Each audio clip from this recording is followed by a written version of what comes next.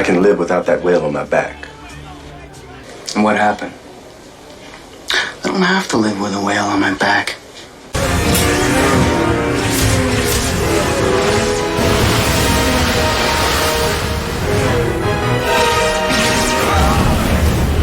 Okay.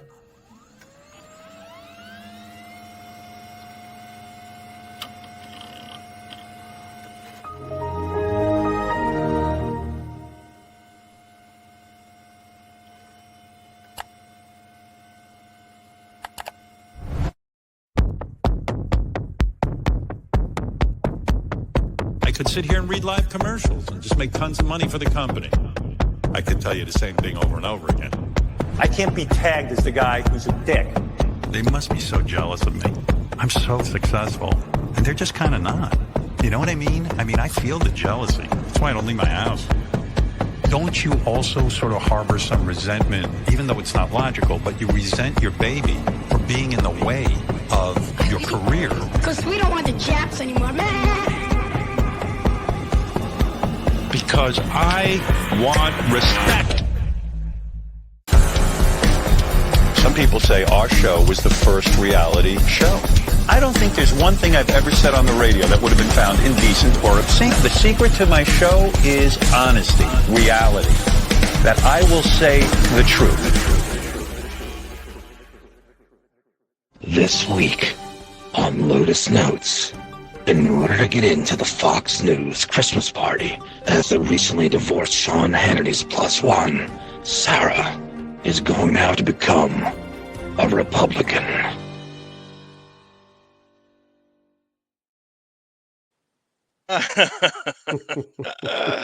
Welcome everyone, Lotus Notes 21, the Deppening. We are we have a whale of a show.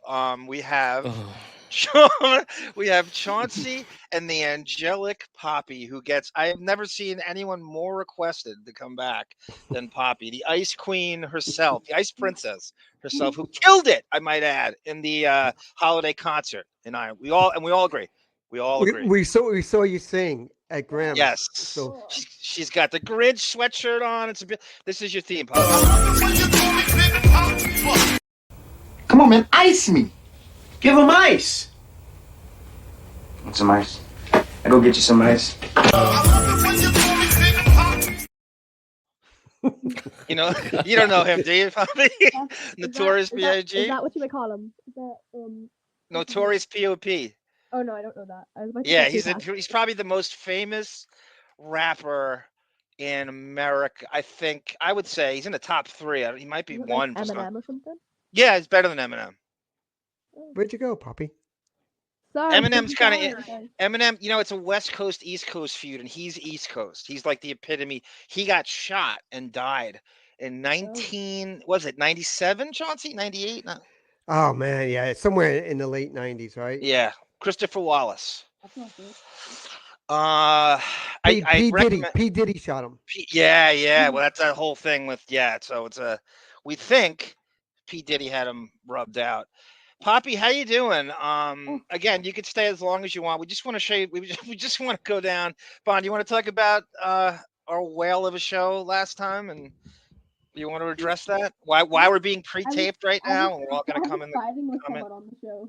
Say again, Poppi. I was fighting with someone whenever we were talking, so I was. Oh, okay. Bring her on.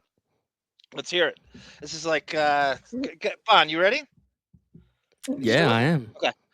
You want to address the whale of a show? Tell him.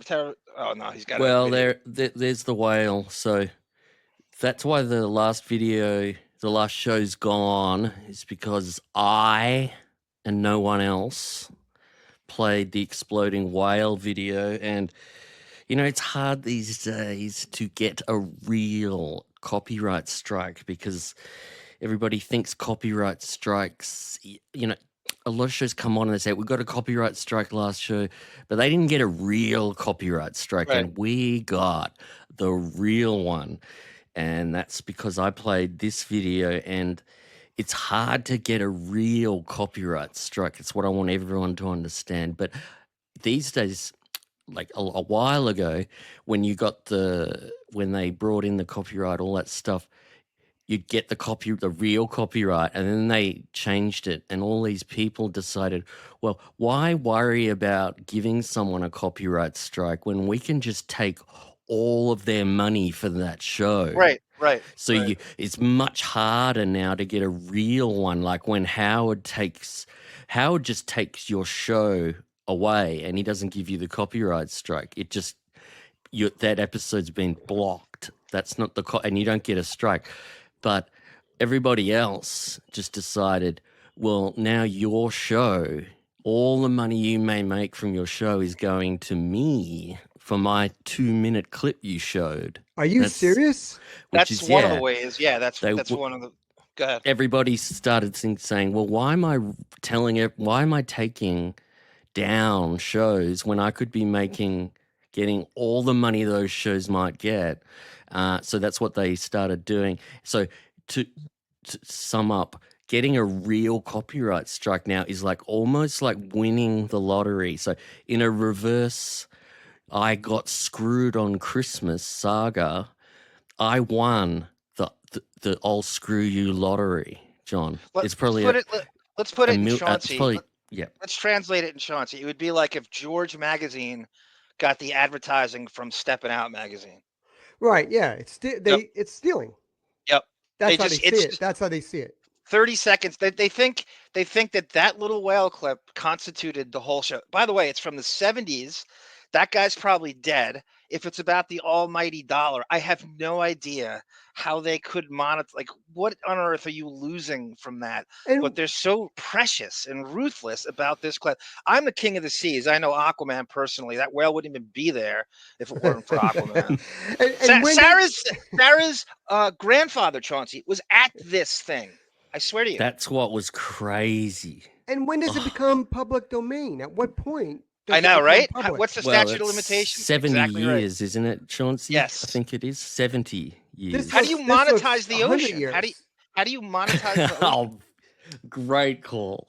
So, honestly, I know. Well, you ever see this? You ever see that in Jersey? They have you're from Jersey. So Long Island has this. I don't know if Jersey does. They charge you to go on the beach.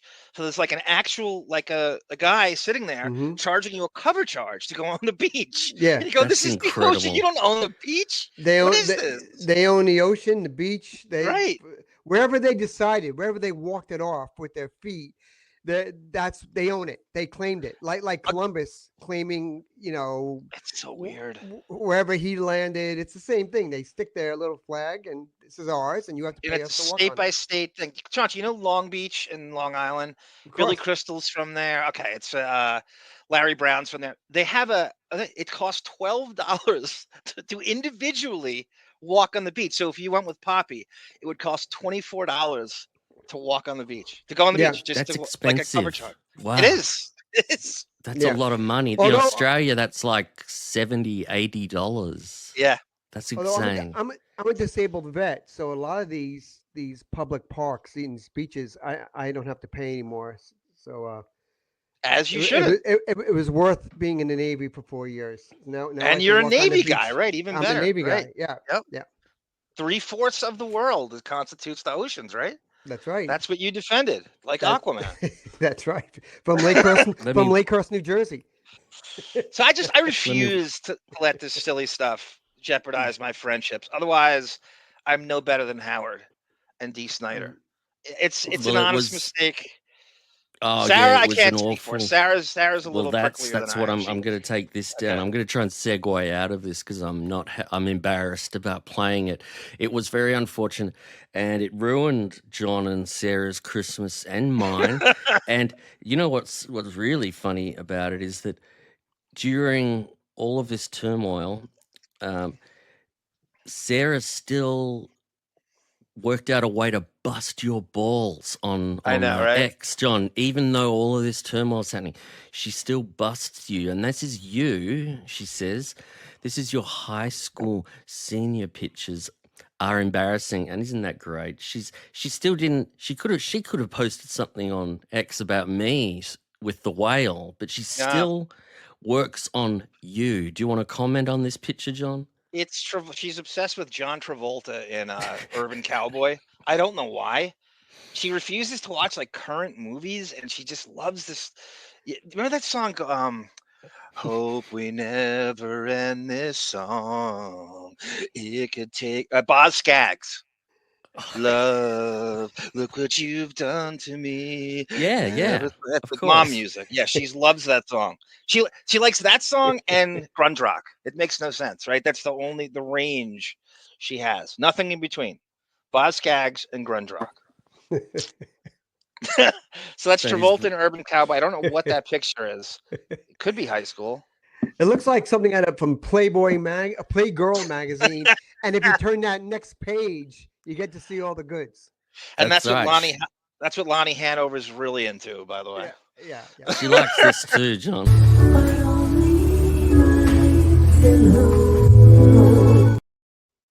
That's Sarah's cartoon cat, Camilla Poppi, who you'd love. She is pricklier than Sarah is, though, from what I hear. Jesus. We gotta turn lemons into lemonade here, and we come on. We get a chance to actually listen to it and comment like everybody else when we live debut this. I guess Monday around this time, something like that, and we can Whatever sit there. suits. Whatever. So suits you. are we not? Are you being punished and you're not allowed to go live? It's like a suspension. Really? Yeah. Wow. An FCC suspension. Wow. So it's a week, isn't it, John? Is it over now? I'm not sure. It says 94 days. It said the last we looked, it said 84 days or something. 94 days? And I don't know what that means. I don't know if we can't go live. I think it's just a week. I think it's a week. So next week, that's the overhanging probation period. So so if I played the whale again, let's say right now, right. then we'd be in trouble. But after that 90 days, if I play the whale again, they'll just give us a strike again, a first strike. See, the strike will become so you clean your slate invalid. after 90 days. Correct. Very good. Okay. So technically, we might only have to do this show pre-taped if you decide that works, John. We'll see. This is the original days of Radio Gunk. This is what we did. And we were taking breaks and we would edit stuff out and you never knew when it was going to come on. And this is like, it's kind of good because you don't have to really be on time. I mean, you want to be, so you have like a, buoyancy to take a break and you can actually put stuff in if you wanted to later. Wow, you floated no buoyancy. Yeah, that was good. I know, buoyancy was for the whale. That was for the whale. Buoy. So I don't know. Sean, I don't know, Poppi. What do you think? Another scotch with plenty of ice. You like ice? Poppi's like, yes, I do. She just woke up. See her eyes light up? No. Like, what? What's going on? What? But here, Poppi, that was actually for me initially. Like I am as into. I'm not gonna. I love ice. If you're a 10, I'm a 9. I think I've never met anybody who loves ice, even close to how. And you probably passed me by like I'm a heat miser or something. I freeze the blender. I put the blender in the freezer, and then I take it out, and then put the ice in, and it makes like snow. And it's so. Oh my God! Has your dad had a hard time, Poppi, adjusting to your ice fetish, or is he getting used to it?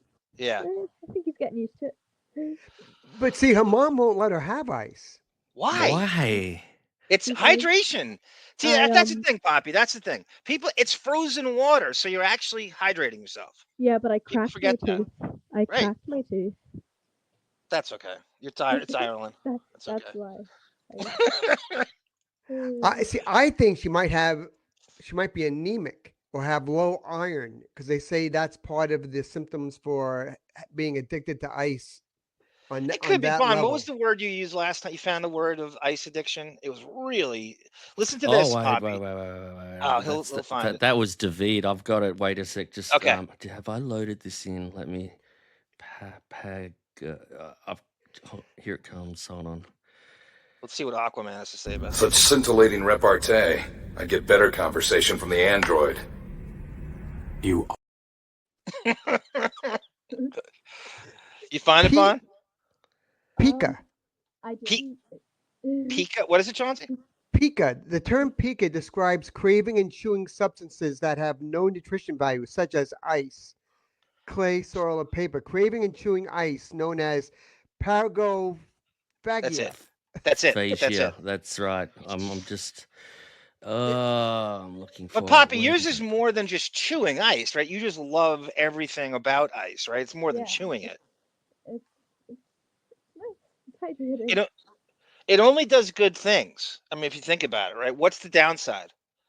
I mean, the teeth, right? You'll get used to that. You'll figure out ways. The way I do it is I swish it in the back of the mouth. And I'm not gonna lie, I have anxiety issues. I'm always nervous. I always need some kind of drink on me, and I get hot. I have a high heat index and metabolism. I have to have it on me all the time. I wear shorts all year round because I'm so hot all the time. But they're baggy shorts, aren't Baggy they? basketball Yeah, shorts. Right. that's right. That's Right. good to clarify.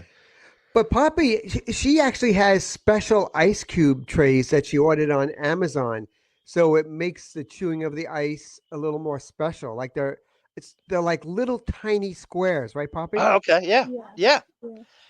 But Poppi, what's your favorite ice cube when you go out somewhere? Do you choose the restaurant or based on the ice that comes out of the ice maker? No, I like all kinds of ice. Eat any ice they give me. One time, I don't think I said this on this show. We stayed at a hotel. This is probably 7 years ago. On the way out, I couldn't handle not having access to the ice machine anymore. So I backed the car up to where the exit, there's a back entrance to the hotel. I opened the window and put 8 bags of ice in the car after we checked out. Oh, brought it home. Poppi likes that. That's wonderful. Look at her smiling. She's like, I like that. That's amazing. I couldn't deal with not having that. And then I thought to myself, why don't we have hotel ice machines at home? Why is that not reality by now? Well, it's funny you say that because there's a gas station by us that has a little food mart inside it, and they just installed an ice machine for iced coffee, but they don't charge if you get a cup and fill it with ice. Oh my God! So this is like a whole new thing for Poppi, and it's free. I would be like, I'll wash your windows if I get unlimited ice. I would have your dad back into the place and do what I did at this hotel and just fill up 8 bags of ice every day. Get a second. You have a walk-in? Yeah, Chauncey, do you have a second freezer? Like those, they have the stand-up freezers where it's just that. No, I don't have one of those. But our freezer is always empty except for ice. We don't really have anything in it except Poppi, does your dad get annoyed that you take up the whole freezer with ice? I don't know. Sometimes I pour water. This is Sometimes I great. pour water down the This is freezer, and great. it just freezes everything. Well, you know what Poppi, she does? She fills the bottom tray with a 1/4 inch of water, and then she smashes it on the counter to break Oh, it I do up. that. That's great. Yeah. The little Oh, sheets God. of ice. I do that too. If you can get video of her doing that, Chauncey, that'd be entertaining, wouldn't it? Oh, that would be great. Every day. Poppi, I found some stuff 2 shows ago, I think it was. I was in the background getting ready for this nonsense, and I saw The Price is Right was on. Come on. Hold on a second. I'm sorry. Oh, Okay. I know what you're gonna show. Yeah, this is where you're going to go on vacation. Apparently, it's only an hour away from you too. Whatever this is, a lot of good stuff ice-wise is in driving distance. Where do you see this, Poppi? So this was on The Price is Right. Come on, Chrome. This is our next vacation. Give me a chance. Give me a second here. I'm just trying to. Isn't that amazing? They're still making The Prices Right. You know how many? I couldn't believe it either. I didn't think it was still. It was just left it on. It was in the background. Like this, Drew Carey does it, and God, Chauncey, you know how they do these shows? They film like 5 of them in the same day, and then they have the rest of the week off.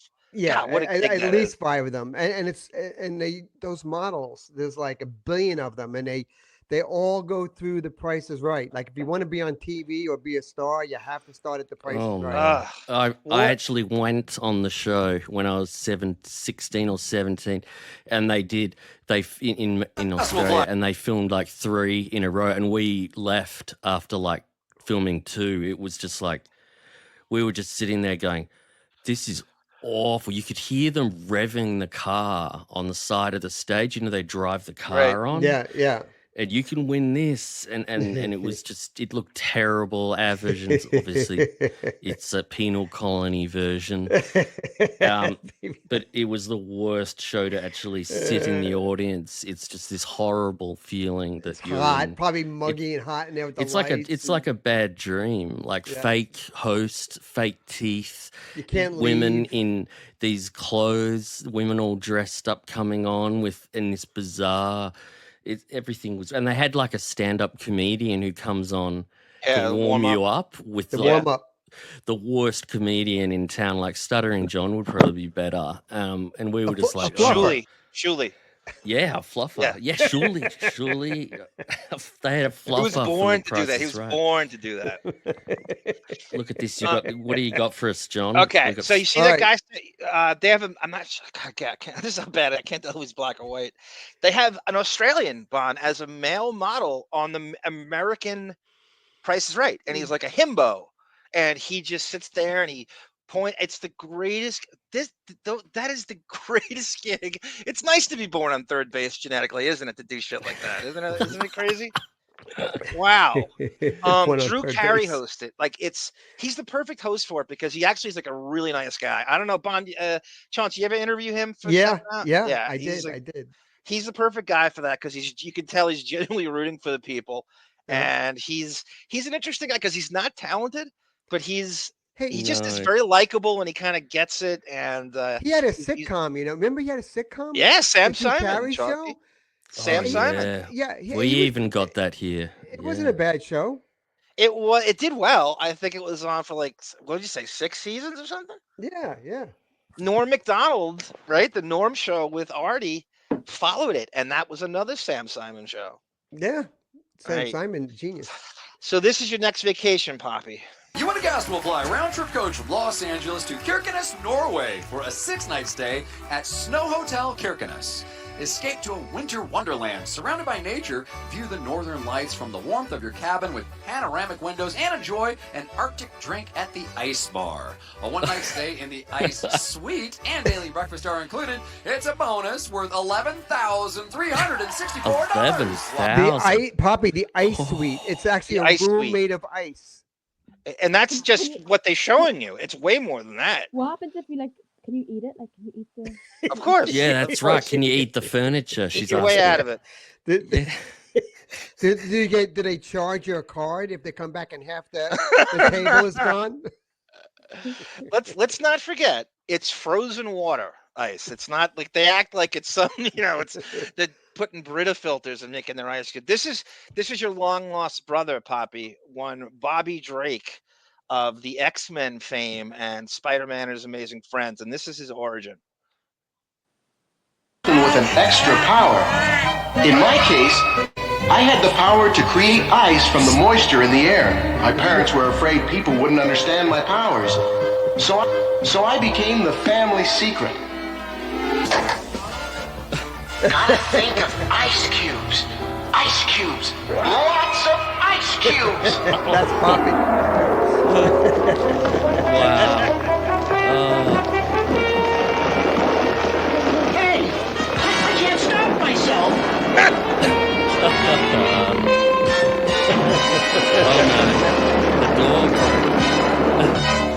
Think that's enough?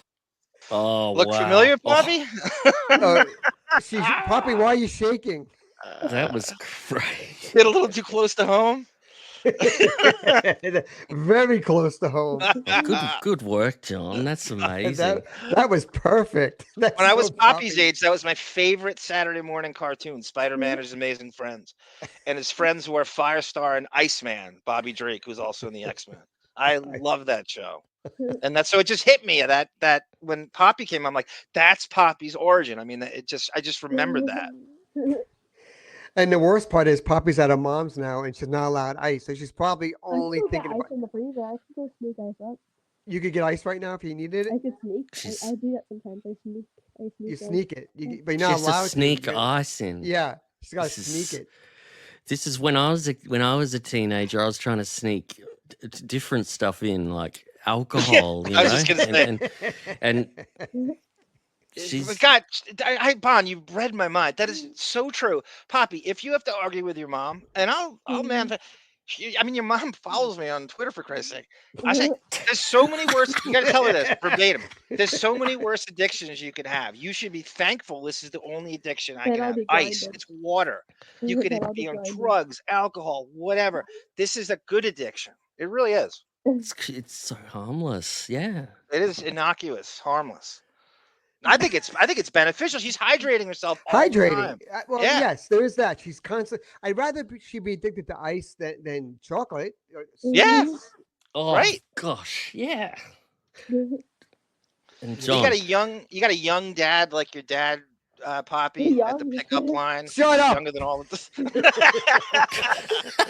my cousin's the same thing, Chauncey. Same exact dynamic. Yeah, He said he yeah. goes to the pickup line and everyone's like 25 years younger than him, wearing like backward fitted baseball hats, and he's trying to have a commonality with them. That's You're gonna brutal. make me cry. You're gonna make me cry. Chauncey, I gotta tell you though, you are so not your age. I cannot believe your numerical age. It does not apply to you. No, You it even really sound doesn't. young. You even sound young. Well, Poppy knows that I'm 25, and Yeah. Going on 26. going to yeah. I'll be 26 in March, and that's all we're gonna say about that. Okay, I mean, parents are having kids older and older now. It's not the same as it was when Didn't everybody in your Baldwin- class. Didn't? Yes. Who was it? No. Alec I'm Baldwin. sorry, No, Alec Baldwin. Same thing as you, Chauncey. Same Al thing. Pacino. Al Pacino. Yep. He just De he's Niro? like 80 and he just had a kid. De Niro Yes. is 80, Yep. 80 something and just had a kid. We're gonna see Alec Baldwin today. Does he even know he had a kid? Yeah, What's that, Poppy? Does he even know he had a kid? He No. may not. He may not. No, he can't keep count. His wife is obsessed with children. She's Yeah. if she has, can she have another one, John? Is it possible? I don't know if she's in her she's only in her late 30s, isn't she? His wife. Hilaria. Yeah. She's a 39, something like that. She Yeah. could have another one. Imagine if she has another one. The last one she had, I thought, oh my goodness, it's still happening. And if she goes again, it's just going to be fodder for the talk show host comedians, I guess. because Great. because You got to Poppy's- stop at a certain point. Oh yeah, but she's obviously just like addicted to the attention you get from having kids, and always like brag. Look at how much I bounced back with the yoga body in 1 month, and it's almost like I don't know what. There's some kind of sickness with that. This like Yes. Yeah, no, it is. It's yeah, I an forget what the obsession. term for it is. some mental condition. Because Poppy's here, do we start with Gilbert Gottfried because I had the article up? I can Well, Wait, we wait, can wait. say goodbye to Poppy. Poppy, we might start talking very adult, so we That's okay. might need Wait. to I've got one more. I've got one more for Poppy. So during the Christmas break, I was just flipping around on YouTube, and I found, John, that you were while this whole whale incident was being a big problem, you actually expanded, and I saw you on a very, very popular YouTube channel talking about ice. And let's have a look. Tons of ice. I don't like warm soda or room temperature soda with ice in it. It dilutes the ice too much. It's an insult to the ice. I like it when it's on the verge of almost with the little ice shards in the freezer. Then I take it out. Then I put the ice in. It preserves the ice a little longer.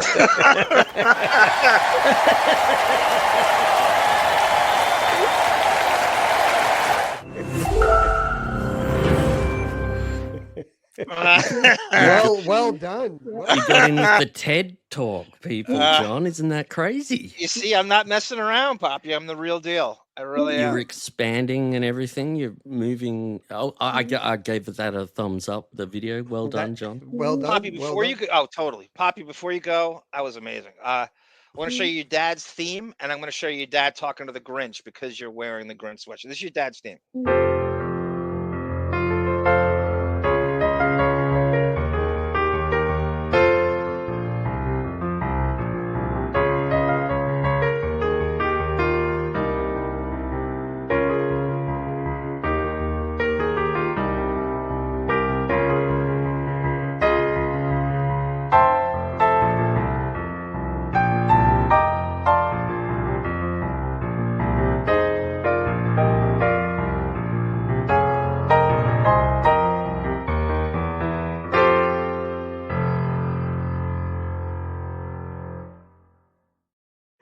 The From the Stepping Out great- Empire. It's from the great David, the violinist, who does scores for TV and movies. A super talented musician, and I want to show you your dad video talking to Jim Carrey, aka the Grinch.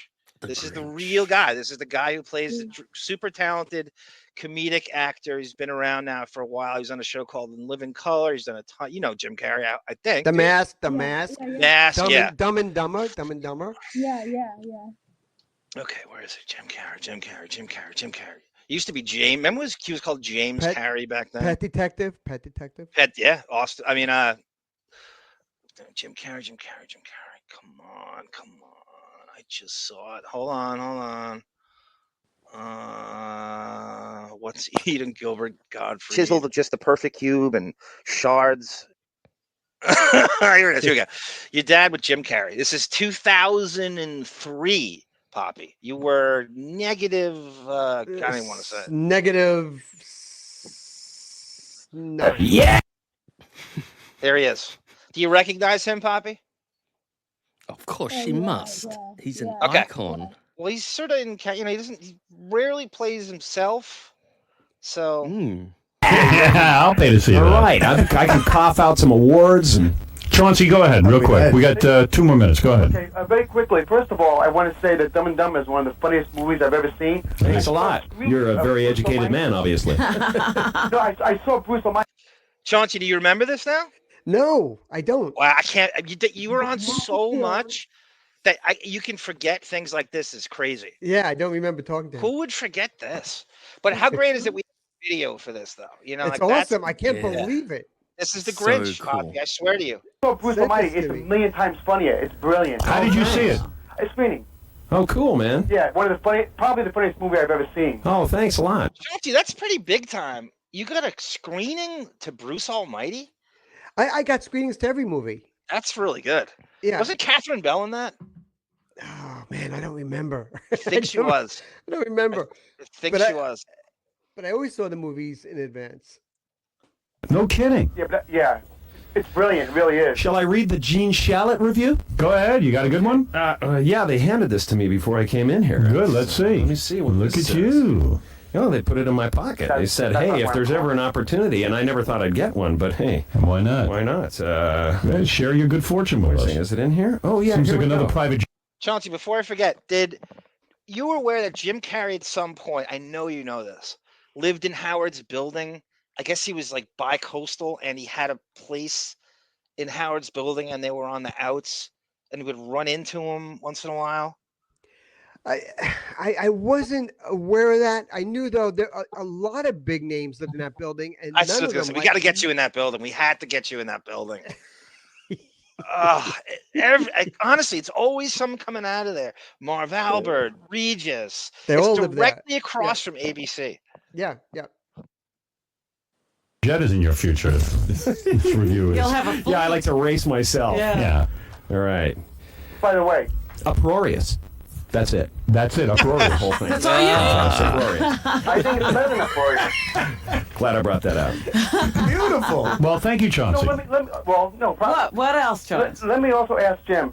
Now, Alicia Class, remember the porn star who dated Bruce Willis? Yeah. I had her on the show. Yeah. She once told me that she went on a date, and I say that loosely, with... Chauncey, this is kind of a big scoop here. I know He- Alicia Class. Oh my god. He is an A-list star. and nobody knows this but you. Because I know her. She told me this story personally. Ah, this is And crazy. she was the girlfriend of Bruce Willis. Yeah. And Jim Carrey's like, what does he have? Right now he's sweating bullets. I give him a lot of credit though. He does not deny it. Most people go, no, I have no idea who she is. He's like, yeah, I know her. So once again, I'm right. Oh, totally. You're always right. Justice. That's why we're in total vindication, Chaunce. We are here to vindicate you 100%. Thank you. For the humanoids. That she went on a date, and I say that loosely, with Jim, and at the end of the date, he said, "You're my soulmate, but I could never be together with you because of what you do for a living." You know, honestly, I met her. She's hot. She was very pretty. At a dinner, there was a bunch of people there, and she was talking. She was like talking about all kinds of things that a man could do to a woman at the table. Like, See, I give him credit. He's not backing away from it. No, Most people would be like, I wonder if Poppi should take a bathroom break. It's not. No, he doesn't really get. I don't think he gets. I think it's. That's about it on that. in front of like This is like dinner conversation. 20 people. Yeah, and I want to correct. At the table, like in front of like This is like dinner conversation. 20 people. Yeah, and I want to correct. I didn't know who she was. She Just was, say something that sounds like she's my soulmate. She was the portable speakers on the set and stuff, and have my photo gallery. Oh, Chauncey, did this get picked up by any of the paper? Oh, I'm sure it did. I'm sure it did. I don't remember. It must have. That's a big deal. That must have. Yeah. Hey, because Poppi, nobody admits it. Nobody. Yes, go now. What part of go don't you get? Oh. I'm trying to think if Alec Baldwin is. This is cat and hat. Go. Bye. We love you, Goodbye, Poppi. Poppi. Thank you, We Poppi. love you, Poppi. Bye. We're sorry. We're sorry. Oh my God, I'm gonna have social services knocking on my door. Did you see that? John was scrambling, fast forwarding through that part about squirting. That was fucking hilarious. Oh, see Poppy's eyes light up and a big smile. She knows she's not supposed to be hearing it. And I know. What they get up to on spring break is up to them. I think that's one of those words that has like a bunch of meetings, and she's such an ice zealot that it could mean water. She doesn't know what it means, but I didn't know what was coming next. Yeah, I know you never. She can interpret it like he's taking a water pistol and squirting him at the dinner table. You could interpret. If I were a kid, I would think that. Let's hope. I doubt she was thinking that it's this stuff that comes out of a girl's No, vagina. I don't. I don't think it's happening like that. I don't think any girl knew about that when they were 13. But here's David talking about the ice condition. The condition of craving and chewing ice is called pagophagia. So it's PAGOPHAGIA. Hey, guys, can I show you a picture of me and Alicia Class right now that you can see? It will be a picture that you'll never forget. Okay. Oh, yeah, man. Where do I send it to? The email? I'm gonna take this down. Do you have it? Can you hold it to the screen? Or do you want to email it? This is not live, so no. First, I better show you without putting it to the screen. First, okay. you better look at it. And Is there nudity? If there's nudity, it's not good. But if it's censored nudity, it's fine. You guys have to look privately for a second. They showed her in the briefly in the Jim Carrey clip, right in the beginning. From 2003? Just put it up to the screen, Chauncey, because we're not live. John, do you want me to do a whole edit on this after the show? I guess you could. Chauncey, if you could, is it on? It's in an email, or is it in a physical picture? It's a physical picture. It's a physical picture. Pop the head where your necklace is. No pun intended. All right, wait, hold on a second. Hold on. I'm gonna see what the Nike swoop is. What a great arm quote. Pop the head where the necklace is. It could work for different things. Let's see. Oh my god. Have you ever played an organized sport? Chauncey has. What was the question? No, already he had already sound drop and said, "Have you ever played an organized sport?" I don't know who's he talking to there, Bon. Mike or Howard? Yep, you're High right pitch on Mike. there, Mike. Very good, John. See. It's just refreshing to see white on white crime.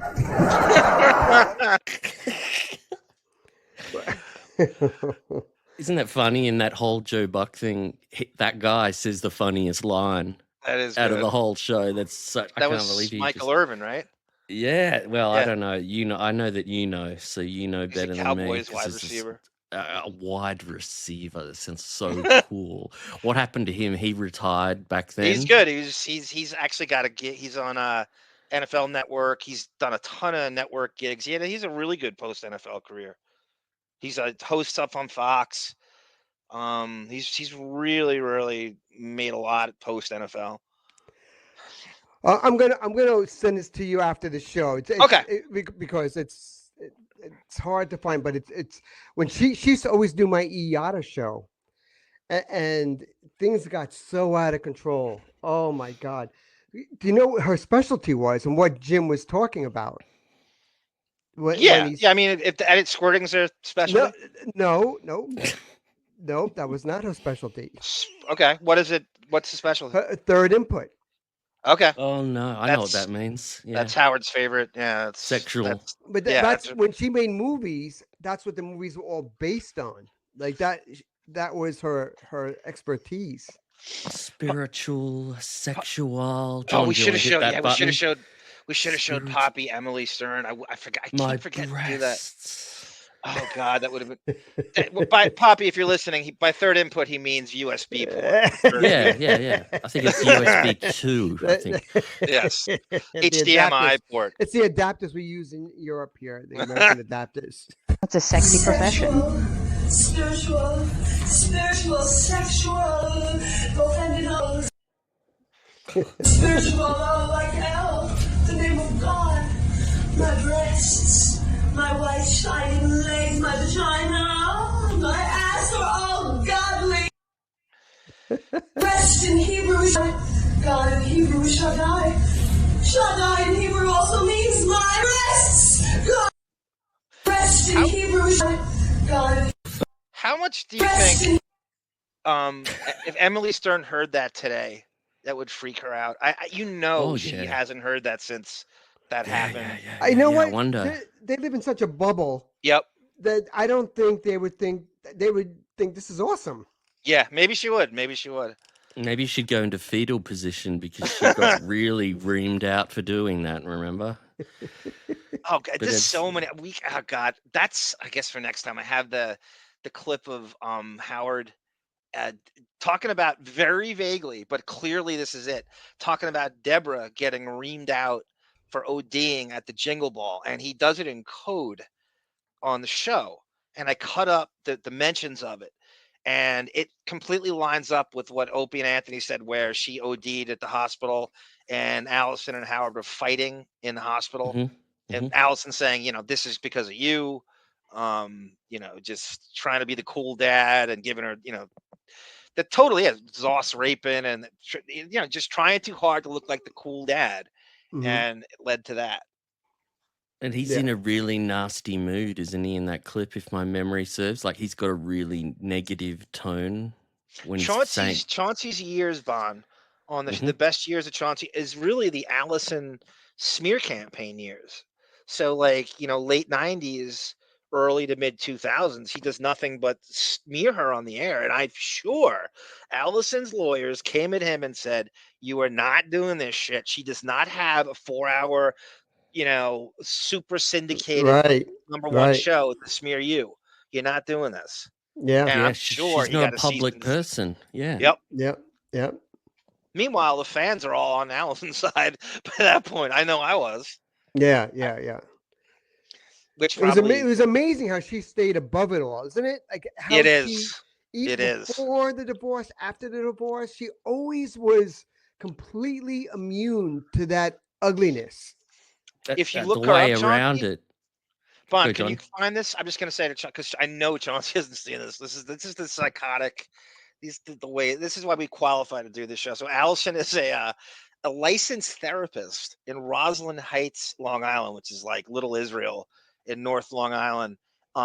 So she has an actual practice, Allison Simons Burns, and it's LSW, CSW, and she is a licensed therapist in Roslyn Heights. And Howard would not let her do that when they were married. The second they got divorced or separated, when that could be before he announced. I'm sure it's before he announced it, but that predates that by at least 2 years. She became a licensed therapist like the month they got separated. No one knew that. You didn't know it at the time. It says Allison Burns Simon, LSW, CSW, Roslyn Heights certified therapist. I don't know if you can see it, Bon, but it is out there. And I think she still practices. I wonder what she charges.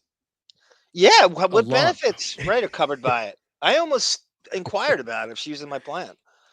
I should go and see her and make all my troubles based around my post-traumatic stress syndrome from Howard.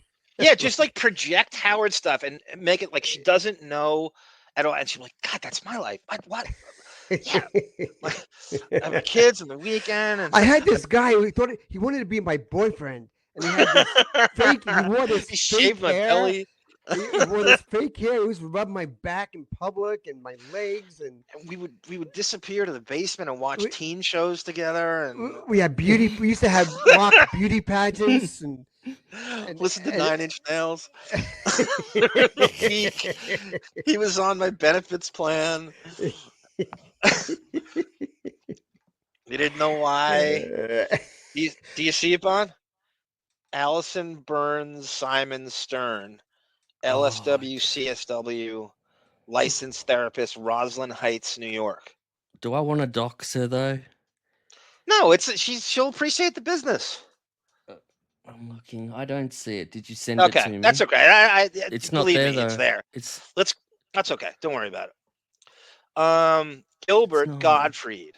So Chaunce sent us, I think this is yesterday.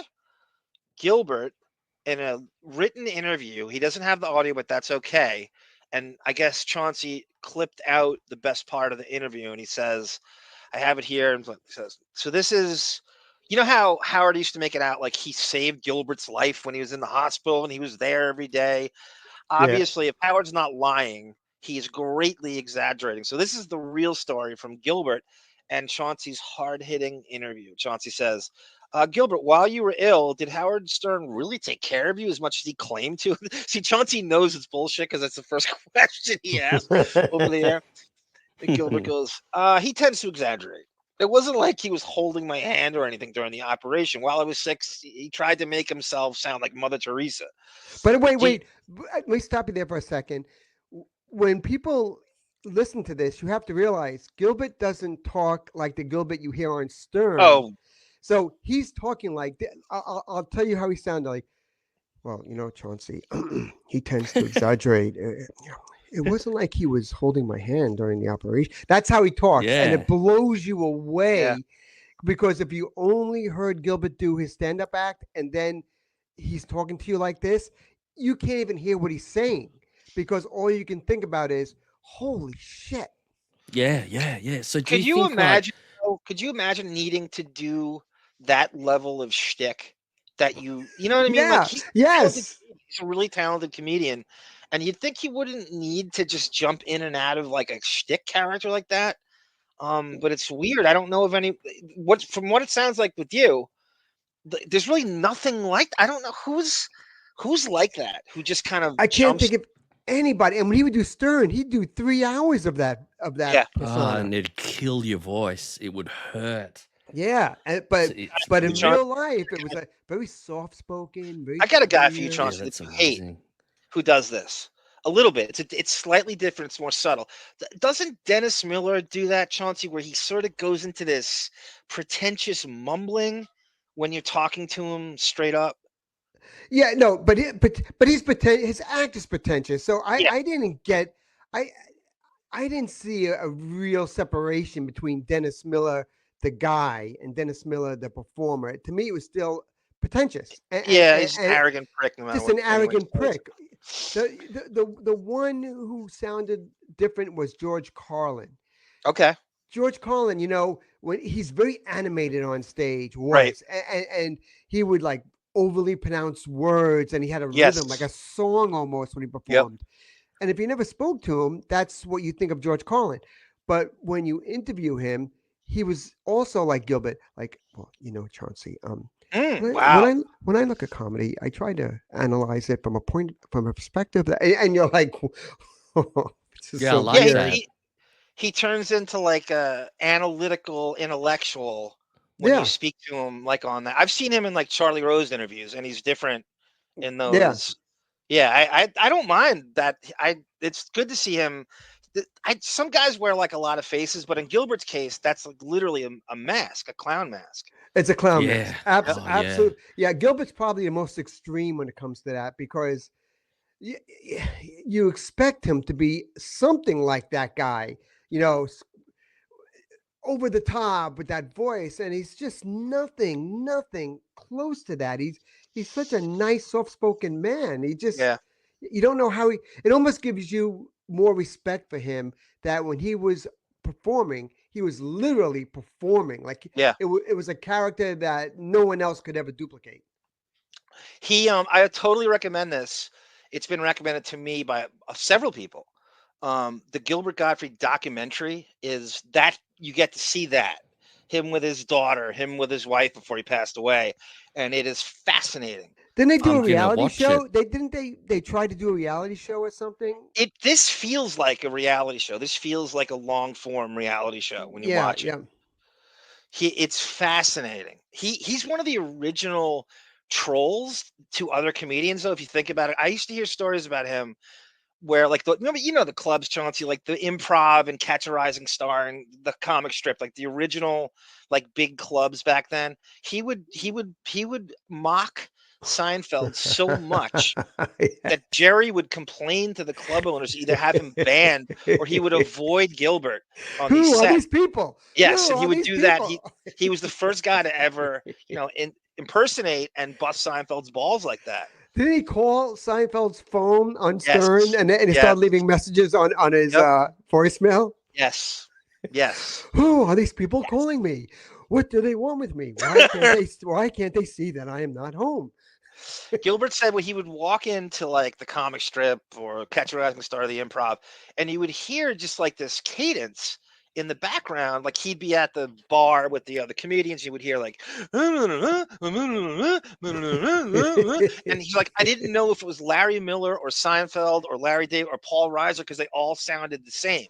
They all had that same cadence. You could literally like just mix up their material and you wouldn't know who's who. Yeah. And that drove them crazy because it made them look like generic and expendable, and hacks, just like kind of hacky. Yes, hacks. Perfect word. Yes. Here, and so listen to this. Seinfeld's nightmares that he's Oh, considered dear God, get me that Matt Lauer roast. It's what I've been waiting for my entire career. Please let me roast Matt Lauer. That's all I ask.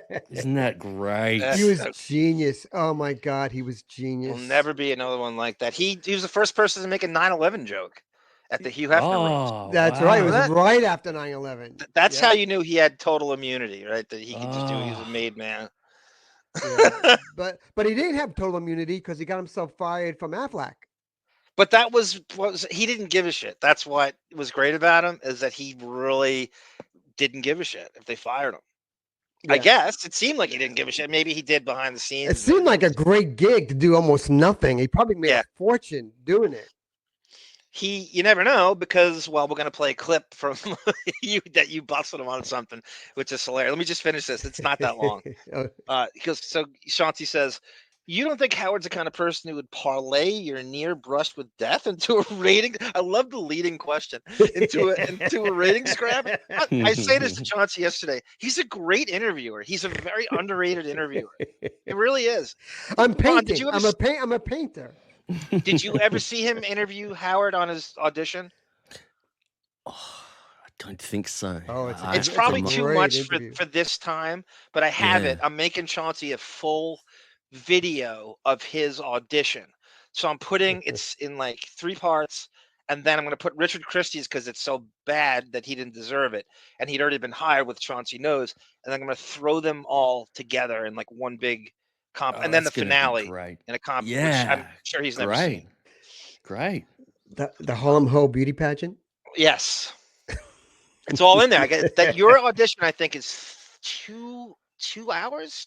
Like it's in terms of full video, I think it's 2 hours, and That's then that's there's a about right. finale. Yeah, And yeah, then the yeah. finale is not part of that. That's in addition to Right, that. a half hour, I think, a show or something like that. Yeah, that's about what they do. Okay, it's showing up. Okay, so Gilbert says, I think so. You know, what surprised me was he only gained 2 extra listeners.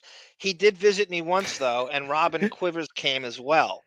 And then Chauncey says, was it true that you requested a number of favors from Stern during his visit? And Gilbert says, yeah, he got me a pair of pajamas, which Gary actually never brought me. And you go, why on earth would Gary not pass the pajamas on to you? How hard could that be?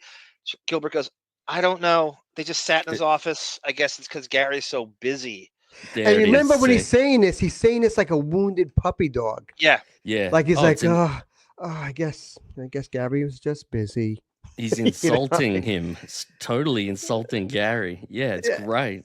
Yeah, and meanwhile, if the backstory is Howard was on the air saying that he waited over Gilbert hand and foot, that he was always there for him, that he brought Chauncey, he tells that story all the time. Yeah. You mentioned Gilbert's name, and he launches into that lie immediately. He was there for Gilbert Yep. And Gilbert's like, well, he bought me a pair of pajamas, but couldn't be bothered to bring them to me. They sat in Gary's office. Like that was the extent of it. That was the extent of it. And you know, Howard didn't even buy the pajamas, that he sent Anne-Marie out or somebody to get them. So you know, that's why I had to ask him about it. And you could tell Gilbert didn't want to get into details, but you could tell he was like, Howard's full of shit. He didn't do anything for me. As I dwell on Gilbert's underrated career, and this is just my knowledge of comedy, I don't think the Stern Show did anything for Gilbert. I'm telling you, like, I don't think he had his own audience. He didn't need them. Honestly, It hurt him. I think it hurt him. I think it might hurt him. Right. I think it might hurt him. I think it hurt him with corporate gigs and Yeah. corporate advertising because they saw Gilbert as Blue. X-rated, blue, Yeah, too blue, X-rated, too blue right. for their corporate gigs, and that's where Gilbert made his money. And why I say that is Howard would have you believe that Gilbert owes him something. He doesn't owe you. You owe him. The spots he did for you, he's doing this. He has nothing to gain. I don't know if he sold. I think Gilbert said in the interview, I didn't sell 2 tickets because of him. Let me ask you something. Do you think Gilbert would have been great in Jackie's chair? Yeah. I mean, you like him in short doses, maybe 3 days a week, Mm-hmm. maybe not every day. I think about it. I think there would have been moments of brilliance, but I think he would have I think Howard would have been in the background too much. I think I don't think Gilbert he's could threatened by control everybody. himself. Yes, he's threatened by Gilbert. Yes, he's too funny. He's threatened by that. Yes, You're right. Definitely. He was threatened by Billy West. You know the Billy West story. He wouldn't fight for him. Billy West is like, I just wanted a couple extra dollars, and Chiasano just let him get away. Howard blamed Chiasano when, in fact, Jackie will tell you Howard gets whatever the hell he wants, and all he had to do is give him $20,000 a year more. Yep. Well, and what was funny then, Marge, the owner of the Cincinnati Reds, Marge Schott, how funny was that? Oh, Billy. It was crazy. And you'd never, I mean, that was so, you couldn't push the envelope any more in the history of radio than Marge Schott's racism. Yeah, the Billy racism West. that came from her. Yep. And what's her face? Leonia Hemsley. Oh, I forgot about that. That's right.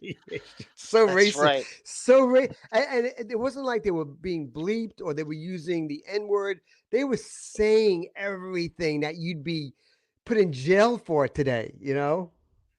Yeah, and Jackie's writing it, and Yep. Billy's delivering it, and it's just like such a crazy to let that get away is inexcusable. And Howard's ego and Billy getting too. I think it even bothered him. His dad loved Billy West, and Howard was jealous that he thought he liked him better than Howard, and it just he wouldn't. All he had to do to Chiasano was say, yeah, give him 20, 30 grand extra a year. We can't afford to lose this guy. How could you? You're never going to replicate another Billy West. But he let him No. get away. Yep. And that's inexcusable. You can't, as a fan, be more pissed off. I just remember going, I didn't really buy it at the time because Howard's, when he just doesn't have, he's making it up as he goes, and he's like, yeah, I told Tom, and he just, he doesn't want to give you more. What are we gonna do, Billy? What are we gonna do? He doesn't want to give you more money. You knew that was bullshit. Bullshit. Howard could get anybody anything they wanted. That's what Jackie said. Yep. He gets whatever he wanted all the time. Gilbert, they're going to say no to Howard for another couple of grand. They're going to say no. And even at that time, he's making like, when Billy left in 95, I'm guessing Howard's probably making $7-8 million a year. Yeah, at least. Yeah. When he left terrestrial, he was making, from what I heard, $40 million. Mm-hmm. So it was like the maximum. This is Gilbert. So he's on the show, and Chaunce calls in with this bit of gossip, which is hilarious. And we've heard crazy stories about how cheap Gilbert is. I don't know why. I do believe this. So right now you're in the loge. Wait, you know what? I'm going to call him again. I didn't realize how valuable her time was. Totally awesome. Oh, Gilbert's here. 3 hours.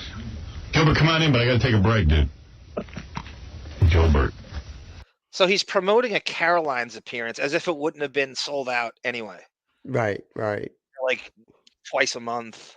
Wonder what he's promoting, yet another Caroline's appearance? I would imagine. Does he travel on? Just for you, Caroline's Comedy Club, and I think it's closed now. It was really a staple in Times Square, which is you see it and they drop the ball and New Year's and shit. It's like every tourist goes to Times Square. This comedy club is right in ground zero of Times Square. Right. And they moved. They're not closed. They just moved. Chauncey, I don't remember this, but initially I heard that it was downtown by the seaport. I think so. Okay, that was, and because then they moved. They moved because Greg Charles, the publicist, is still the publicist for them. So they're still around. Her name's Caroline Hirsch. Yeah. Is the last name? Okay. Yep. The road anymore? Does he just? Gilbert does whatever you want him to do. If you pay him. I don't know. I don't know if he tours. What are you promoting this time? Come on. Get in here and plug. Yeah, because I enjoy doing the show. You're cutting your hair short. You have hair. Why don't you grow it a little? Yeah, I know. One of the nice things on you is your hair. I mean, What, you won't pay for a stylist? I'm afraid I might actually look good for once in my life. Don't worry about that. Just give you a little context. This is 2003. Mm-hmm. Which is an interesting year. Chauncey has 2 more years left. The clock is not ticking. That's what I keep thinking is like when you're the closest to you being on the outs. There he is, Gilbert. You came so close so many times. Like you really, and you admit this, like you're so self-sabotaging that you walk right up into the line. And then they kept you. You were too valuable. As I think about it, and I go through these and I ferret. You're so valuable. Like every show. You have some crazy gossip. I should have been kicked off the show 100 times.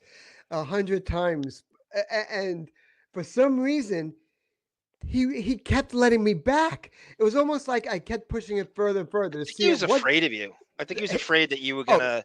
Totally. Yeah. Totally Before I forget, Chauncey, I got this question. We'll say Sarah's question. It's my question. Did this is the way Howard operates. And I could be wrong. Did he ever do this? Did he ever give you gossip from celebrities he knew, but you would take the credit for it so he didn't get blamed for the gossip? Did he ever take you aside? I know you had his email. You had Beth's email. Did Howard ever give you gossip on people and you reported it as if you did it or the Daily News did it, but he didn't want to be blamed for it? Good question. No, Lonnie did that, not Howard. Okay.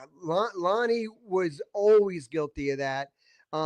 James Caan did that with me a couple of times. Wow. James Caan used to call me and say, Chauncey, it's Jimmy. Look, you gotta do this for me. You got help me out here. and he'd give me something on Farrah Fawcett or somebody, and it would always end up in page 6. So I was Jimmy Caan's bridge to the gossip pages. And there was a few others, but not Howard. No, Howard didn't really have any good gossip. He does now. He does now.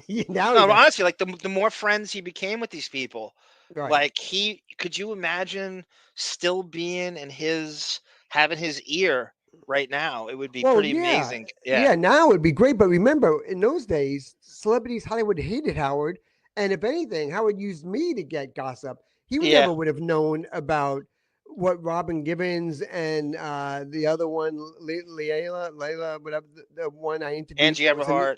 Oh, Lila Arciera. yeah.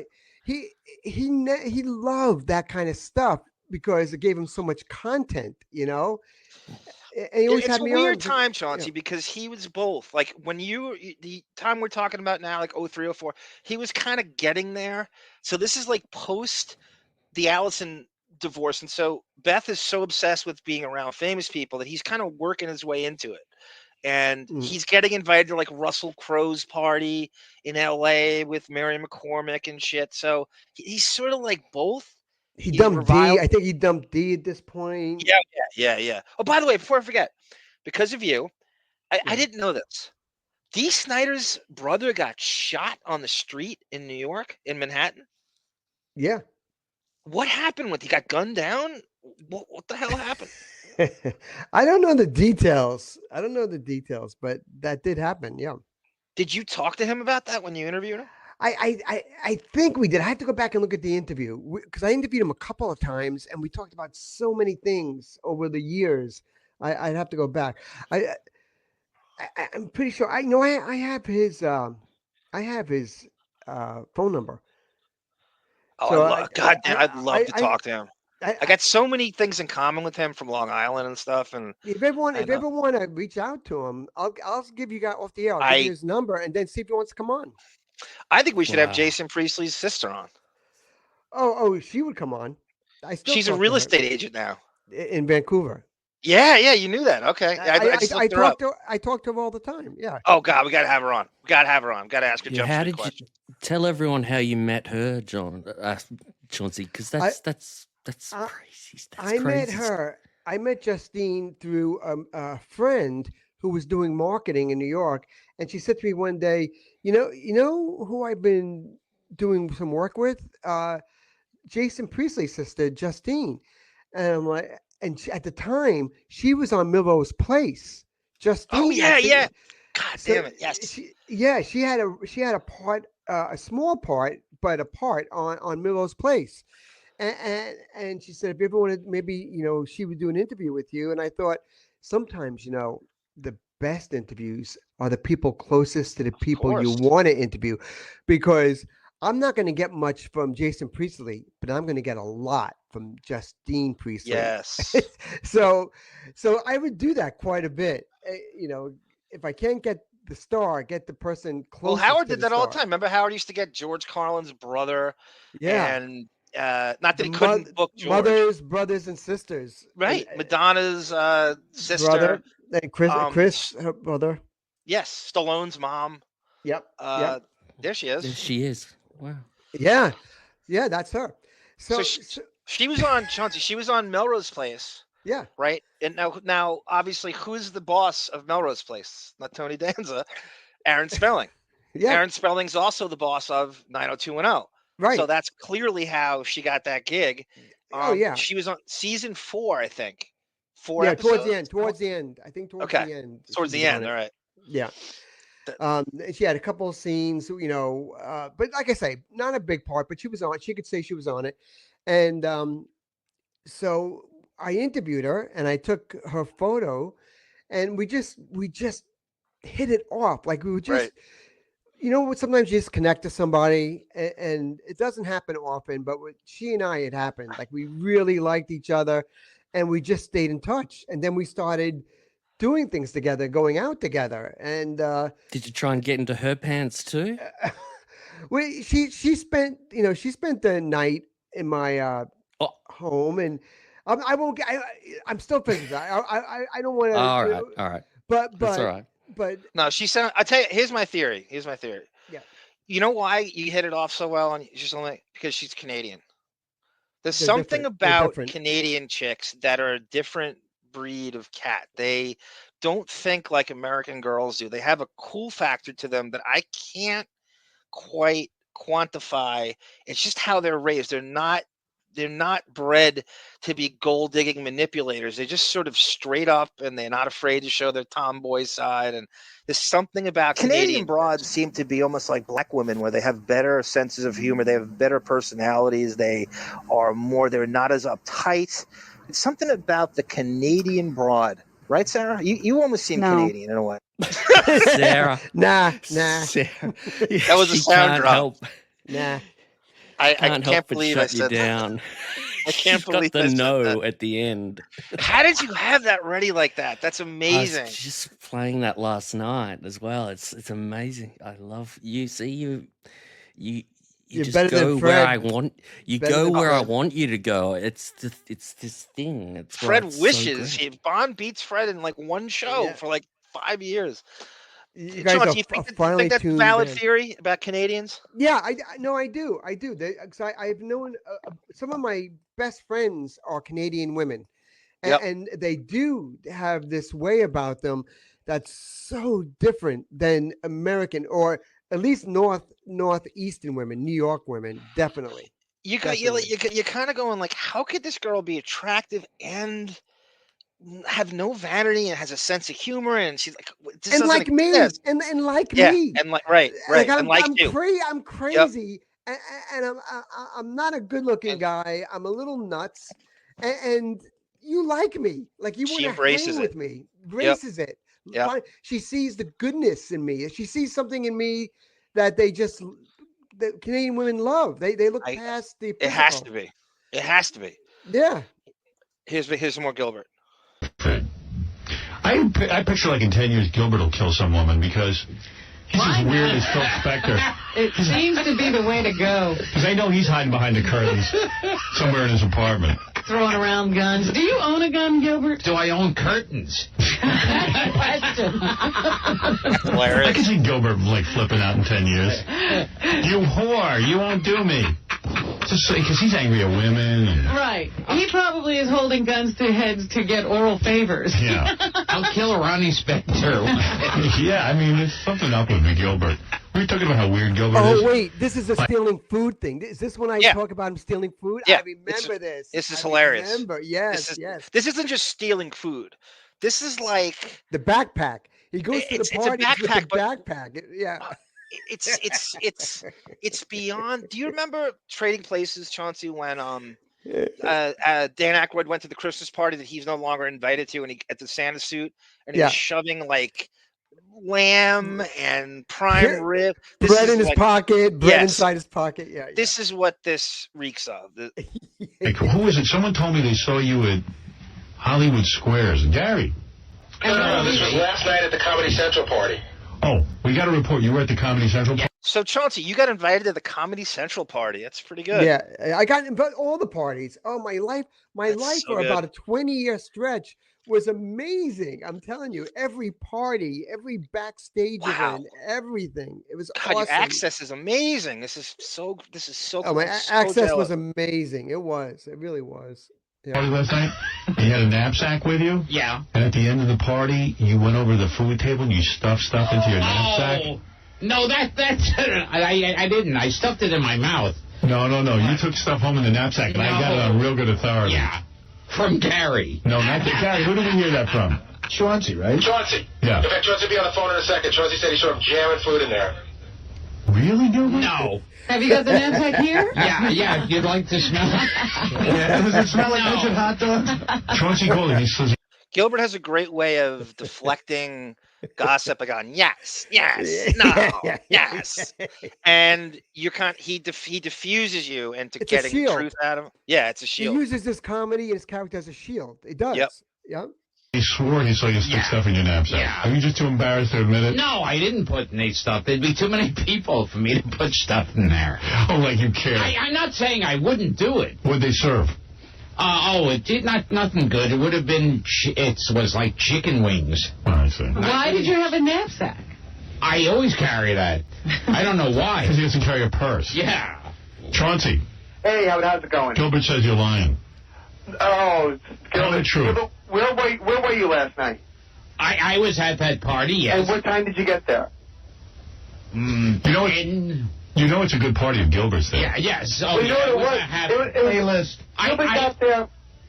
Well, Gilbert got there at the end of the party, and you would think by now Gilbert has some money. He's like an old man. He shuffles in with one of those backpacks on his back. Yeah, all right, that's cool. And he goes to eat. There's like a long buffet. Now, Chauncey's absolutely right. What would you do if, as far as I'm concerned, he's on the level of Seinfeld as a legend, is the same age. What would you do if Seinfeld came into this thing with a knapsack on and by himself? Yeah, and his pants are too baggy for him. Like his crotch hangs down too low, and he's got like it's one of those old man shirts with one part is untucked, one part's tucked, and he's got a jacket like he got it at Kmart. Yeah, and a backpack, and he shuffles in like a guy that was living on the street.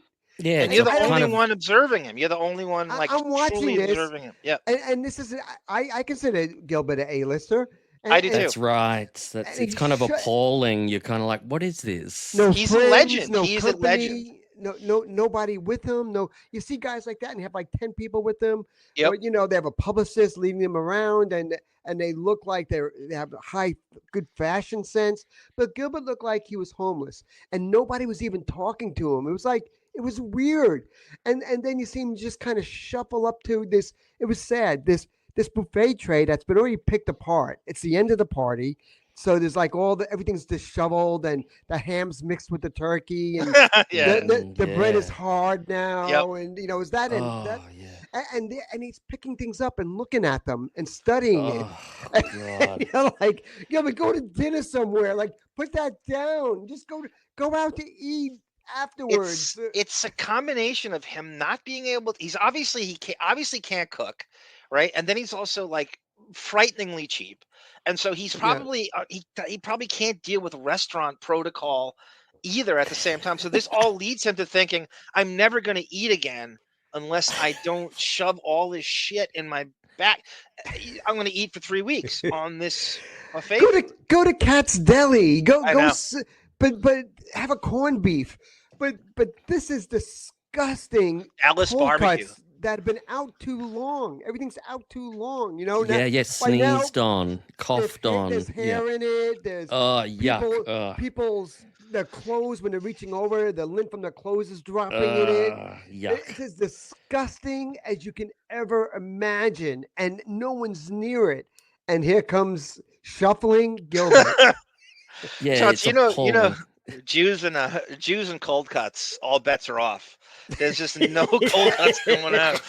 Jews and deli. It's the 5-hour rule. You know the 5-second rule? 5-hour rule. Oh my If it's been laying in the street for 5 hours, you can still eat it. But that's you're not right. Chauncey rattled off like he did Aladdin. He was the voice of Mixoplick in the Superman animated series in the 90s. That's just he does so many things, little drop-ins. He is wealthy. He may not be Seinfeld wealthy, but that is crazy that he has to stoop to that. Yeah, you're right. It's kind of... And my mouth was just hanging open watching this. Like no, Gilbert, no. I wanted to grab him and just say, no, Gilbert, no. Chauncey, do you remember who else was there? Oh no, I don't. It was I don't know. It was a Comedy Central event. I forget what it was. Maybe it was for South Park.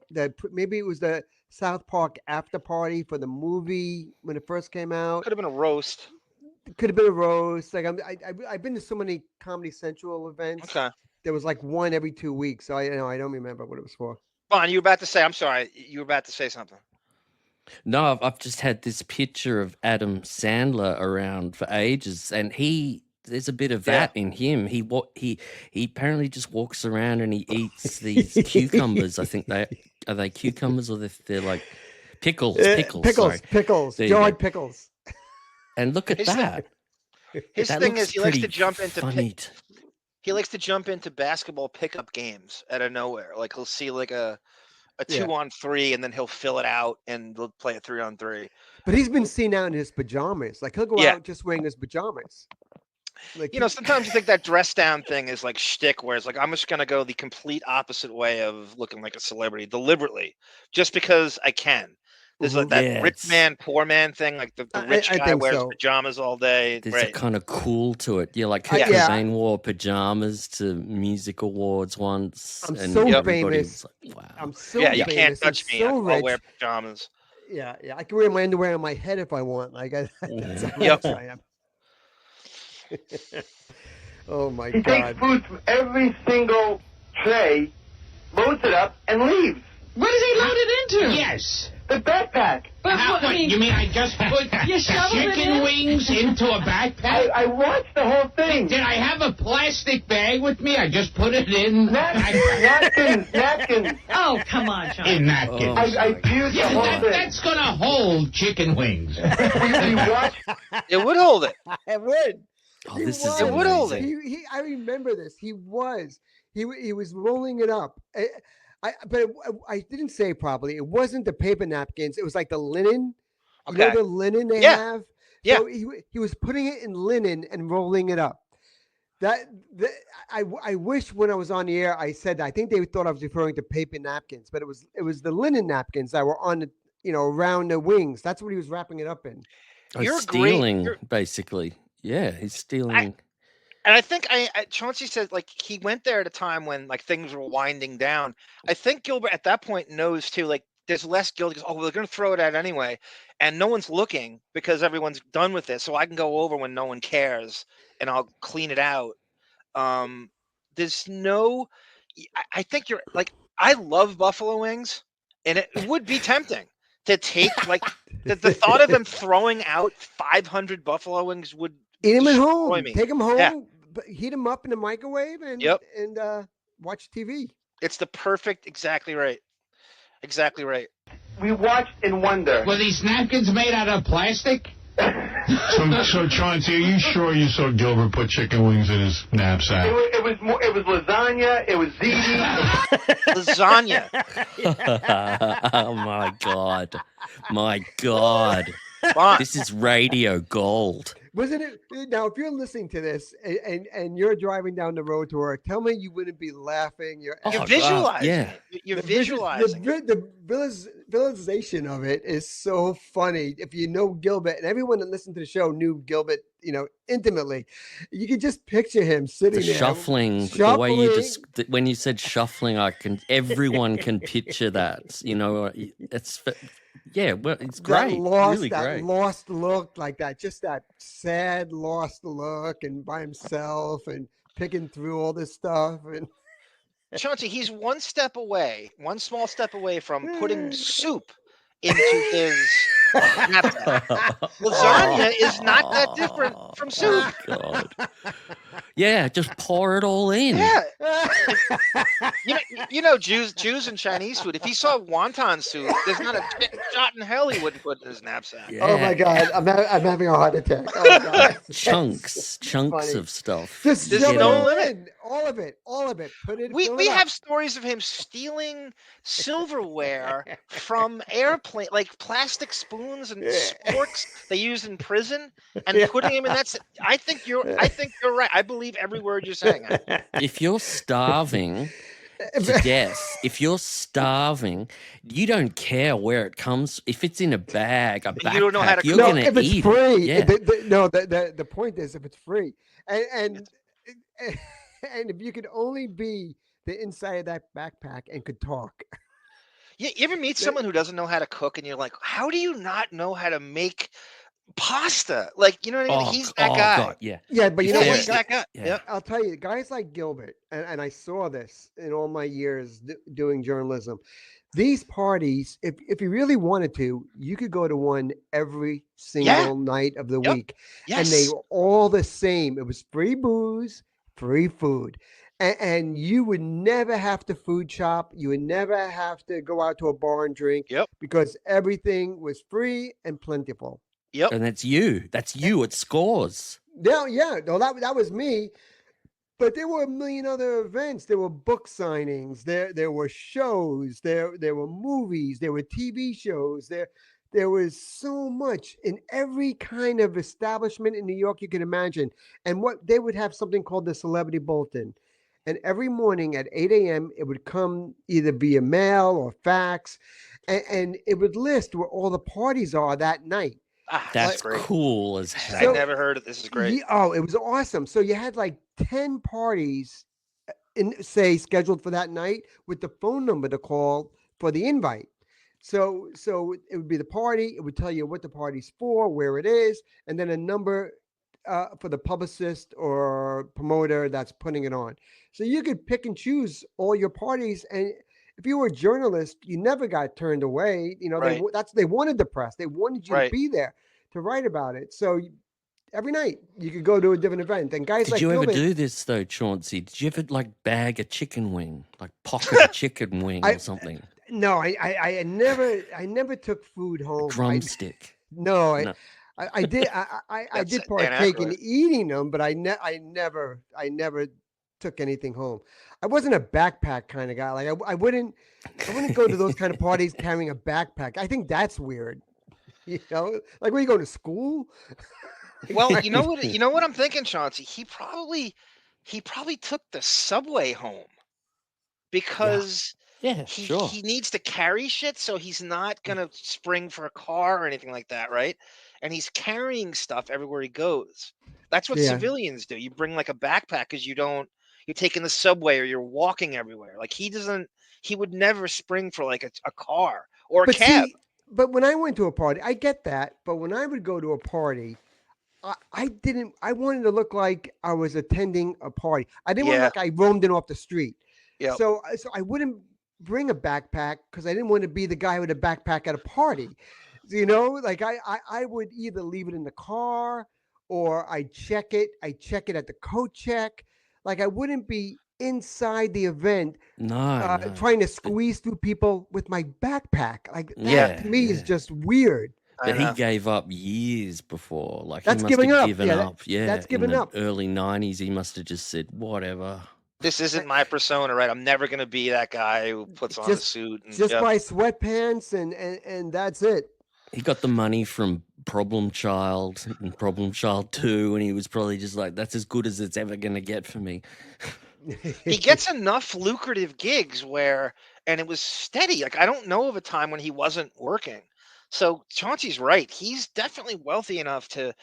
He's not Seinfeld, but he's sort of like in that next tier of guys. He never had like a regular show or anything like that, but His Go ahead. apartment in New York City had to be amazing. Like if you could go inside Gilbert Gottfried's New York apartment, you could only imagine how big and awesome it was. Yep. No doubt. And imagine how full of crap it was as well. Like it'd be a nice place, but he probably had piles. Yeah, of hoarding junk. things. Just Hoarding. I'm He has never gonna eat again. Backpacks everywhere. He probably had his comedy room, like a room that no one was allowed in, Yep. where he would write his jokes and was full of tapes and books and magazines and all kinds of clippings. Chauncey, on this party list, it's fascinating. I'm just like to get that.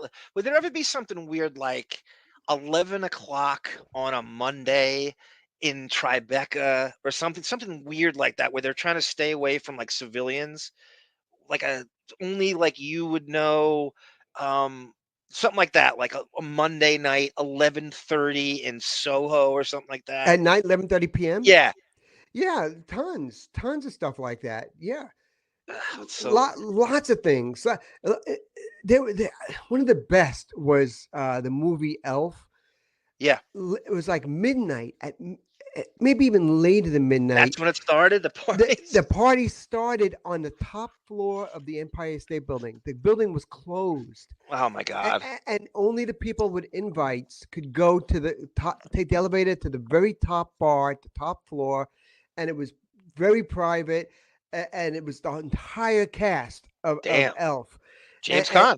James Caan, yep. James Caan, Ed Ashner, Artie. Will Ferrell, Artie.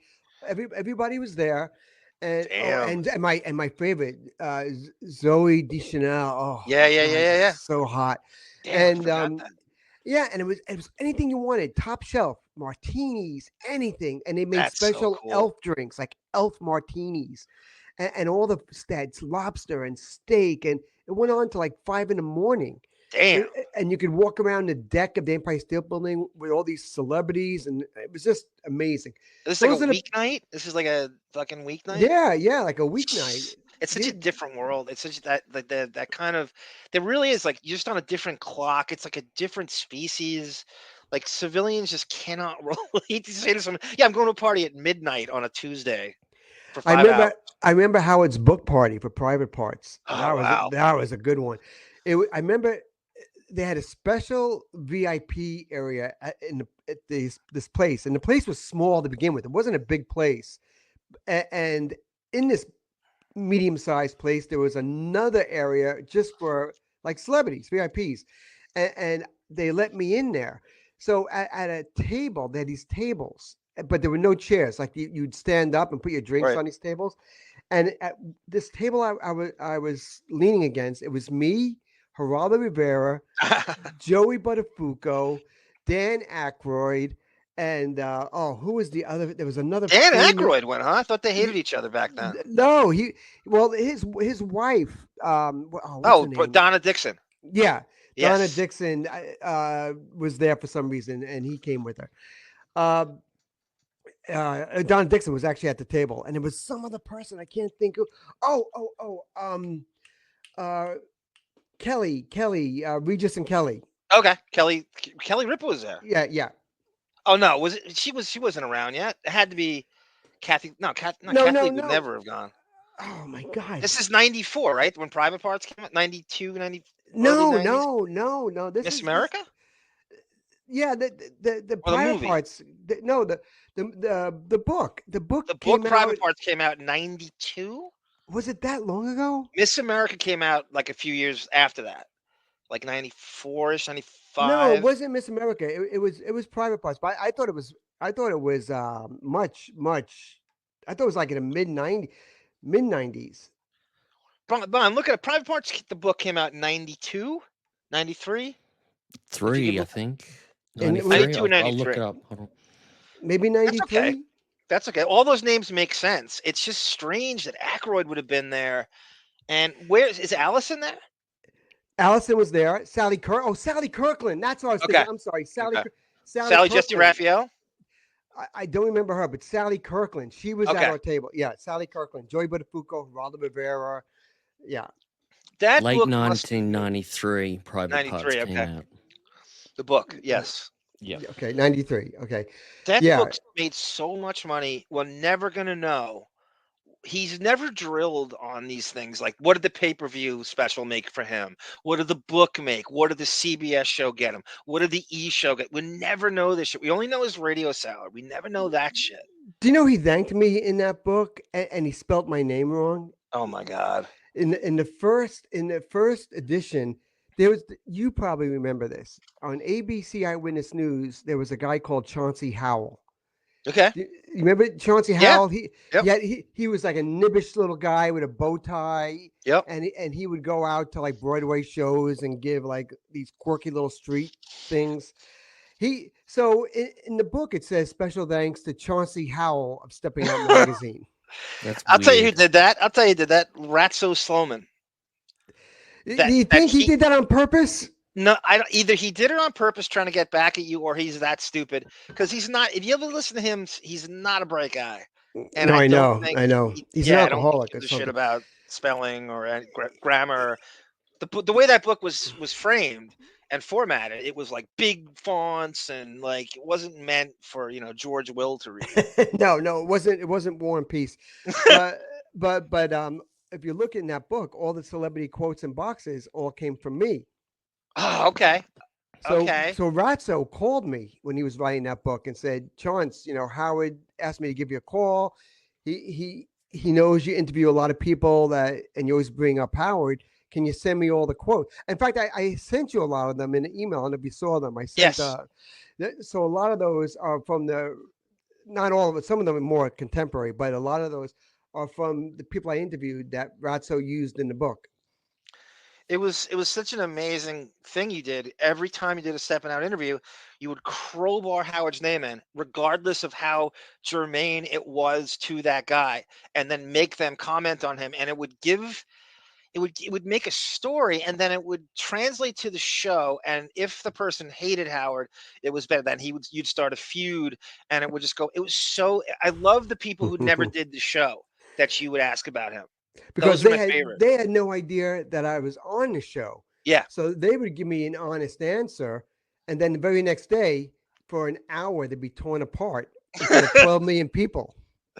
And you did that deliberately. It was also great publicity for your magazine. For Steppin' Out, yeah. Yeah. And because Howard was very generous to say, so Chaunce from Stepping Out, Steppin' Magazine, Rob, Steppin' Out, that crazy thing that Chaunce does that nobody reads in New Jersey.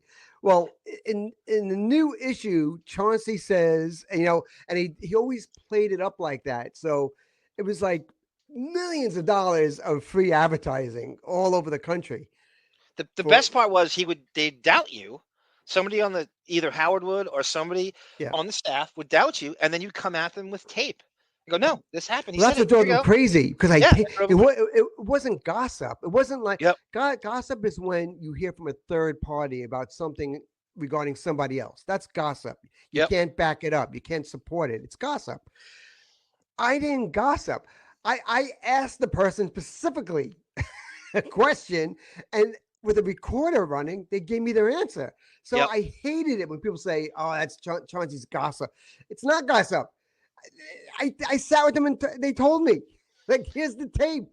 And you had it ready all the time. You call in, and then I guess you hold it to the phone. Back then, that's how you did it. And, I didn't hold it to the phone. I had they had a transcriber recorder. So what you do, you take the phone and you plug it into the transcriber recorder. Okay. And then the and another inlet from the tape. They were all connected. So when I got the call, the call was going through the transcriber. So it was taping. The call was taping. I never knew how to do that. I always wanted to know how to do that. I never knew how to do that. Yeah, it was awesome. It wasn't broadcast quality, but it was certainly good enough. Like one was Henry Rollins. Like Henry Rollins got so mad at me. God, I'm sorry to interrupt you. So when you talked to Gina Gershon, you brought up Rollins to her about Scientology, and that caused this huge fight. I couldn't believe you can start trouble with anybody. Who's thinking of starting a feud with Henry Rollins and Gina Gershon? Oh, it was he got so mad at me, Henry Rollins, because he really went off on Howard, like big time. Because he wouldn't have him on the show. And Howard went off on Henry Rollins. Yep. Big time. And so that afternoon, I get a call on my answering machine from Henry Rollins. Goes, yeah, Chaunce, you think you're a pretty big man, right? You make a fool of me on Stern, and I know you think I'm, thousands of miles away, and nothing's gonna happen. You're safe. He goes, but let me tell you, Chaunce. He goes, one day we're gonna bump into each other, and I hope you're as brave then as you were this morning on Stern. And I'm like, fuck, Henry Rollins is gonna beat me up now. God damn it. Could you imagine how much trouble you'd get into if the show was replayed a second time in the afternoon? Because it is like you missed it, it was gone, and you're more lucid in the afternoon, and you heard it like a replay of it. It would cause a lot more trouble because it already caused tons of trouble. Yeah, not like today where you can go back and listen again and again and again. You're right. Totally. It came and it went in those days. Yeah. Did you save that answer machine message? No, I had everything for a while. I just looked at I have a little box of tapes here, and I was looking what I have. I have my interview with Richie Havens.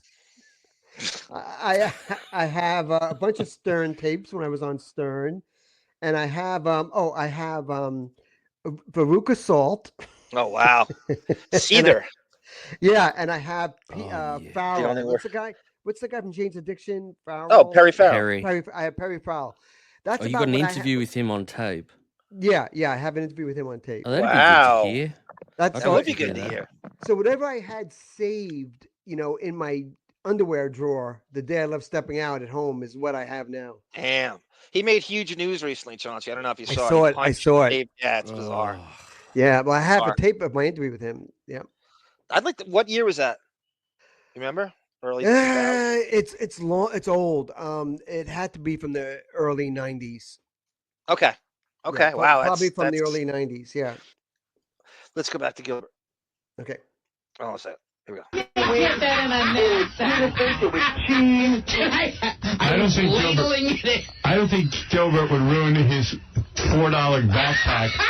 But you can't even eat the food when it's all mushed All I know is I sat there and I was amazed by what I was seeing. Say, I swear to God I saw Gilbert put food in there. I swear to God in heaven. Wow. To Christ. To Christ. To the Son of God and how he died on the cross. The thing ended at 10 o'clock. Gilbert came in at like 9:45. All right. Well, you know what? So, Chauncey, the party started what, like 7, 8 o'clock? Yeah, probably like around 7. That he strolls in 3 hours. As it's after ending, the as party it's started. wrapping up, like the place is half empty. I People didn't are realize it going was home. that bad. Yeah. Wow. So he's like going, oh my God, I got to get there because I'm not going to be able to eat for a week. I got to Right. at least stop and fill in. The only reason he went He was wasn't to there to fill the mingle. bag up. Yeah, he Yeah. wasn't there to mingle. He was there for the food. Damn. There was And he's no like other he's a reason to legend. be there. Yep. I love though This that is a disagreement going on here. I'm sorry, Chauncey. Go ahead. I love that he's making a bit of it and laughing. Like a lot of guys, would shut down. They get angry, but Gilbert is like going with it, and I love that about him. He's a bit like you in that way. You cannot beat him. He Can't beat makes him. fun of himself before you can do it. He doesn't give a shit. There's Exactly. nothing And that's you what can made say him. to him. Yep, that's what made him so endearing. Yep. Completely bulletproof that way. Yep. Got to take a break anyway. Thank you, John. I swear to the Mother of Christ. You so good to put lasagna in a knapsack. And tuna fish. Tuna fish is bad. Tuna fish is almost bad as soup. Now they're just throwing out names of foods like anything you can think of. I kind of think Artie's thinking, I might do that with lasagna. I actually might. I agree with that. I don't see why you couldn't put it in a bag. And lobster. Lasagna is very tough to make. Swordfish steak. Swordfish steak. Doing a casserole. Macaroni Oh my and God. cheese, bacon. Macaroni and cheese. Pork and beans. It's all mixed together. Chauncey does have a weird reality. Yeah. I've been the victim of his, I swear. Oh, but by the way, Chauncey, he goes back to the massage thing here. Howard does. So he's still thinking about this. He's still traumatized by it. I know. He knows it's true. And I know it's true because your girlfriend confirmed. To God, I saw you do something. And I poured some Coca-Cola in there. Yeah, because you needed something to drink with all that. Right. The salad. Gilbert Alex Gottfried, 1 had at Caroline's, as I figured. In Manhattan, for ticket reservation, 212-757-4100. A rare appearance for Gilbert. Do you tour, Gilbert, or is it, you have to come to New York to see you on stage? No, I go out of town. He's going to Jersey. Oh, yeah. Camden County College in Blackwood. You're doing the colleges, huh? Ticketmaster.com. Oh, yeah, they love him there. The kids love him. Oh, the kids. Yeah, he makes a lot of very now references. I'm a big hit with the kids. Yeah. He's going to do some Phil Spector material. There you go. How about those Ronettes? Do you ever change your act for colleges? Do you try to be more contemporary? Oh, yeah, I wear a Nehru jacket. Airlines, as I figured. In Manhattan, for ticket reservation, 212-757-4100. A rare appearance for Gilbert. Do you tour, Gilbert, or is it, you have to come to New York to see? Oh, Remember that Hitler routine? I still do Spiro Agnew. Jokes, yeah. If the kids can't get Ralph Cramden in Casablanca, screw them. Gilbert does an excellent Ghostbusters routine. Screw these kids. And I still have my catchphrases like, here comes the judge. Does the college know how dirty you work? You do work blue. Oh, yeah. Oh, that's right. No, I know. I mean, you even use the C word for a woman's private parts right on stage. If he doesn't like the audience. I did that during... The Go-Go's. Yeah, the Go-Go's. You opened up for the Go-Go's, and all the teenage girls got to hear the C word. Because they warned me. They said there's going to be kids and their parents in the audience. That's all you have to do. Look, Chauncey. Oh, Yeah. He talks about it. Michael Jackson never put a ravioli in his knapsack. I'm putting a ravioli in.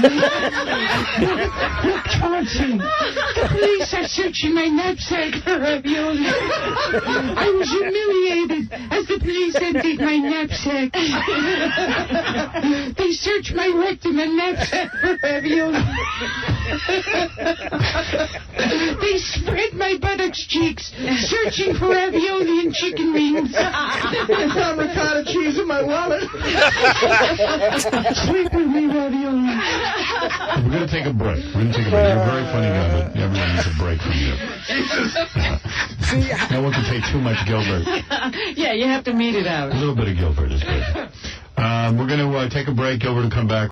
God See, damn it. how much content was that? See, that's what I could do for that show. Like I was like, what? Some brilliant, like a half hour of just brilliant, funny. Howard lives Gilbert. for that, Gossip. Howard lives for that. They Yeah. could spend a whole show on that shit. Yeah. Right? Yeah. He lives for that stuff. Oh, did live for it. Did live for it. Did live for it. But did that's live for how great you're immortalized by Gilbert goofing on you there at the end. Yeah. And that's so great. And thank God I have it here to give to you to save. It's amazing. It's absolutely this is- amazing. And you forgot that, I guess, huh? You forgot that. I forgot a lot of things. Yeah, I don't remember that. I remember Jim Carrey. I don't remember a lot of that stuff. Man, speaking of roast, so this is weird. I kind of was looking today, and I stumbled on Bob Levy. Bob Levy made a roast of you for because I guess you called in something like was erroneous information or something, and so Bob Levy makes it's sort of hacky. It's typical Levy. Was It's I still on the what show? Was I still You there? were still on the show. Yes, probably have a remember. year left. A year or So two left. we're at the 365-day countdown. 2,000 We're, hours and 22 minutes and 30 seconds. Bob Levy, Chauncey. By the way, while you're looking for it, know what another good one was? I think one of the best was LaToya Jackson and her husband Gordon. What's his name? Yeah. Jack Gordon. Do you remember that one with Stern? Yes, I do. Yes. Because she told me Hey, that Anthony. he was beating her while I was interviewing her on the phone. I heard banging, and she said, "Right now, Jack is banging my door, trying to kill me." He's smashing everything in the living room, and I wrote all about it. And then he called Stern saying he was going to own Stepping Out, and he was going I will get take that. it over. I will get that for next time. I will get that. That was sounds really good. Chauncey, was that like in the 90s? Because Yes, LaToya yes. was a regular at that time. Yes, it was when she was a regular, and it was just it was in all the papers, and he was on. She was on Stern. He was on Stern. and Yeah. they were both saying he was saying I'm a liar and he's going to sue, and she was telling me that it's true that he was trying to kill her, and it was great. It led to the divorce. Actually, that's what led to their split. Damn. Yeah. What a troublemaker. Bon, back then, this is like the early days of it's kind of my first days, like listening, the first years. LaToya Jackson was a very regular guest. So, like what Chauncey's saying, if you can't get Michael, if you can't get Jermaine, you get Janet, you get LaToya. And Yeah. she was on a lot back then. And her husband, Jack Gordon, I guess was her manager. And Yeah. they came on together, and they were very regular guests. Yep. And she had a lot of problems. She was a full-blown alcoholic, wasn't she? Yeah. She was. She started doing pornography, didn't she? She was in Playboy. She was in Playboy. She did Playboy, and, Yep. and that's a very religious family. So they ostracized her for that. And then she started getting plastic surgery that looked exactly like Michael. So Right. people started to wonder, how come you never see them in the same room together? Yes. So is LaToya actually Michael? They sounded the same. They looked the same. So that was the rumor that Michael and LaToya are one and the same. I was always wondering if she made actual movies, pornography movies. I think she did. Didn't she make one, maybe? She started making fitness videos for a while. Right. There was a Playboy video that she did. You know how when they would Yes. come out with a spread, the Playboy channel would do a video on They the ride a subject. horse in a field Yes. naked. Yes. And, yeah. Right. And that was about as close as it got. but she's nude in the thing. It might as well be, like, at the time, that be considered porn. Didn't she turned on Michael about the allegations, and she actually said she believed that they were true or something like that? In my the interview, I 90s? interviewed her, and she said that man. was I made big news out of that because she told me that she was embarrassed by Michael and she doesn't stand by him. That she loves him, but that come on. That would have been the end then. Could for you her. imagine Michael screaming at her, like, "What the fuck is stepping out? Stepping out!" No. he's moon. It's not my moonwalk. Who's stepping out? Who's Chauncey? Who the fuck is I Chauncey? picture this. You know the movie Psycho with the mother in the upstairs. Upstairs house. Well, what if Michael and Latoya are both in the window, and all of a sudden you see Michael, Latoya, how could you do this to me? And then you see he gets up and sits on the other chair and puts a wig on. But Michael, Chauncey made me say it. Then he gets up and he says, but it's your brother. Why do it? And then he stands up again, and they. Oh my god! Oh my god! I would not put that. He actually did do that. Oh, no, Anthony. Okay. So this is a roast. Chauncey gets roasted by Bob Levy, and you couldn't handle it any better than Chauncey does. This is how you. It's got to be interesting. I don't remember this either. Chauncey, go ahead. Hey, Howard, how's it going? Did you hear your roast? Oh, after I hung up yesterday? No. What are you talking about? Bob Levy roasted you. Hey, something's wrong with your phone. It keeps cutting out. Well, go ahead. Two. Back. Do you hear that? 4. 10. It's annoying. Now, you're annoying. How come you're the only guy who has that problem? I don't think I am. Well, Reverend Bob Levy roasted you. I didn't hear it. I'll play it for you. Oh no! From the can pen find of it. Bob Levy. Here we go. It's exactly what you think it is, Bon. Yeah. But what's great about can't Chauncey, as a caller or just as a guest caller, whatever, he's a perfect. He's Howard will say something, Chauncey will say something, and then Howard will meander for 10 minutes, and Chauncey's still on hold, and I guess he mutes him. Well, that was It's the key so- to staying on, but that was the key to doing the show. You had to get. A lot of people never could become regulars because they didn't know when to shut up. How if you got the rhythm of the show and you understood it, then you knew without even Howard saying anything, it was now time to sit back and let the show flow, let it happen, and wait for your moment again. You have to have timing. Yeah. And if you just try to talk over Howard, but he would just hang up and go on to the next thing. So you had to learn. In fact, when we used to do it in the studio, there were times Howard was like a conductor. He would go like this. He'd take his hands, and if Robin was talking, he'd put his hand up. Or if Fred was good, or Jack, or Artie, or me even, he put his hand up and say, "No, wait," and then he'd point to somebody else. Like he was like a conductor in there. Yeah, it's you're kind of waiting. There's sometimes the call will be not surprising to you, 15 minutes. It's a phone call of 50. Like you're on, and he'll meander for like 4 or 5 minutes straight. And I go, oh, Chauncey's still there. Holy shit. Like he'll have a guest. And I think the Gina Gershon interview, Chauncey, I think you're on like half the interview. Something like that. Like a third of it or something. I couldn't believe you're still on. Let him Howard do his thing. Waiting for my opportunity. We'll go to that after this. Okay. Well, there it is. It's all the way across the room. You have a great filing system. You see, this is another great thing about Chauncey. He's defiant. He will bust his balls. He's not kissing his ass. No. I was annoyed as Chauncey was. You hear he loves the sound of those carts slapping around. And Chauncey's like, why don't you have that ready? Yeah. The highest paid man in radio. No, Right. that would be like you'd be gone forever for even suggesting that the show's not perfect. He also has the biggest staff, even at that point, at his disposal, and he's still searching for 10 minutes for this cart, and it's like you're so right. Like 1,000 carts, 1,000 carts, like throwing them in the air. Nope, that's not it. That's not it. Don't worry about me. Here you go. Chauncey Hayden, nice orange hair. When did your mom Bozo? Your magazine is called Steppin Out. It should be called Throwing Out because that's what everybody does with it. Now you got Botox injections. Now you're just a younger... Is that true? You had Botox? Then I did, yeah. Well, did it do anything? Was it addicting? Yeah, well, I got them for free Okay. because the surgeon said if I run free advertising for the Botox surgeon, that we can do a barter where they get the ad and I get the Botox. I might do that I might experiment for free. Did they pay you at all, or it was just a bartering thing? 100% barter. Yeah.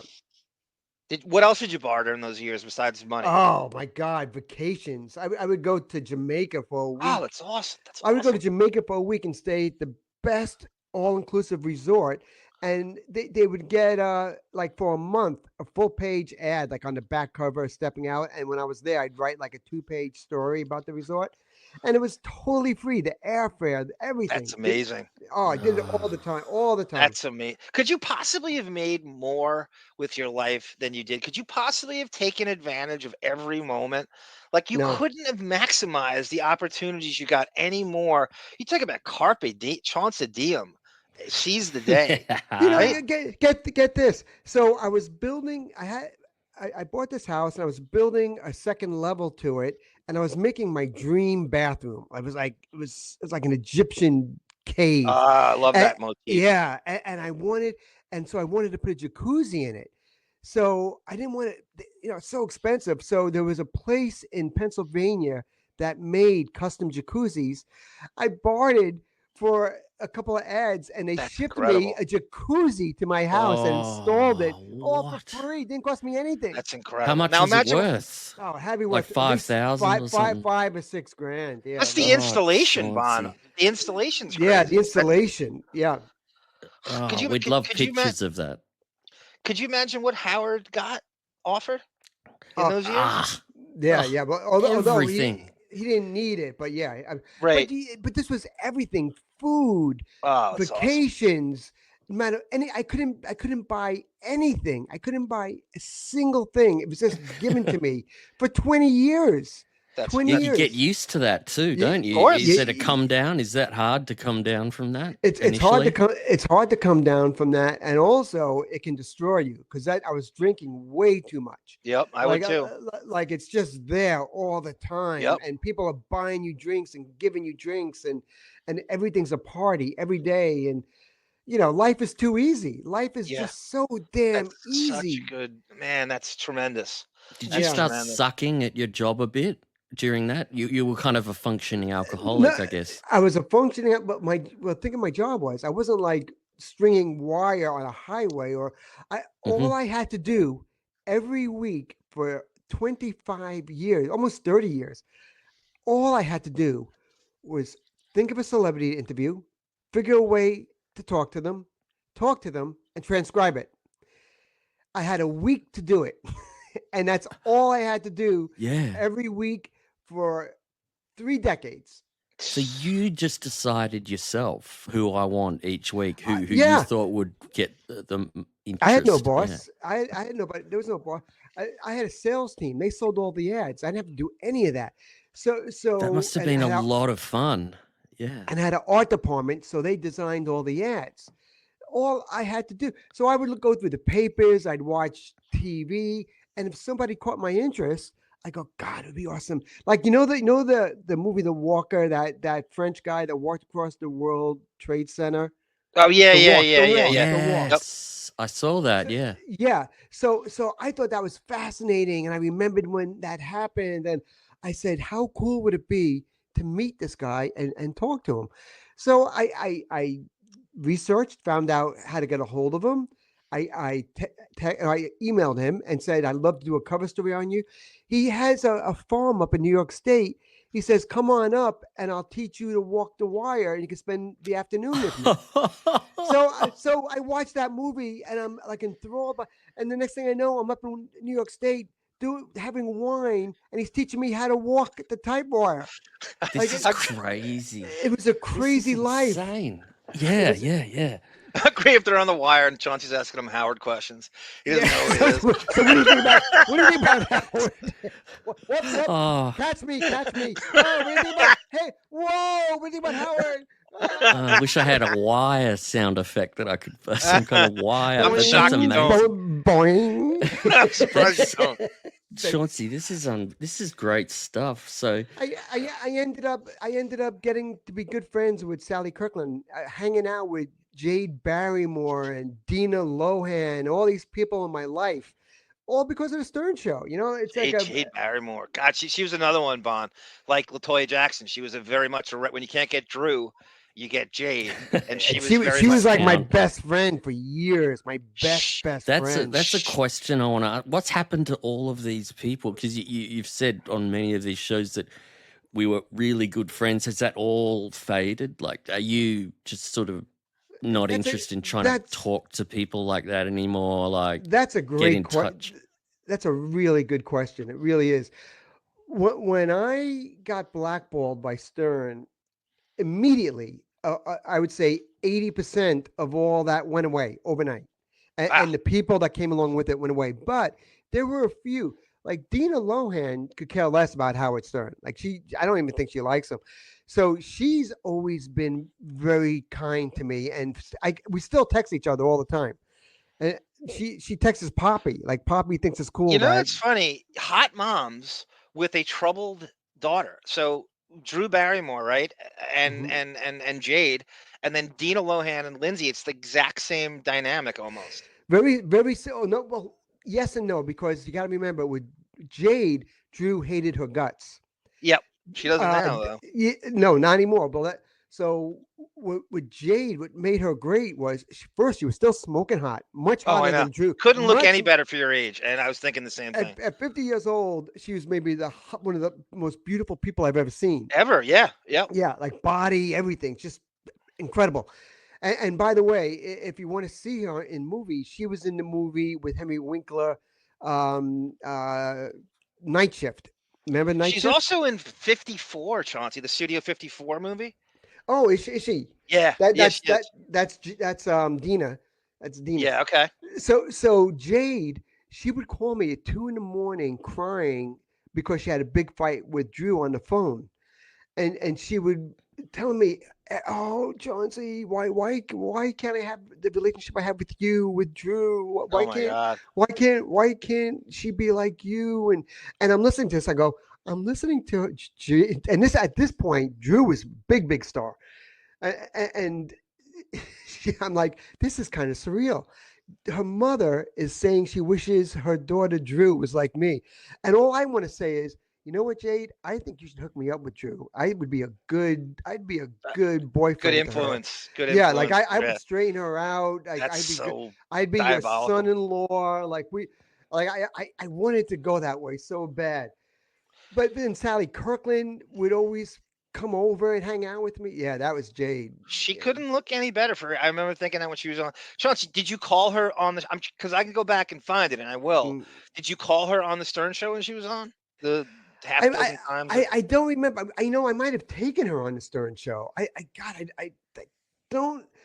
Some of that stuff's a blur to me. I remember a lot, but some of it I don't. Okay, I'll go look for it because there's got to be something. But that was the benefit of having that life, is that these people were in your life, and the parties and everything was free, and the vacations and Stern, it all, and the opportunities. You know, I was always on TV. Fox News always wanted me on as a talking head.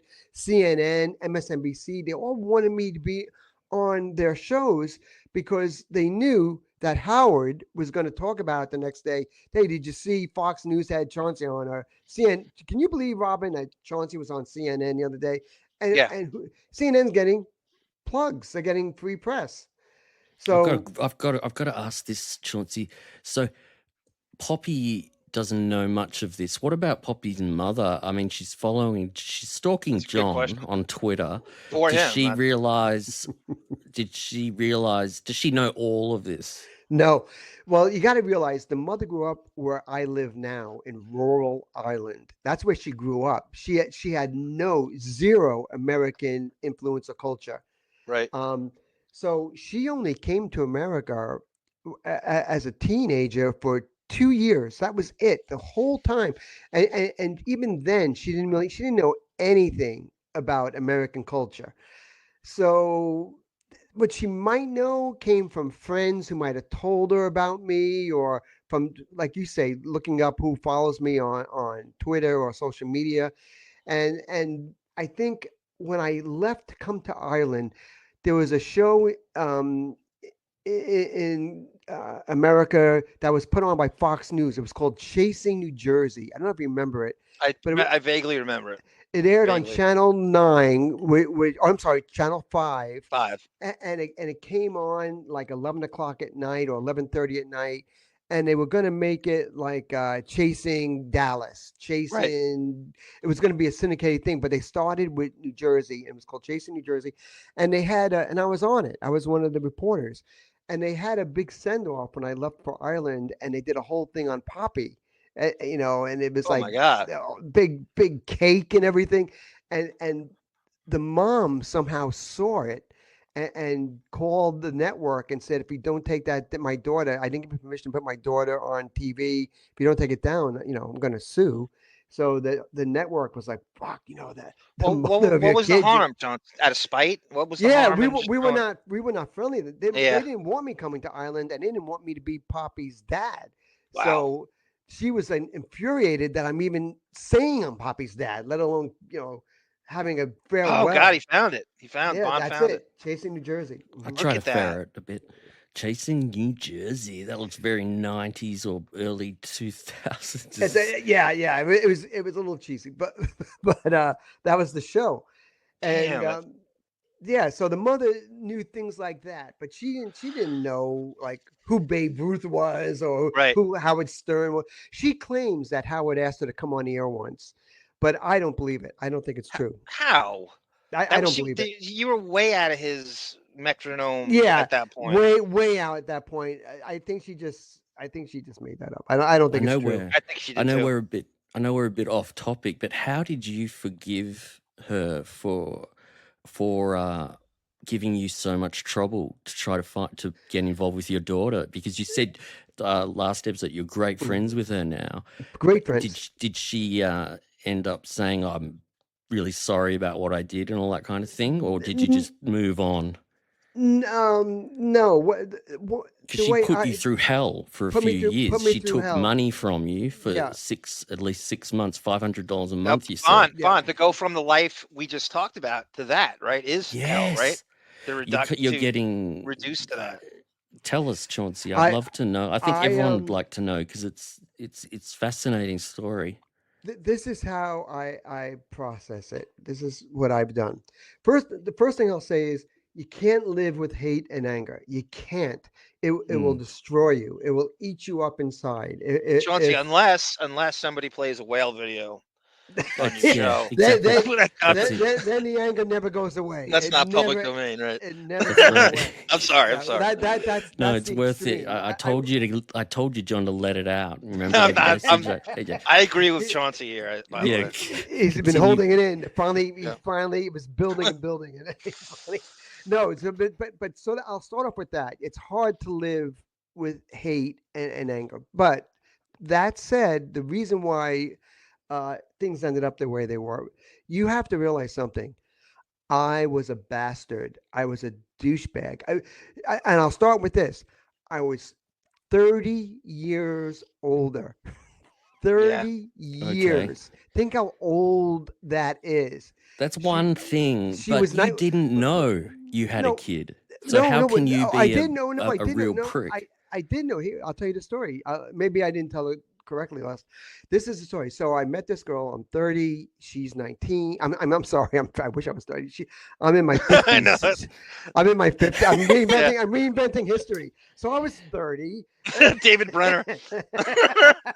I had just reached 30. He's still lying about his age. No, I was in my 50s. She was 19, and we had a brief relationship. And then when she told me she was pregnant, I went ballistic. I was angry at her. I was angry, furious. I can't even tell you how upset I was. I begged her to get an abortion. I said, I'm in my 50s. You're 19. You can't have my kid. You didn't tell us this, Chauncey, earlier. I didn't give you the details about it. I begged her to please do not do this. You're going to ruin your life, but more importantly, you're going to ruin my life. I had a wife. Yeah. I had a wife and a big house and a career. I said, I Steppin Out was making millions every month. I said, if you do this to me, you're going to destroy me. This will destroy me. And, Oh my God. I'm begging you not to do this. And You're she like said, Dave Grohl. like Oh, he that's did. right. That Dave Grohl story. Is Oh great. yeah, right. Yeah, exactly. So, Damn. so she said she was going to go out and terminate the pregnancy, and I was like, thank God. But then she sent me a text saying, I can't do it. I'm going to have the baby. You don't have to participate. You don't have to be a part of its life, but I'm having this baby, and there's nothing you can do to make me not have it. I deleted her email. I deleted her phone number. I went into complete shutdown denial and pretended it never happened. And I went to see my lawyer, and he said, dude, I said, this happens all the time with nannies. They come to the States, they meet middle-aged guys with money, and they get pregnant, and then they destroy the guy's life. The wife leaves him. She takes the kid's college fund and lives happily ever after, and that man's life is destroyed. She goes, you better hope you never hear from her again, because she will destroy you now. And he said, I have guys come into my office crying, grown men crying in my office because they got drunk one night and they hooked up with a nanny. So Ethan Hawke. Yeah, it happened. It happened to a lot of Jude people. A lot Law. of people. Robin Williams. Yes, There's so many people. There's so many. It's because it's so tempting, when you're older and these young girls are so hot and they're all over you. It's very, what they say, Power dynamic. you're as loyal as your options. Mm-hmm. Most guys in their 50s don't have the option of hooking up with a 19-year-old. It's not. This is never going to happen again. I'm never going to get this opportunity. Right. Right. I'm going to die today. Which is funny you say that, because that's what the mom said to me. She goes, this is your last chance to have a child. You will never have a chance to have a child again. You're in your 50s. I'm giving you a gift. And I said, I do not want this gift. I like to return the gift. I said, thank you very much for offering the gift. But I said, I choose to reject this gift. So anyway, she goes home dejected and rightfully angry, and I go back to my life happy. Everything's it never happened. And then I remember, I never told anybody this, and I'm going to tell you this, and you got me talking now. So about 6 months later, I get a call on my cell phone from Ireland, and I think for a second, Ireland, I'm not going to answer that, and it goes to voicemail. And the voicemail's from a hospital, from a nurse, saying, I have the mother of your child here, and we're just checking through your medical history. Do you have a history of diabetes? Do you have a history of this or that? And I'm like, fuck, she's still pregnant. She's still fucking pregnant, and she's going to have this kid. Like, I couldn't believe it. And you're still married at this point, right? I'm still married. And you didn't mention this to your wife at all? No. So you're scared, terrified, understandably, because it's crazy. You've put yourself into a really shitty situation, and now you're trying to run. So then what did you say to that nurse? Did you just say, no, I never called back. Right. I ignored the call. So now... It's like I feel like I'm living in a blender. Like any second, someone's going to turn the blender on, And so 9 months go by. And at this point, I'm starting to forget. I'm starting to think she's on the other side of the world. Yeah. You dodged a bullet, dude. You haven't heard anything. She's not contacting you. Well, she can't. She changed. I think on Twitter once she put a picture of me, like my face in a toilet or something. And I saw that once on Twitter. What an absolute put my face in the toilet. What? Yeah, and maybe that's when she started following you. I don't know. That's what I was going to say. The lawyer said, and the next move is they all start following ARM on Twitter. They all do it. Yeah. She started. So she reached out, I guess, to try and find you to get to me. So 9 months go by, and then the mail comes, and I think I told you this. My wife goes, "The mail's here." I said, "Oh, go get it. I'm making omelets." And she said, "Who do you know from Ireland? You got a letter." And it didn't even dawn on me. I was like, "Oh, open it up. I don't know anybody in Ireland." I like totally. It must be my buddy Shane. Shane, you done it again. Oh, Darby O'Gillis, my old pal. You know, so she opens it up and it's pictures of Poppi being born. And I'm like, oh no, we didn't know that part. No, we thought you said you looked her up on Facebook and saw pictures of it. Okay, so you get the letter with photos. That came later. So what did your wife say when she opens it and sees photos? She calmly puts the pictures down on the kitchen table. She said, "You apparently have a child," and she walked out of the room. Just walked out of the room. But this is a woman who, a few years earlier, I had hookers in our house that robbed her blind. Oh my God! So she's been through it with me. You know, like she could tell you better stories than I can. What happens if you get to the mail first? And she how do you handle that? It changes. Yes. It temporarily changes things. Eventually, it would have come out. Right. But I wasn't going to run from it, and I'll tell you why. So this happened, and it wasn't so much. It had nothing to do with my wife seeing the pictures. So we got divorced, and we sold the house, and I got an apartment in Jersey City. Yes, that all happened. But regardless, when I saw the picture, then it hit me that I'm a dad. And I looked at my daughter's face. She was like just born, and she had these giant blue eyes and red hair and hypnotizing. And I was like, oh my God, you're a dad. It happened. You're a dad. And from that point on, I changed. I changed at that moment. I just changed, and I wanted to be a dad at that point, but it was too late. It was too late. And the mother wanted nothing to do with me, rightfully so. And the family hated my guts, rightfully so.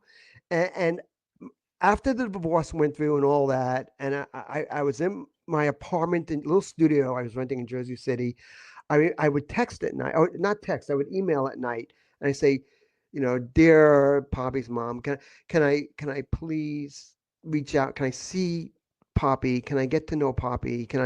And she would write back. She didn't answer all of them because I do this every single night. Maybe once every 10, she'd say, "Go fuck yourself," or "You're never going to see her. Drop dead. You're a terrible person." You know, thinking you would just let it go and that's it, and you're not going to be tenacious. Sometimes I got angry. Like if I was drinking, if I was drunk, I would go, "Fuck you! You can't do this. I'm a father. Fuck you." Anybody would. Yeah. And then sometimes I would just say, you know, please don't do this. Please don't do this. Please, I beg. Poppi's mother had remarried by this point. Is that no, right? No, she was married or no, engaged. No. She had met a guy, but that's not yet. Years later, when Poppi was 5, she met a guy and had another child.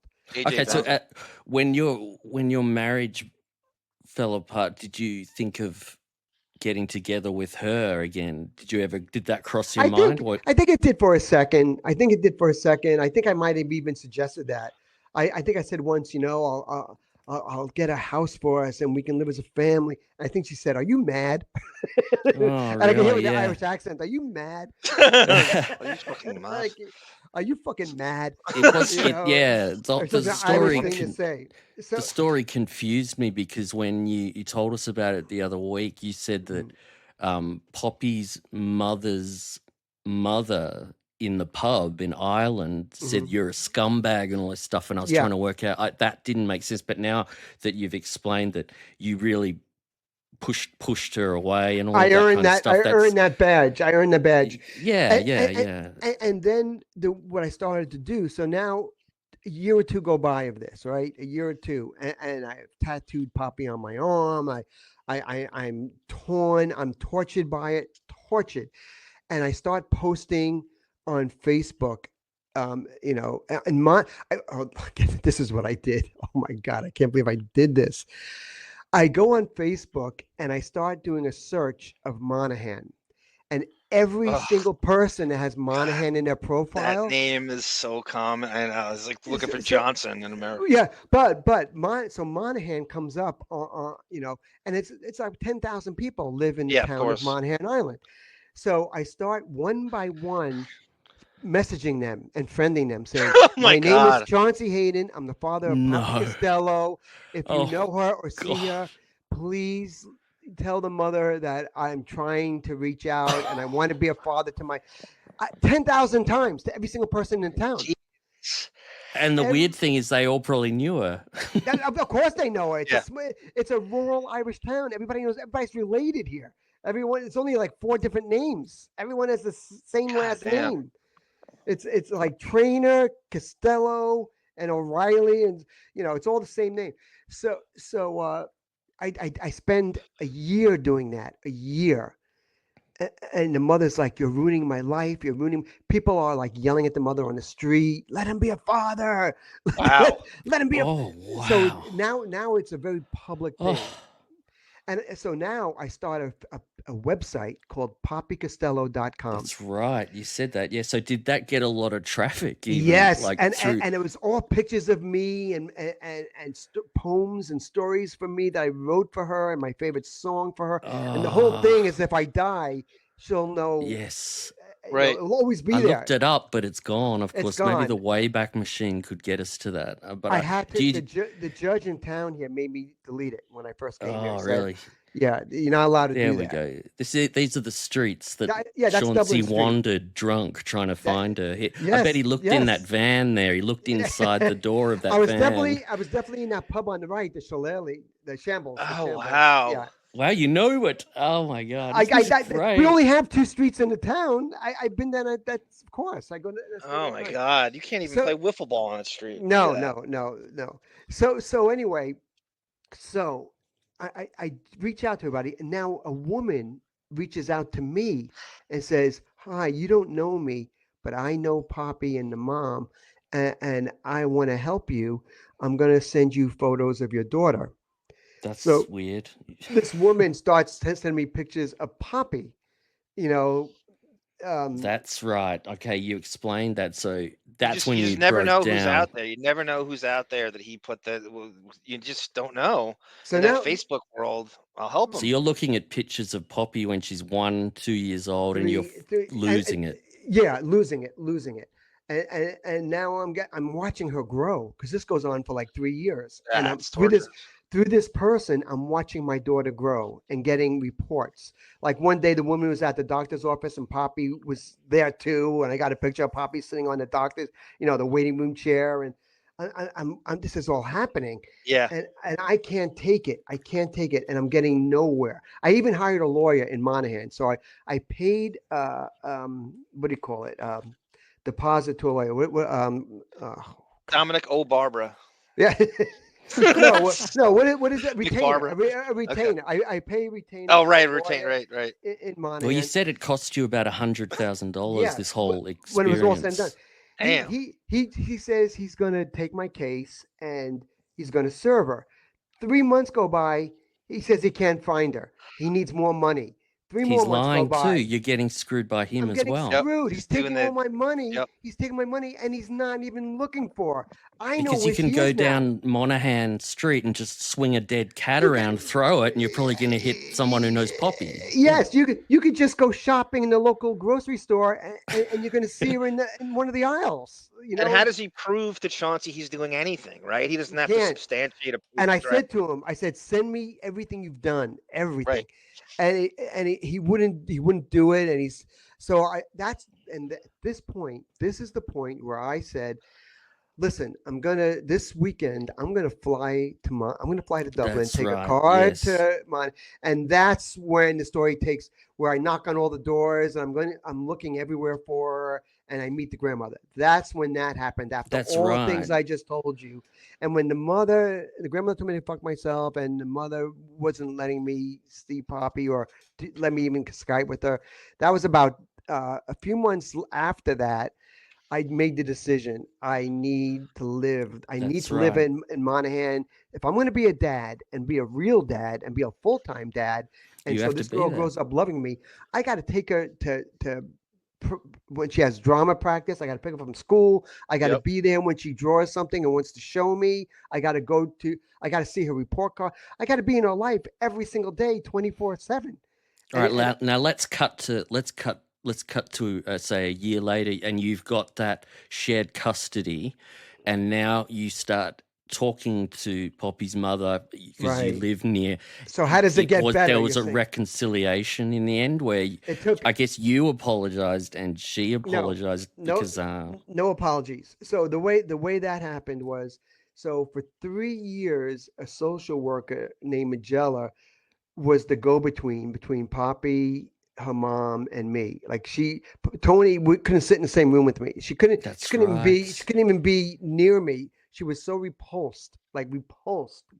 Wow. And when I first started seeing Poppy, she would go there to monitor it. And if I touched Poppy, she'd go, "You know what? The court says you can't touch it." Can't you?" Oh my So God, I was that's trying to horrible. teach Poppy to throw a frisbee, and Poppy said, "Can you Yes. show me?" And I touched her wrist by accident. She said, "You touched the wrist. You Ugh. can't do that." You The know, it kid was is like no that. say.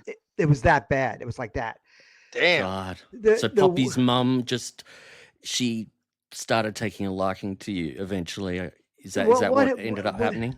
The way it ended up happening was, I proved myself. After years of being here and taking care of Poppy and being a great dad and being there for her, and Poppy falling in love with me, and she got to know me. The mother didn't know me. Like, she only knew me for 3 weeks.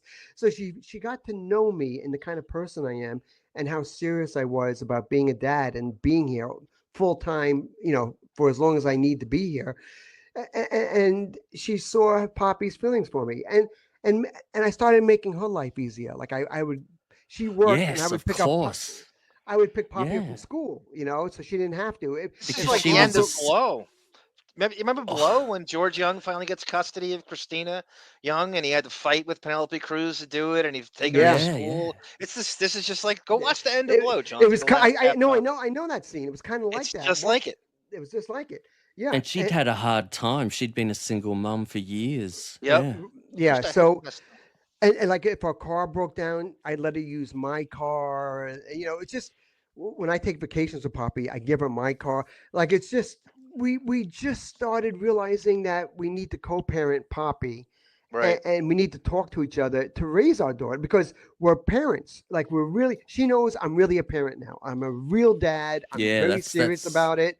And once that dynamic took place, she began to take me more serious as a dad and as a human being, and knows that I'm good for Poppy. She saw the change in Poppy. She saw the influence I had in Poppy's life. And then from there, just little by little, we started talking and getting along and laughing and playing practical jokes on each other. And it's better for Poppy, that her parents are like that with each other. Because Poppy feels the love from both of us. And I like, appreciate. Thank you for Yeah. elaborating on that. I mean, I know it's very personal. Like, I can edit this down if you'd like. I can edit a bit. No, you don't have to. It's up to I told you. I've never told Add the a whale full video story. to it, Bon, while you're at it. Oh, Add a there's what? nothing Add I a can what? say. Add either. exploding whale video to it while you're at it.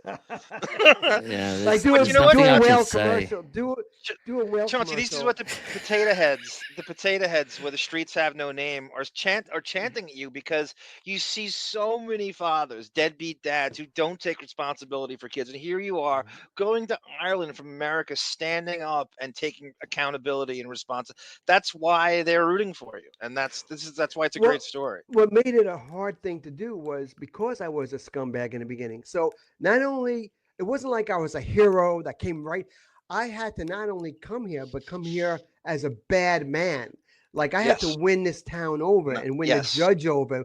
It was a very hard. It would have been easy to stay home and not be a bad man to the general public, but to come here where people despise you for putting yourself in such a line of fire. That's line of fire, and to have to prove myself to these people, not just to the mom, but to the whole town, the whole community. It's crazy. It was crazy, but I look at that as my penance. That was my penance. It shouldn't have been easy. It shouldn't have been a cakewalk to get all this. It should have been hard. And I looked at it like, this is the price you pay for your actions, and you're going to earn this. And that's what I did. I earned it. I paid for this. I paid dearly for this. Emotionally and physically, I paid for it. So That's the story, guys. Like that's the I don't even know what I could add to it. That's the story. What do they say? Nothing worth having is easy, right? That's what you're saying. Yeah, and Nothing worth.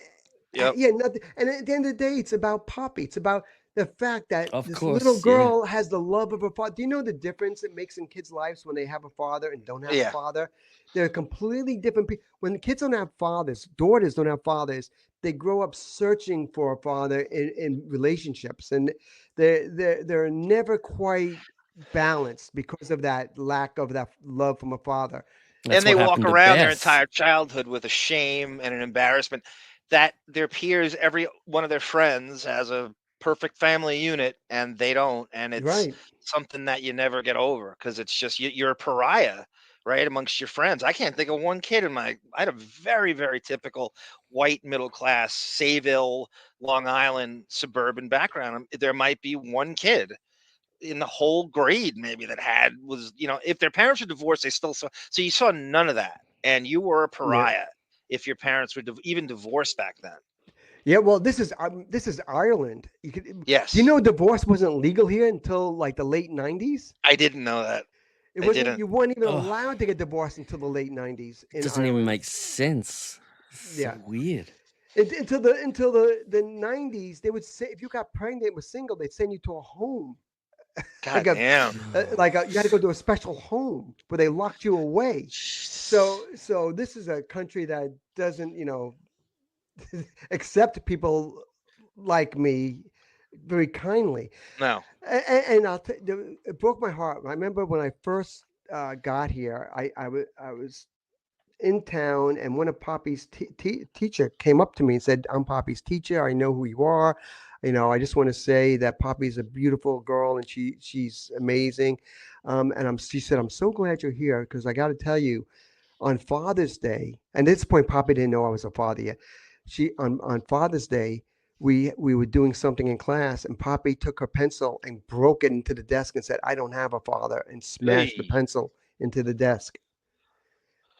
And I said to Poppi once, I said, "What did you think? Like, what did you think when you used to think about your father, like where I was or why I wasn't here?" She said, "I just thought my dad was dead." She goes, I assume my dad was dead." That's crazy. But you know what?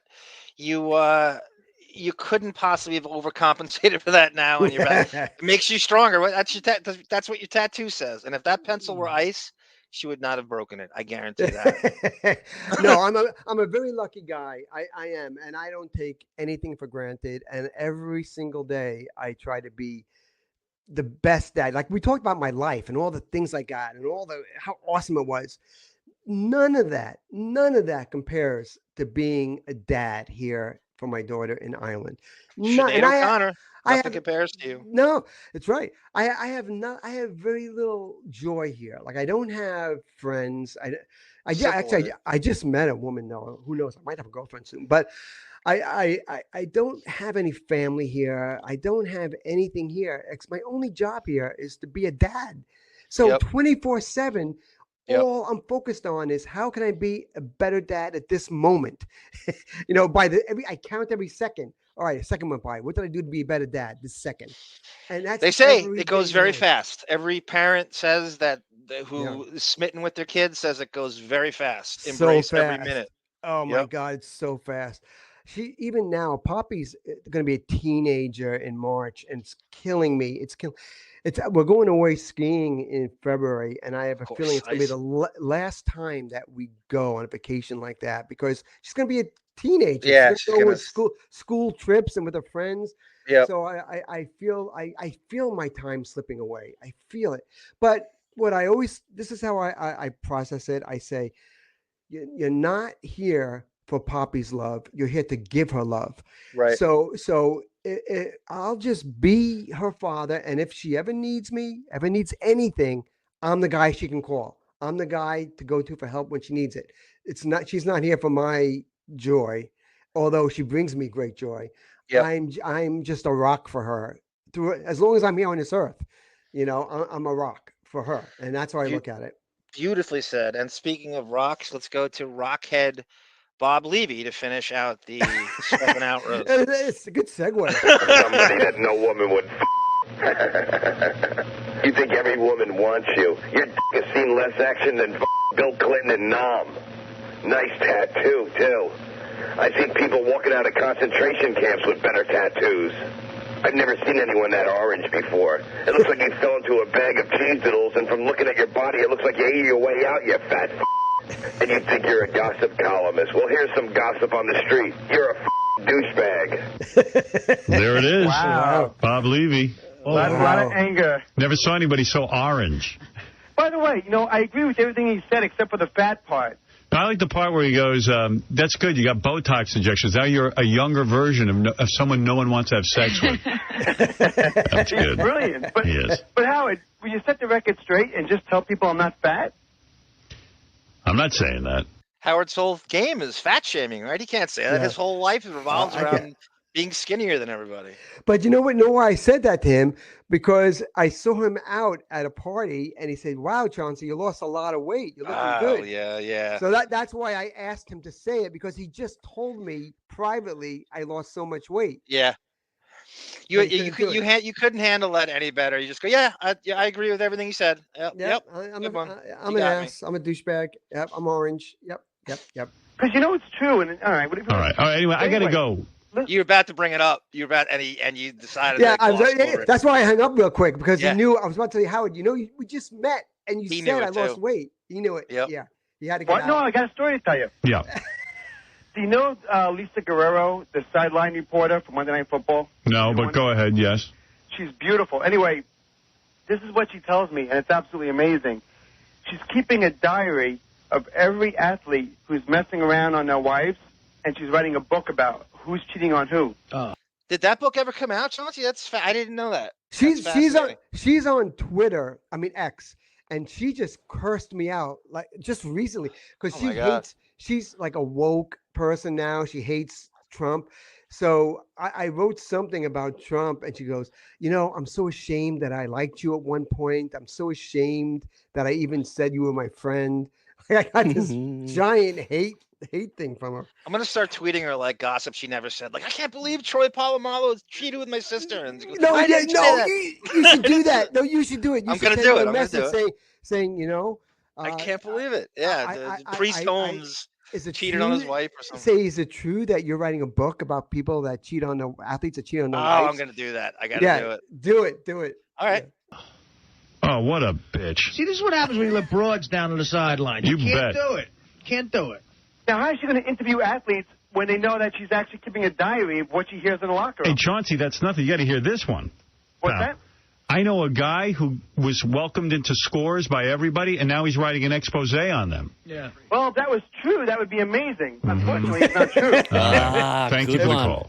Bon, you have no idea. I have this. I don't know if we have time for this now. I have a fight with him, Chauncey, against Lonnie Hanover, who calls in. He probably was up all night at Scores. Ronnie and Howard. It's a 50-minute fight, and it's just crazy. It's something that doesn't get brought up a lot, Chauncey. I don't know if you remember this. I don't. Man, it's 50 minutes. It's a full fucking segment. It wasn't even supposed to happen. Okay. Oh, but one more thing, Howard. He's talking about what a snitch Right, he is. she is. He's the same No. snitch. Yeah. No, one more thing. By the way, that story is completely false that you just said. And you're a traitor anyway. No, I'm not. That's false. This Scores lets this Chauncey in. They He thinks that's Howie Brasco, by the way. He's trying to do his tough guy voice. He goes, they fucking let Chauncey in there. They put him in the fucking buffet. What do we think? One thing quickly, John. I loved your Judge Judy impression from last forgot show. I did that. Chauncey, do a little That's more. That's such a good story. It's such a crazy story. I'm sorry to interrupt, but when I was editing the shorties, I just couldn't stop laughing at you in the back. Is that Chauncey masturbate having an orgasm in the background? Thank you. treated him like a gentleman and a king, and then he goes over to the Penthouse Club. Yeah, switches loyalties very easily. And then he gets on the air, he's talking about we know exactly what happens at these places, Howard. What do you think? Do you think we don't? He's just kind of stating the obvious, but writing it down. That we know that goes on. He's not blowing up anyone's spot. He's painting a picture. Chauncey's a villain. We're gonna do a bit now that Chauncey's a traitor and a villain, and we're gonna, sell this to the people. No, but what's he really worried about, Chauncey? What's the bottom himself? It's not. It's That always he's gonna be in the about- book. That if he's going going to be in the book, right? Yeah, That's yeah, the only thing he gives a shit about. Yeah, true. How great it is, and it's the best place, and this and that. After the way Scores treated you, shame on you. You know what? You're like a politician who's in the back pocket of Scores. I'm not in the back pocket. That's such a great line. I just listened to that before. That's such a perfect analogy. Yeah. He is. It's when a politician is bought and paid for by the constituents or a company and their donors. That's exactly what he is. That's exactly right. Bought and paid for. Yep. And this See, is that's- like hardball now. You're really the going at best. each other. Howard's not holding back, and neither are you. There's resentment. That's great, man. There's I should be defiance. ban- It's such I great should be defiance. banned. They should ban me. You would think this would have been enough, but you had This would enough have been on him. You're such an asset to the show that they keep you on. And you know what's even worse? Like Gary hates your guts. Like Ronnie hates your The guts. fans hate my guts. That I don't get. But I at the time, I guess you came off but we didn't realize how good we had it, and we didn't believe how right you really are. Cut to today. Right. It took At a while. anybody. for All I people know to is they get- treat me like a king over there, so I'm not going to We're drinking the Kool-Aid, right? We were all just like lemmings. sit and burn those dudes. I'm not burning them. I'm just, you know what? You might see that as someone who's in the back pocket. I see it as someone who's loyal. No. There's no loyalty when it comes to strip clubs. And number No loyalty. Why but is that? So why do you expect Lonnie to sit there and treat you like a king? And Lonnie's such a nice guy; he still treats you like a king. Ronnie and I haven't spoken in about 8 years. Good. And this story isn't about Scores. It's about all strip clubs. Whatever. I heard Scores mentioned. No, you're crazy. So, I mean, you're talking about the chick on Monday Night Football. You're like that chick. You're a girl. I'm right. You're a girl. His whole show is predicated on gossip and smearing people. His whole show is that. You're a girl. I'm a girl. Chauncey, his from beginning to end, Howard's show is about exposing people and their foibles and getting the guy who wears a on. wig, the guy who wears a girl's Yeah. wig on his head, You're a girl. and guy- gets his nose job and his jaw reduced, And watches Buffy the Vampire Slayer with Ralph Right. in the basement. You're an orange-haired girl. I wish you knew. You're orange like a cheese doodle. There's no arguing with you because you have an agenda and you can't argue. Well, I'm Yes, right. he does. That's Yes, why he I wish does. you were. Go ahead, Mike. You're on the air with. When doesn't he have an agenda? Everything out of his mouth is an ulterior motive. Nobody would talk to him like this. Nobody would talk to him. And he's going really reaching. He's just going on about your hair color now. That's all he's got. You He's, gotta go to and that. you You're can fat, hear it you're in bald, his you're fat, voice. You're fat and you're bald, you have yeah. orange hair and you're fat. He's got a real attitude in this. It's a side of him. I don't know if I've ever heard this before. You can hear he's got a very aggressive, like nasty. Because he's nervous. He's looking out for number one. He's nervous. Chauncey's going to blow up his spot. He has This so is much on him. nothing. You Yep. should have heard what he said about me after I was banned. This is I did. This is a love story. Chauncey Hayden, the editor of Stepping Out. Come on, Howard. This guy's a douchebag. First thing he does, This guy's every Howard caller that gets through too much. Every fucking Howard. Fucking douchebag. Flatbush Avenue at Avalanche, the bar, and he's. Yeah, I used to live over there, Chauncey. I lived in Park Slope. You weren't at Flatbush Avenue, right? I mean, Never. No. Why would you be in Brooklyn? Why? Never. You have no reason to go there. I'm a Jersey guy. I'm in Jersey bars. Flatbush Avenue. Looking like a bum, getting out of control, picking up Jackie Conner. He's crazy. Out of control, these people. The bartender, Toddy, is going to smack him up. All right, there you go. Well, Is that true? I got to stop hanging out on Flatbush Avenue. Billy, you're on the air. John, I've got to ask you a question. Does that caller's voice, is that what your cousin Anton talks like? Because I've been hassling you to get him on the show, and I imagine he talks like that. You know, it's and funny. I His name hope sounds he talks like that. his real name, Anthony Del Broccolo, sounds like he should sound like that guy, but he couldn't sound more like an intellectual. Like it's just sounds nothing like that. It's You so saw funny. the you think he sounds- messages I sent. Remember when I wrote them out like phonetically, and I was Yeah, doing like he a sounds dice. nothing like this I guy. imagined him being like a dice guy. That's what I wanted, though. So I'm bummed. out. Why do you make us suffer with this guy, man? His voice goes right through you like a freaking toothpick. He's crazy. All right. Get him off the air. Let's play a homeless game. All right, thank you. I love that guy. Let's play the homeless game. Anything. Just get Chauncey off. Anyway, Howard, before I go, I wanted to say one thing. Go ahead. David Wells is coming back and pitching on Friday. Yes. And you have to wonder if he went and saw your doctor friend. So there's this cult, Chauncey. You know this fucking getting things done. David Allen, Marcy Turk. It's kind of tied into like Dr. Sarno. He's obsessed with Dr. Sarno. Right. And he pushed Dr. Sarno on David Wells. It's so bizarre. And it's kind of part of this like weird cult that he. Your doctor friend. I talked to David Wells off the air. He told me he was going to go see Dr. John Sarno. But he hasn't yet. I don't know that he has or hasn't. I haven't heard back Back on the mound this Friday. Well, that's good. Yeah. All right, thank you, Chauncey. All right, Howard. No books about scores. Thank you. Okay. Nobody needs that. This scores fight literally constitutes a whole show. It's so good. Man. It went on for years. Greatest thing that ever happened to a guy is a strip club, and he's going to write about it and ruin it for everyone. He's going to expose what goes on in strip clubs. We spend 99% of our time telling our women nothing goes on there. Right. He's going to sit and tell them that's not true. Well, he says that what he's. How stupid do you think women are? Well, They don't- you know how it's thinking. I'm going to write about the when he got pregnant. Yeah. No, I know. Chauncey, everything you say, he is covering his own ass. He's always ulterior motivated. Like you said, it's just like a politician with his hand in and he is got an agenda in everything that he does. And that's, you can tell in his voice, as Bond said, picked up on it. He's got a different tone. It is all about me, Ed. What we're really going to talk about is the behind the scenes at strip clubs that you don't know what the girls' lives are really like and what goes on. No one cares. Yes, I care. I think it's fascinating knowing what their lives are like. It's how have you? I'm sure Chauncey's seen this a million times. Bond, do you have strip clubs in Australia? Yes, of course. Okay. Have you ever seen a Sean. stripper? Have you ever seen a stripper enter the club or leave? Oh, no way. The transformation they go around they the do. back, don't they? It's They do, but they come in like with like a George Costanza, Gore-Tex parka on and a fucking hat. Oh. It's fascinating to see them walk into these places and walk out. Yep. Just that's fascinating. So imagine the whole thing. How do they hide it from their family? How do they operate? What do they do with the money? That whole thing. That's Bond. We watched it with a great show, Chauncey. Mayor of Kingstown with Jeremy Renner. It's a fucking great show. They've He's a done great 3 actor. seasons. That guy is amazing.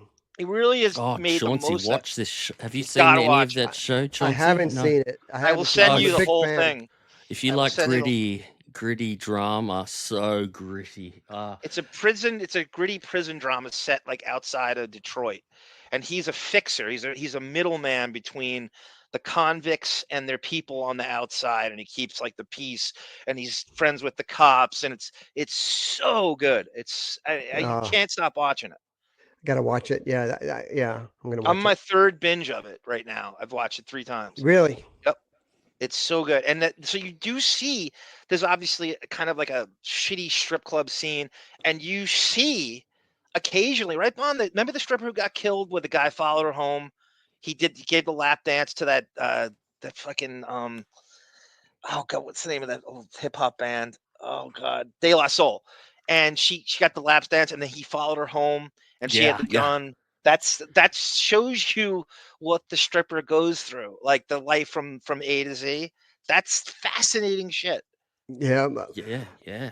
I dated a couple of strippers, but one for many years, and her life, I could write a book about the life of a stripper, right?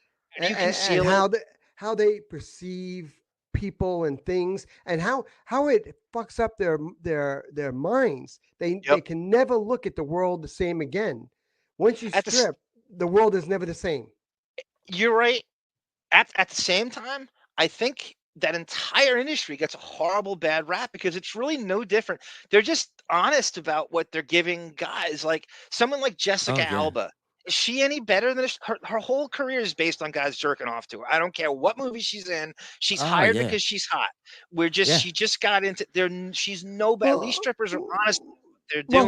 Well, Harvey Weinstein, that whole scandal exposed that. And those girls that slept with him were no different than strippers. Right. The only thing is legal prostitution. But the thing with strippers is that they do it so often every night, and and they're not doing it with powerful men. They're doing it with the landscaper who has a $20 bill in his pocket, and who got drunk with a 6-pack of bud outside in the parking lot before he went in, and you have to grind against him and do that over and over and over again for years, and it takes the soul out of your body. Yes, and men who strip, it doesn't have that stigma at all compared to women. It's women. It's got a darkness. It's kind of the darkness in their soul. They must be, and all of that. But with men, it's just like, oh well, he's a party guy. All that kind of thing, sort of, you know. Do you know I was a male stripper in Seattle? No. If you're lying to me, I'm going to kill you right now. You tell the truth. Swear what was your name? Rain Man? That's Sean Kemp? Yeah. I'll tell you. I've never spoken about this. I'm going to tell you. Wait. Let John have 5 guesses of your stripper name before I said Rain Man after Sean Kemp. We got one. You're never going to guess my name. You're never going to guess the name. Is it a masculine type name or is it feminine? Is it a mixture of words like Marilyn Manson? Yes. Or something? Yes. Now John, think about that. Is it pop culture from the 70s, 60s, something in there? I would say it's a kind of a 70s-ish thing. Now, John, think. Fran Tarkington. No. Oh, okay. Close. Is he close though? No. Senator All Giant? right, tell us. Then my name as a stripper in Seattle was Horace the Nerd. Oh wow! And because I would dress up as a character. I would dress like the Band-Aid in the glasses and like like Urkel. The flood pants. Like Urkel. That's how I would dress with a boombox. And I would go into public places like restaurants, wherever I was ordered, wherever, like a bachelorette party in a bar, right? Or in a back room of a bar, or an office, like an office. And I would have to go to let's say it's an office, and I would play Pretty Woman by Van Halen. and Beautiful girl. And they'd say, what is this guy? What's he doing here? Now everybody else is in on it except for the one who they bought it for. It's like that flash mob thing. You come in and you shock everyone, but they all know, but one person, the birthday person doesn't. Yeah. This is so great. Do you know what the next Lotus Notes Shorty episode is going to be? John, what do you think? Yeah, Horace the Nerd. Horace the Nerd is the title. Harachi the Nerd. I never publicly spoke about this. So this is 1982, 83. I was going to ask you, what are you doing in Seattle? How did you get this? Is it the Navy? I chased a girl there. Of course. I chased a girl, Caroline Kennard. I chased her there, and I couldn't find work. I was a young kid. I had a really good body then, and I wasn't ashamed. I was working as a nude model for art classes and getting $15 off the books cash an hour. Okay. Yeah. So I met a woman in the art class who said, you have a good body.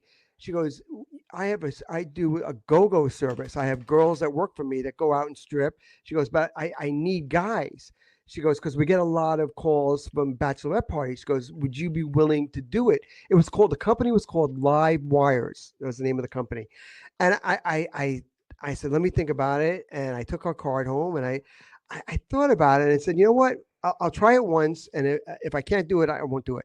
So she sent me out like, oh my God, it's like yesterday on Seattle. If you know Seattle, it's a lot I was there once. There's a lot of islands around Seattle, right? And the ferry boats in the Puget Sound, they take you to these islands. So there was a bar on one of these islands. I had to take a ferry boat to with my boombox and my Horace the Nerd outfit and my bag, my stripper bag. And underneath, I wore see-through mesh purple G-string, like see-through, like it hid nothing. It was just, I don't know why you had to even wear it because it didn't hide anything, and it was like a G-string, like a girl would wear, but it would hold your nutsack, and I had to go to this back room, like a dirty back room with these drunk women, and I had to do my Horace dance. And I'm like tripping and falling, and my glasses come off. But as the song gets further and further along, and its garments begin to come off my body, the dance becomes more real, like more serious, until the last part. I'm full-fledged stripper, really doing it with nothing on but my little purple G-string. Have you got any photographs of you dressed in any way from back then like that? We would love to have something like that. No. So how long did you do that for? A year. And while I was doing it, the other job I had was Go ahead, Chaunce. I'm sorry. While I was doing it, the other job I had, I did that at night. And during the day, I worked for a place called Tubbs. It was this like a hotel, but you didn't stay overnight. Each room had a jacuzzi and like a little bed in it. And people would go there for sex. And they take a jacuzzi, they get a bottle of wine, and they have sex. And they go, like, you rented it by the hour, not by the day. This is Seattle. I don't know. This is a bizarre. Tubbs. I don't think it's Seattle for this. Yeah. So it was cool. And my job, I'd have to wear a white, like, polo shirt with Tubbs on it, black shorts, like really black shorts, and knee pads. And when someone left, I would have like 30 seconds to get in there, pull the dirty sheets and condoms and everything off the bed, throw it out, put it in the laundry, put a new sheet on, and then skim the jacuzzi of all what you can imagine floating in it, and get it ready for the next group. So that was my day job, and stripping at night was my other job. Mike, put that on a resume, right? We see a resume gap here. I see. What did you do in 1982? John, it calls back to what you've been saying about Chauncey. This is a crazy life. It never that ends. He's had. And it's like crazy. It's a crazy life. You seem That like a was insane. mild-mannered man now, but this history back in '82, you're stripping, and this is. And I ended fascinating. up staying with this stripper. She was a prostitute. She wasn't a stripper. She was actually a prostitute.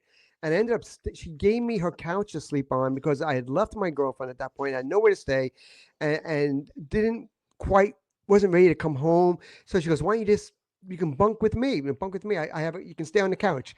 So I remember I was living on a couch, and she would go out on job. Like, she was a full-on prostitute. Wow. And like, she would tell me about the clients when she came back and the guys that she was. And I remember when she was out one night, I opened the freezer and there was a dead squirrel in the freezer, frozen. A squirrel, full squirrel, frozen, with the fur and everything on it. And I remember it freaked me out so fucking much. Like, why is there a dead squirrel in this woman's freezer? That I grabbed all my stuff.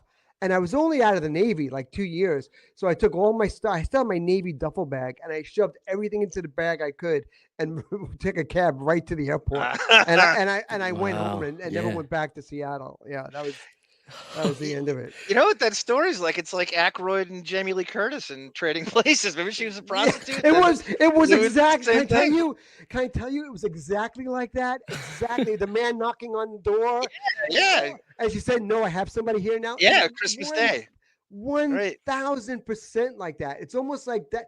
If we just take our heads and switch them, that would be exactly what it was like. Good Lord, John, was your time in Seattle as riveting as this? 'Cause this is It was like Animal Queensryche in and the Jet City freezer. Woman. I went to the Grunge Museum, which is an amazing place. I totally recommend it. No, this is crazy shit. God, I saw thanks, a guy get shot right outside my window. So I'm sitting in this apartment and I hear bang, bang, bang. And I go right to the window, and there's a guy dragging himself across the street with a stream of blood coming from his leg, and another guy hiding behind the car shooting him. Damn. I literally saw it happen, watched it happen. All this in Seattle. Yeah. It's such an underrated. You remember during the George Floyd riots? Yeah. They were throwing pipe bombs across. It's a crazy. It can be a crazy place. And it's so small and compact, and it Big it's hills. Just, but the people, well, they have the underground city there. You know the underground city? No, I don't know that. Seattle burnt down in the 1800s. Seattle burnt to the ground. It completely burnt down, and it was rebuilt. But the city that remained of it is still under all those hills. Okay. And they give tours of the underground city where you can see the way Seattle was in the 1800s by going under those streets. The streets are on like a 45-degree angle, Bon. Like I mean, like San Francisco kind of hills. Like if you were an athlete looking to do hills to like build up your endurance, there's no better spot than that. And you have two mountains on each side of the city. You have the Rainier Mountains on one side and the Cascades on the other. So you're surrounded by these snow-capped mountains. And then, oh no, it's the Cascades and the Olympic Mountains. Mount Rainier is in between them, and that's a volcano, and that looms like you can't even believe how big this is, like gigantic. And it's a volcano. You got to get this book, Chauncey. You've got to write this whole life into the book. I'm going to keep harping on about it. Hey, Chauncey, I just got an idea. Do you want to save the Justine Priestley thing and try to get her on so she can listen to it with us? I don't know, because I'll tell you, she stopped talking to me for a while after that, and it took us a long time to get over it. Her brother heard that and was furious, and she blamed me for all that, and it took years. I did so. When we were together, we would go out and get loaded in a bar, and every time I did this, as soon as I got loaded, I would say, Jason Priestley's sister, right here. Jason Priestley's sister. And she would get so mad. She'd punch me, like actually punch me in the face. Say, stop. I go, but you're Jason Priestley's sister, and you're right there. Oh, Sarah would love this, John. I know. She's such a, we do on our Patreon. We do a podcast called #Justice for Scott Scanlon. And he's a character who's on 902 the first season. He was a blonde guy with a cowboy hat. And they wrote him off the show because he's actually the only age-appropriate kid. Everybody else is like 28. He's actually like 18, 19. And he was killed off the show by the second season. And so we like him. And we call it #for Scott Scanlon. We do a 90210 watch-along. We watch every episode and we comment. Really? Sarah yeah, is they've been doing it with for years. 90210. Do you know who I became good friends with? Shannon Doherty. Yeah, her death that's really sad. We just watched an episode, and she and Luke Perry were in the same scene. I pause it and I go, "They're both dead. They're both dead now. It's crazy." Yeah. She I interviewed her, and then she did Stern or one time. Yep. And it got into a big fight or something, and I came on here and defended her, and said, you're wrong. I got into a fight. Oh shit. To get that for next time. I have that interview. And she called me up after the show, and she said, Chaunce, Shannon, I just want to say how much that meant to me that you did that. That's awesome. She goes, I don't have a lot of friends, but she said, you're always going to be my friend. And for the rest of her life, she was always reaching out to me. Always, like if I went golfing and took a picture of a skunk on the course, like she would laugh and say, "That's Chaunce, that's so funny." Like we always stayed in touch. Yeah, she was awesome. Her death really bothered me. She really the medical system we have that just didn't. She couldn't get. It was horrible. She fought so hard. She fought, man. She never lost hope and fought to the end. It was terrible. That's a great story. Yeah. I gotta definitely find that because I have that interview. I have the video interview actually. She did Playboy. She was in there promoting a Playboy spread. As a matter of fact, so hated by so many people. Like always came. Everybody thought she was a bitch, but she was so nice. Like just she didn't take shit. That's all. She just didn't take shit from people. You're not allowed to be feisty, right? No. I want to show you this. So this is. I don't know if you saw this. So you remember that on 9/11 they did that huge concert because you brought up Drew Barrymore before. I had this to show you. Yeah. So Howard went. And I don't know if Jade confided in you or anything like this. Howard went and smeared Drew Barrymore to this, Badge Bunny, Stolen Valor, fuck Iraq, 9/11 crowd, and did this to Drew Barrymore. Watch this. I'm going to say something to all the celebrities who have stayed away from New York. I say shame on you. Come back to New York. Don't run. Don't. Chaunce, look at his hair. Look at the weird. Look at that unnatural part in the middle. Yeah. Look at that shit. Yeah. Hi, people like Drew Barrymore. Don't be afraid, honey. It ain't scary here. I mean, it can't be any worse than spending the night with Tom Green alone.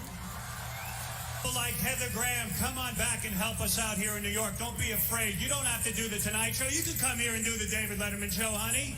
Don't be afraid. All celebrities should come home and back to New York. Although a few of the celebrities should stay away, like Kathy Lee Gifford and that annoying hen on The View, Star Jones.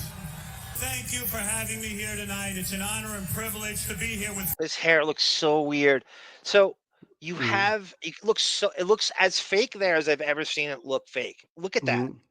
It was way too thick and too moppy for to be real. It looks like a helmet with a quadrilateral part. It's so fucking weird. Yeah.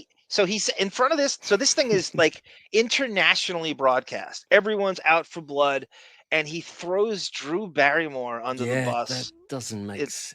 Bon, you don't know how much watch this was. Every fucking star in the world is here. Oh, we got it here. I remember. Okay, I so you can't got it there. remember. Okay, good, yeah. I can't remember it. I watched it though. It was played here. It was big, very big. Imagine being Drew Barrymore and seeing that. And this is what's he calling out? Just Heather actors Graham for Well, this is why the new Howard had to call these people and beg for forgiveness. Yep. That's exactly right. Oh, and now he's friends with Drew Barrymore. Figure that one out. I'm sure. I'd love to hear Jade's opinion on that. That would be great to hear what she has to say about that. Yeah, She dropped out.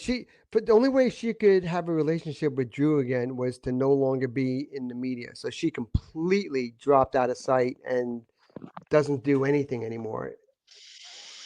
The next thing, let's go to Alec Baldwin. We'll end it with Gina Gershon because it's a little longer. This is Chaunce with Alec Baldwin. Oh, you know what? Oh shit. Crap. I found another. Chaunce, could you slip something to Richard Johnson? Do you think Richard Johnson would have fun with the stuff with Beth's dad and house arrest? How Howard had that hidden. Richard Johnson had done the show many times sitting in the Jackie chair during this time. I don't know if he would, because he would know I'm doing it to probably, or he at least would think, but he'd be right. I'm doing it to needle Howard, and he would say, I don't want to be a tool for you to needle Howard. Like, he would just look at it like I'm using him to get to Howard, and he probably wouldn't buy into that. I don't even care if he uses it. I would just like him to see it.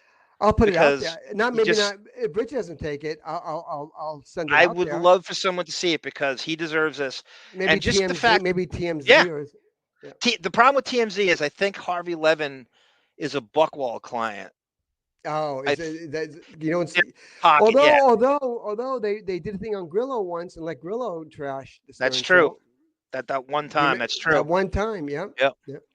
All right. So I found another clip of that same era. I remember I played you the clip of Bobo asking about Beth's dad. So the exact same. This is because thanks to you, because I was ferreting for shit on you. I've been looking for this for 3 years. This specific clip. It's a needle in a fucking haystack, to say the least. And thanks to you, I found it again. And this is King of All Blacks, who's obsessed with Howard's personal life, asking about Beth's dad. This is like a couple months after the Bobo thing. Okay. So Beth's dad is on house arrest at this time, and Howard's doing the thing. I've never met him. I don't know what his deal is. I don't go to Pittsburgh. And this is all going on. He knows exactly what it is. He knows exactly. This is house arrest. And I have the article in the video, so you'll see it, and it shows you that this is King of All Blacks asking about Beth's dad to Howard while he's on house arrest, and Howard knows full well that he is. Okay. Yeah. Oh, man. I think he's just scared of me and Dana, who are the defending champions. There you go. King of All Blacks. Haven't heard from him in a while. Great to hear from King of All Blacks. So there's his dad, Chaunce, and so these are the articles on him, and the dirty army gossip did something on it. There's a blurb, and it was so that He you looks could like see. he looks like Grandpa Al Lewis. He does. He does. Morning. I think, me personally, I think Robin talked him out of not coming. See, I agree with King. I talked him out of I not think coming. she was like, when she came home, she was like, oh, you don't want to go on that stupid thing, do that stupid thing. Maybe you're right. Are you there? Hello? Yeah. What can I do for you? My phone is messed up. I want to ask you questions about Beth. I love when they ask you questions. Now, listen. Oh, boy. And I'm being very serious. Go ahead. That's how we like it. Because I'm never serious. Go ahead now. Very serious. Get serious for a And second. after you're done with questions about Beth, I'm going to ask you questions about picking up the trash. Because I got a lot of questions. He loves to hear about I trash. love to hear about trash. Look out. I'm going to get serious. Sorry, go ahead. I work at the Meadowlands too now. Security. Go ahead. But listen, my God. Beth, she's a young girl, right? She's 30. Her parents like you, obviously. You're a likable person. I met her mother. I've never met her father. You're kidding. No. Why not? Because he. So he's been with Beth now. He's been outed as being with her for 2 years, according to his timeline. We know it's more than that. And he wants the audience to think he knows nothing about Beth's dad. She's a fucking Pittsburgh daddy's girl. He's never met her. He's never met. The dad is supposed to be a fan of the show, right? Didn't they claim that she got her dad Private Parts book for Christmas or his birthday or something? Right, We're supposed to right. believe they've never met. They're supposed to believe he has no idea. Yeah, that's all bullshit. Yeah. This is all horseshit. Because he never comes to New York. Doesn't visit. You don't go where they are? No. No, not really. Apparently not. They're in Pittsburgh. That you can't go there. Well, we're thinking about going there, but we just haven't had a reason to go. I mean, her parents are there. Well, I'd go. If Beth invites me, I'll go. Go ahead. Does she go home? No, of course not. Oh. Go to Pittsburgh. No, she goes home sometimes, but not recently. Not a lot. How strange is that? Did you just hear that? Yeah. The fumbling and the hammina. She doesn't go. She's been with her for 2 years. We're expected to believe he's not been asked to go to Pittsburgh, or you know how this goes, Chauncey, right? He sits in a room with Buckwald, and they say, well, how do we whitewash this? No, it sounded like? It sounded like, you ever go on YouTube and watch the people that committed murder being interrogated? Yeah. And when the interrogator is backing them into a corner, and they start fumbling to try to remember what lie they said a moment ago, so that it all falls into place, and they can't. That's what A guy with private jet access, private jet to Pittsburgh, anytime he wants. He get there in a couple hours and back, and wouldn't even matter.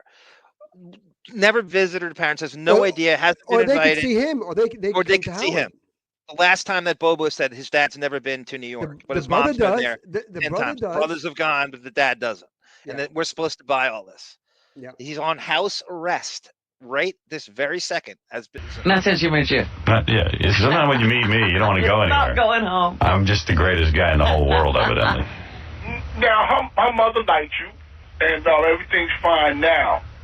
Now, a couple of years from now, 3 years from now, I'm sure y'all be together. You'll be together. But how do you know that? What, she's going to leave you? Maybe. Come on, man. Who would leave you? Listen, seriously. I mean, you're funny. Someone named Allison left me. You're funny, you rich. It's so weird to hear him bring Allison's proper name up, because now it's Allison's lawyers got to him, and he has a gag order on even mentioning her name. He literally can't say her first name. Right, anymore. right. It's been years. I'd say, Bon, what would you say? 18 years? He hasn't since they got the Sirius. The first year or two. I of don't Sirius. even. The name Allison does not come up. It never You know what I'm saying? You got a nice you're sense of humor. You like, come on, who would leave you? Listen, your wife just doesn't understand you. But listen to me. Now, a couple of years from now, her mother's going to go, well, I know Howard's a nice guy and everything, and I like him, but don't you want to have kids? That's already started. Huh? That's already started. Oh, see? But Beth doesn't want kids. What? See? I told you. Oh, you're such a nut. I told you going to have to. I'm telling you right now. I'm not having any more kids. You have to have one more with her. That's it. No. And then it cuts off. What cuts off? What, my life is ruined and the kid's life is ruined? Chaunce, it's got to be hilarious to you to hear him talk about how he'd have it. You know how much help he has, how many assistants, he doesn't lift a finger, how easy it would be to bring a kid into the world with the help he has. Well, we were talking earlier about Pacino and Baldwin and De Niro. They're just giving sperm. They're just loaning their sperm out. They're not raising kids. Speaking of sperm, Chauncey, your boys are like Michael Phelps that in your 50s, If you I can just look impregnate at you, right? That's crazy. If I just look at you from across the room, you're probably gonna get pregnant. Oh. Yeah.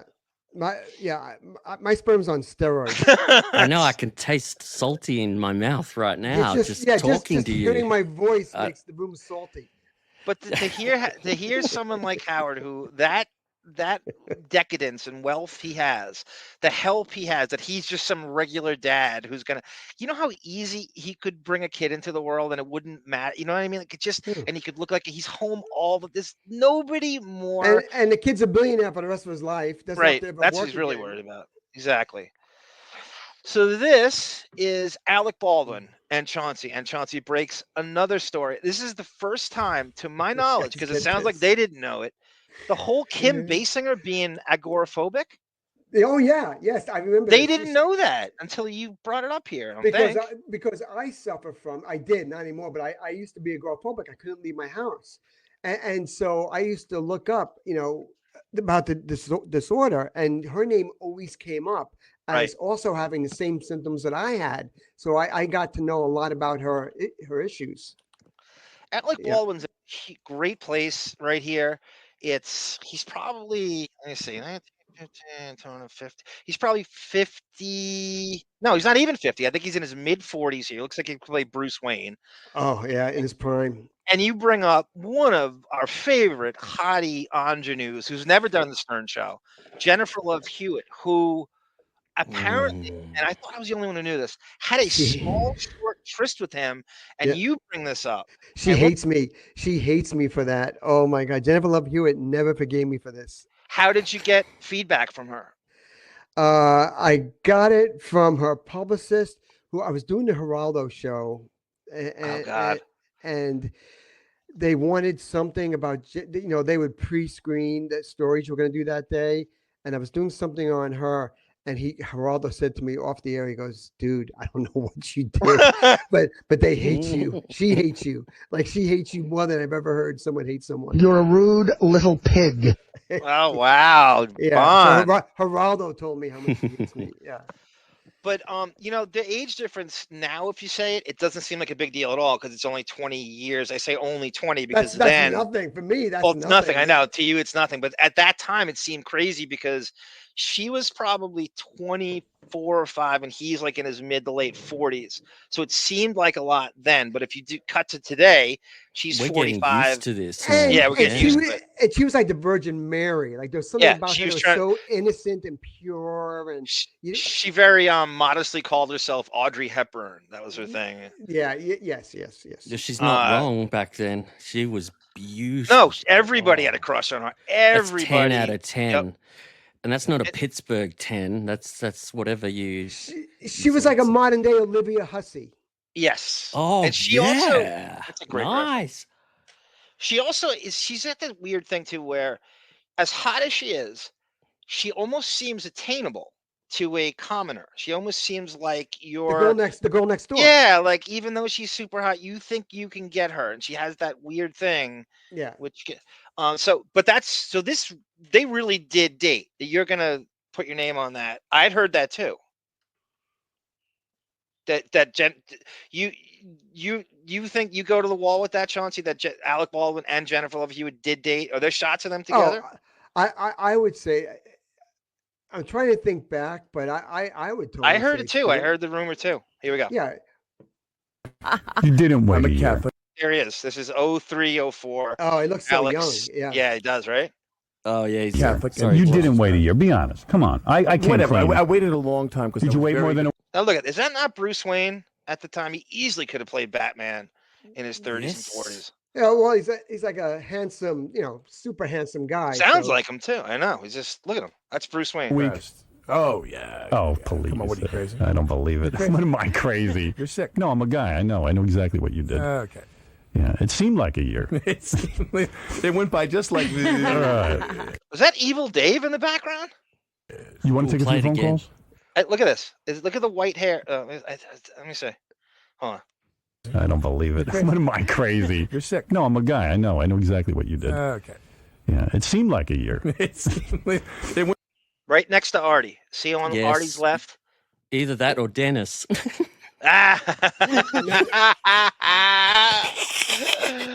That's Bond. I mean, Chauncey. That's Evil Dave, right? On Artie's left. It looks like him. Yeah, it definitely Yeah, looks like him. good eyes, John. Good eyes.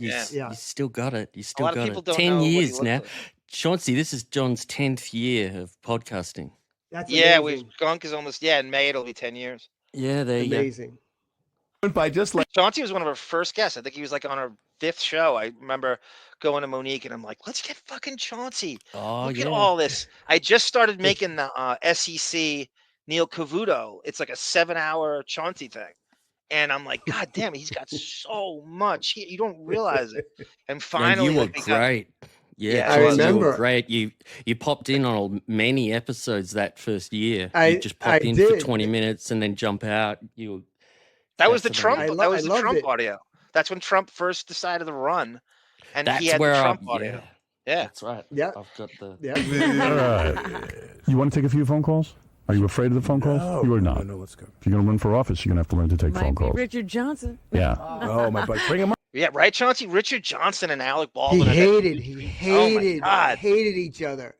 You say Richard Johnson and look at his face.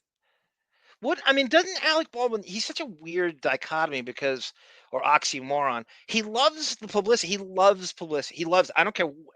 You don't live in. He lives in Greenwich Village. He would. Right. You would not live in Manhattan if you didn't. He loves the attention. He loves it. You'll never convince me he doesn't love it. Yeah, anybody can go up to his door. Anyone that wants to. Yep. knock on You his wouldn't door. live there.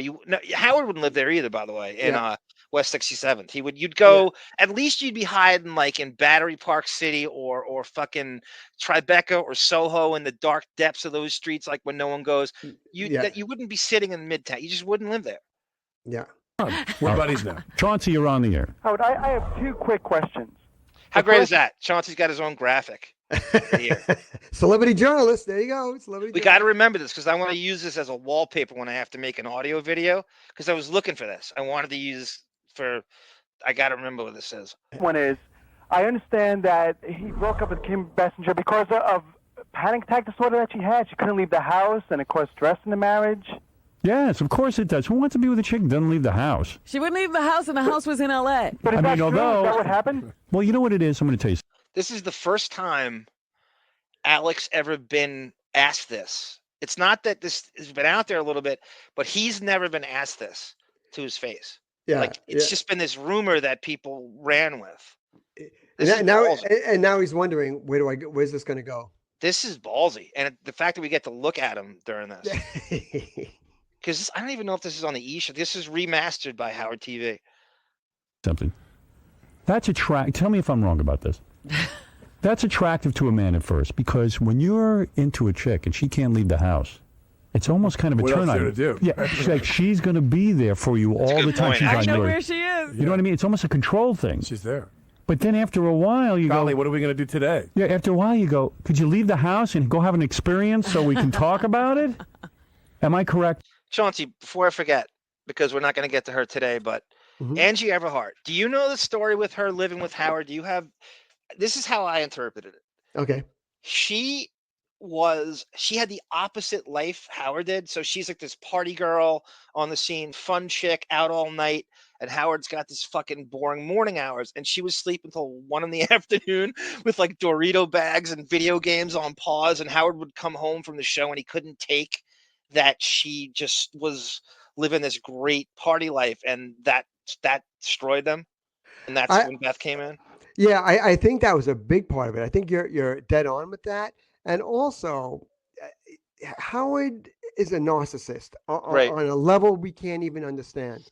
You can't have a girl like Angie Everhart who's looking to go out and be seen and Yep. network and Right. and try to work the room to get that next part that she's not going to get because she's not on that level, but she's going to work the room and cozy up the directors and you know has to play the game. Yep. Howard's not going to be around that. Like No. do you think Beth does that? You know, you pet a couple of cats and you stand on the red carpet next to him That's and you right. go home. She's not going to be with someone who's oh look there look there's so and so. I need you to meet him. We got to talk to him. We got to become friends with them. Not going to happen. And you know, they sat in the room with Buckwald and they said, how do we get Beth a gig where she's not that? She's not Angie Everhart. Well, I don't think Beth ever had ambition for that. Angie Everhart was that there's a certain school, a certain tribe of actresses in Hollywood that fall into the Angie Everhart category. Yep. And they're the ones they didn't make. They're known. You know them. You know the name, and they always make the Maxim and stuff and FHM Pamela Anderson, magazine right, top 100. right. You'll always see them there somewhere. Carmen you know? Electra. Yeah, they're always there, but there's a million of those girls going for parts. They're never. They're going to have to blow someone. They're going to have to get laid. Right. They're going to have to do something crazy. To What get a separates small them role. from the other ones? Right. How do I? Right. And that's not even a big role. That's to get the small roles. They got to do crazy shit. So they're out, those girls are out there, and if they can get to Howard, because it's going to help their career in some way, or at least ease the financial burden of what the life they want to live. You know, she wanted to live like a movie star. Yep. Howard made the kind of money to live like a movie star. Same thing with Robin Givens. They want to be around money and power. And at the time, there was nobody richer or more powerful than Stern. So that and Howard's not stupid. You know, he knows. So once he got laid a few times, he's like, "Oh, I'm kind of done now. Yeah. Like, I don't want to do this forever. I Yeah. want to do it for a little." You know, I mean, we've all had girls that we thought were gorgeous, and then after a few times, you're like, "Oh, I don't even want to be in my house. I don't even want to be here." You know that joke? It's not a joke. It's a lot. Bill Maher had a chapter in his book, and I don't know if he was the first one to say it. I don't think he was. I think it predates him. He probably just borrowed it off someone. But it goes, "Show me the most beautiful girl in the world, and I'll show you a guy who's tired of her shit or tired of effing her." Right. That's true. Right. And it's true. Doesn't matter who it is. Look at Cindy Crawford and there's some of these people that are beyond Somebody beautiful. one time, somebody looked at them and said, "I'm done. I've had." Angelina Jolie. There's so many, and they're like, "I please go away," or I don't want to have sex tonight. In fact, I never want to have sex with you Or again. that the Charlie Sheen line. He said, "I don't pay prostitutes to have sex with me. I pay them to Go leave." away. To go away, right? Yeah. No, that's true. It's true. And these rich guys can do it. They can have almost anybody, and they go away the next day. Do you hear the story about Derek Jeter? What he would do with the girls he would bang? I might have if you're a freshman. Oh, this is a great. I'm sorry for going off track a little bit. That's okay. But the Derek Jeter story is one of the best. So whenever you have sex with Derek Jeter, he on the way out, the butler brings you out of this New York apartment, and you get a basket with cheese, candy, a signed ball, and some Yankee memorabilia, and you get it like in a basket. Oh God! Like a gift basket, and that's how they see you out. Well, Don Zimmer autograph photo. Yeah. Yeah, and I'm trying Tobacco. to think which actress it was. It probably is on Google, but there was one actress. There's Minka Kelly, Jessica Alba, Mariah Carey. What's his list? Jeter's list is crazy. Oh, it's awesome. But one girl said she got the basket twice. He didn't know. He banged her. She got the basket, and he forgot that he had already banged her. I knew the story. Right, right. Yeah, and she got a second basket because he didn't know. He didn't remember her. His charmed life mirrors DiCaprio's so much. There's so many parallels with those two. Like they're kind of mysterious. They don't do interview. You know what I mean? Like But the problem with DiCaprio is he can look kind of clownish at times. Like he's out there on a yacht with his big belly sometimes, and where Jeter always Skinny has fat. that sophisticated. You know, Yeah. Like you never see him in an awkward position. He in always control. has perfectly groomed. Perfect suit, perfect fit body. Yes. Always looking in control and in charge of everything around him. Yep. Always. And he was So- a star the minute he came to New York, like in the early to mid '90s. Like it was just the whole time. Did I tell It was you how never I a bad year. Did I ever tell you how I interviewed him? No, because I mean Howard tried to get him on the show for years. I'll make this quick. All right, so Derek Jeter's second year at the Yankees, he was rookie. I think rookie of the year the first year. Yeah, it was like '94. Yeah. So I wanted to get an interview, and I'm like, he's not going to talk to Steppin Out Magazine. He doesn't even do interviews. He's not going to talk to Chaunce from Steppin Out. So this is how good I was at what I did. I came up with a plan, and I call his agent, and I said, "Hi, this is Chauncey Hayden. I put out a publication called Stepping Out, and I just like to let you know that Derek Jeter has been voted by our readers as the man of the year." Diabolical. That's such a good. I said, so I just want to let you know that he's won this honor. There'll be a plaque coming, with his name on it to the office. And usually with our man of the year, we usually get an interview. So if it's okay with Derek, to go with the cover story and the plaque, we'd like to do an interview to talk about this honor. And they said, "Oh, man of the year, of course. Yeah, I'll get Derek Jeter. Let's do it tomorrow." They let me interview Derek Jeter. That's so. Man Didn't of the Conan year. O'Brien do that, Chauncey, to Adam West when he was at the Harvard Lampoon? Did he? I don't know. Yeah, Is they that gave him an true? award and he showed up to Harvard to get it. Oh yes. Yeah. I do know that. He gave him one. He showed up. But that's what I did because this is before Google, right? So you couldn't Google Stepping Out. You couldn't Google anything. You just was a phone call. It wasn't email, nothing. So I just said, yeah, man of the year. Man of the year. It's required. He's got to do the interview. Like the publicist didn't even ask, like, who are the previous men of the year? No. Man of the year. Dennis would be so excited. Who's woman of the year? Nikki Kelly. Oh, you had to be creative back then. Damn, you're diabolical. That's so fucking crazy. Though I love that. Like you said, the internet destroys all of that now. And then I made it destroyed my type of career is over. It doesn't exist anymore. But I also made like $4,000 off the interview because oh my god, I asked him about he was dating Mariah Carey then. Yeah, and I got him on tape talking about Mariah Carey. And you remember a show called Hot Copy? Yeah. Hot Copy. Bill O'Reilly was on. That's a Bill O'Reilly was on. No, Hot I don't know if he Copy was on Hot Copy. I'm thinking of Langford. I'm thinking of Steve Langford. I think Hot Copy was Channel 2. I think on CBS. It was syndicated. Yeah. Yeah, like at 4 in the afternoon or 5 in the afternoon or something like that. I forget. Many times a day. Yeah. And anyway, they paid me $4,000 for the audio tape of Derek Jeter talking about Mariah Carey. Did they play it? Yes, they played. Of course, they played it. Yeah. Oh my god. Wow, that's a lot of money. They asked me, like they do it, they'd bring the cameras to the office of Stepping Out. They'd bring the whole production crew. They'd set up in my office. They'd say, all right, tell us what what happened. I said, well, my name's Chauncey Hayden. I'm the editor of Stepping Out. And, as far as I know, according to Derek Jeter, he says this, this, and this. That's and crazy. then they cut back to the host and goes, and here's the tape. And we have audio tape. And then you hear,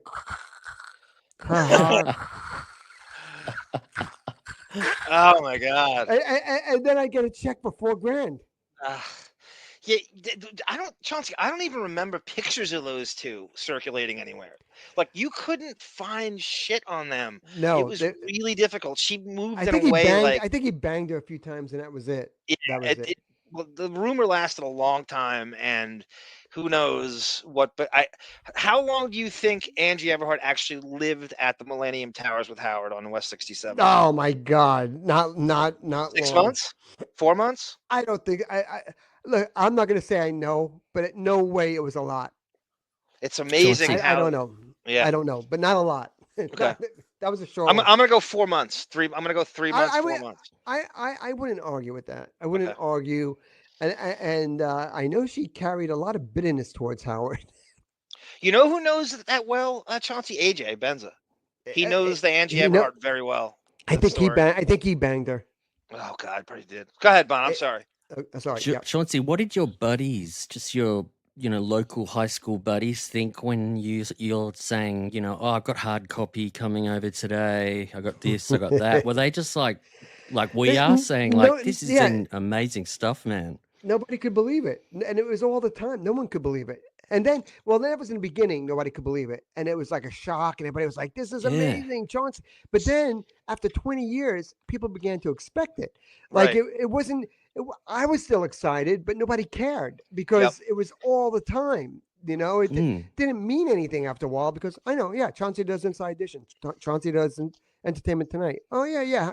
Chauncey was on Howard today. Yeah, whatever. The crazy thing is that there's almost no name I can't bring up that you don't have some connection to, that you haven't had. It doesn't matter who it is. It's really crazy. That's why I keep my mouth shut a lot, because if I have a new friend, like I just started seeing this girl, I really like her. She's here in Ireland. And we're starting to talk and get to know each other. I got to be so careful what I say, because anything we talk about, I have a story, and it's a crazy story. And what age is she, Chauncey? She's my age, in her 40s. Oh wow. Okay. Yeah, Chauncey's 46. Chauncey's the same age as Alec Baldwin here in this. She's my age. In her 40s. So would you tell her to tune into this when it airs, or would you? She's listened to a couple already. She's listened to a couple already. Oh, okay. She's surfed the web already and has learned some things. She up. Still can't believe that Donald Trump called me at home in the middle of the night. Yeah, that's incredible. She's already starstruck. Like she's already like, this can't be. I don't think this is real. There's no way. And yet, every time we talk, I'm like, don't do it. Like something will come up. I'm like, shut up, don't say it. It must be very hard not to say, oh, you hung out with him back in 1994. Yeah, all the time. Anything that comes up. Yeah. I was like Judge Judy. Like, oh, I'm watching Judge Judy today. Oh, yeah, I was engaged to her daughter. That's what was so. And I mean, your daughter starts talking about Beetlejuice, and you can provide a photo of you hanging with him. Yeah. I got the whole family together. Nobody needs. Chauncey's in the Tim Burton circle, as a matter of fact. And actually, I think he comes up. I have someone. Did you see that invite I sent you guys? Yes, I did. How cool is that? I'm so jealous. I'm so fucking jealous. Yeah, John. That hurts. John would love to meet him, just to meet him for 5 minutes, wouldn't you, John? Every time I think of Chauncey, which is like all day, every day, I think of him and Johnny Depp. I think of him and Johnny Depp in Manhattan at that hotel having that interview, and I just can't get it. I can't shake it out of my head. He gave me a hug. He had that kind of. He gave you a hug. He gave me a big hug. Promoting after Sleepy the interview, Hollow. after he got up, I'm like, oh, I appreciate it. I went to shake his hand, and he goes, "Come here." I'm like, oh my God, I'm being hugged by Johnny Depp. I wish you'd met Hunter S. Thompson. I wish I know. Hunter story. Did you talk about Thompson with him, Chauncey? Did you bring up? Yeah. We spoke for a long time. Some of my best interviews were after the interview. That's what I was because gonna say. You turn the recorder off, and then everyone's guards down. Then once the recorder stops running, and we're just like talking about. It didn't happen all the time, but it happened a lot. It happened with him, where you go, "Hey, Chaunce, that was fun. So tell me, how long you been doing this? And did you see?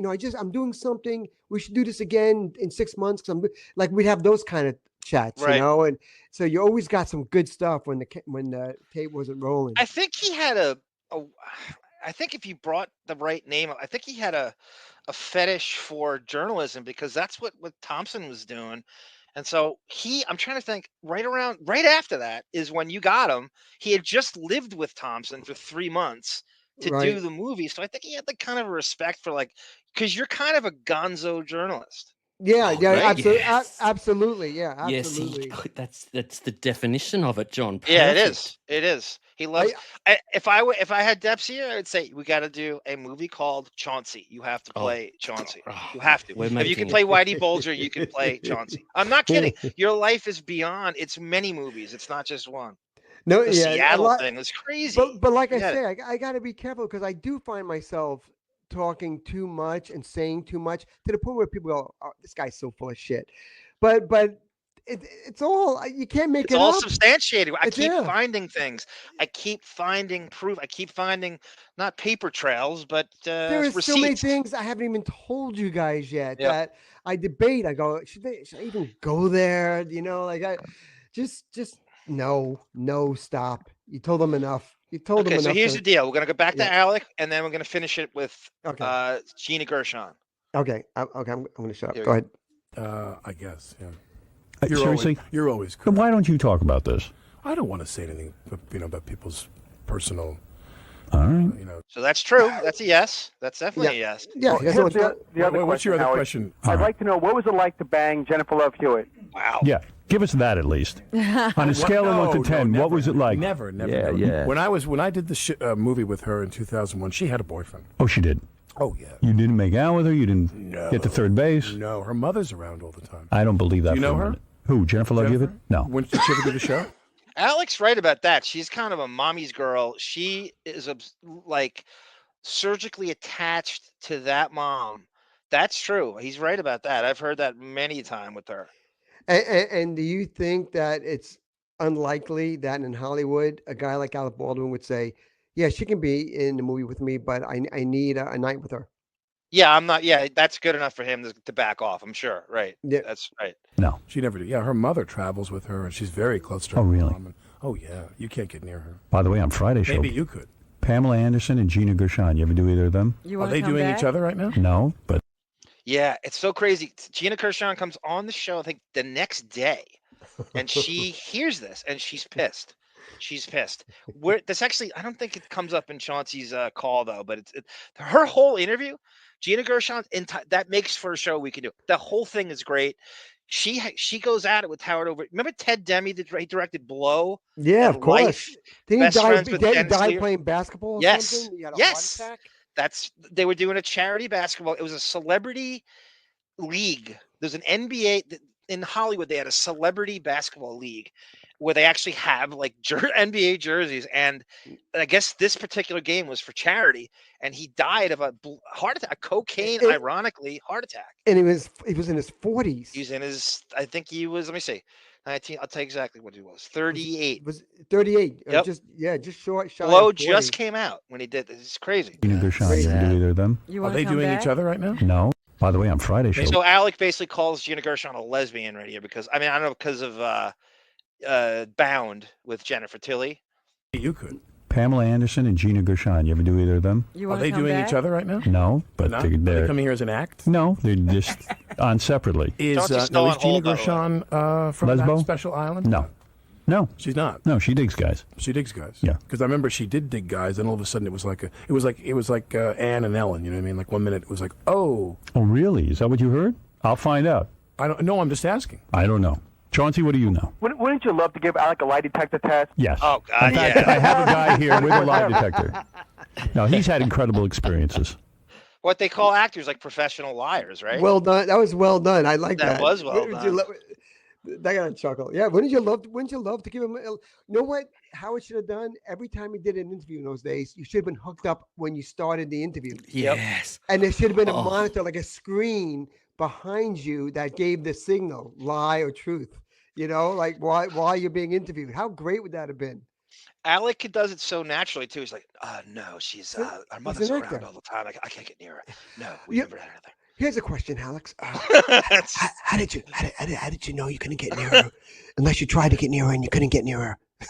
I love him. I love how reductively he says your name. He goes, "Who's this on the Chauncey on the phone?" Okay, yeah, Chauncey. He really Chauncey. but he was with Michelle Pfeiffer. That's a whole nother story. Oh, really? You didn't tell me that. That's a fabulous story that Alec likes to talk about in private with me, but he never goes public with it. When we have drinks, I would never mention. He's like, now you want to air. talk piece of ass? Forget Kim. Pfeiffer. Sean, did you know he was a busboy at Studio 54? Was he? Yeah, with the John Stockton shorts. I think you could find a picture of it somewhere. I think I swear to God, he's I can see it. He trying to get into was- acting. Yeah, good-looking guy. totally in New York. Yes, Right out time of, period. Right time period. He went to George There was Washington a big University. spike on a polygraph. That was Ed Torian. Lie detector.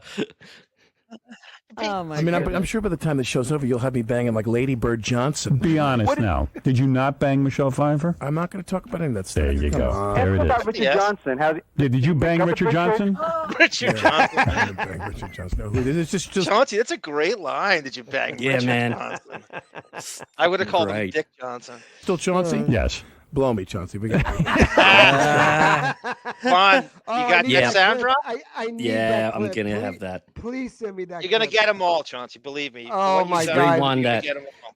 Oh, Play that I- again, John. Just I'm so I gonna play it can. again. I'm Chauncey. gonna Alec play it Baldwin again. said, So blow me, Chauncey. I'm gonna mute my mic. I'm gonna play it again so BonJovial gets the sound drop for us. Okay. Till Kingdom Come. There you go. on. There Ask it about is. Richard Johnson. How's he? Yeah, did you bang Got the Richard picture? Johnson? Yeah.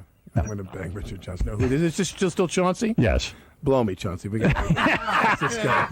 Chauncey, just go. You got all the facts you need, Chauncey. Yeah, Chauncey, go write an article. Go write an article. All All right, take care. Yeah, you bet, Chauncey. You dated Sean Connery for about 3 years. No, in my bag. In my bag. That's amazing.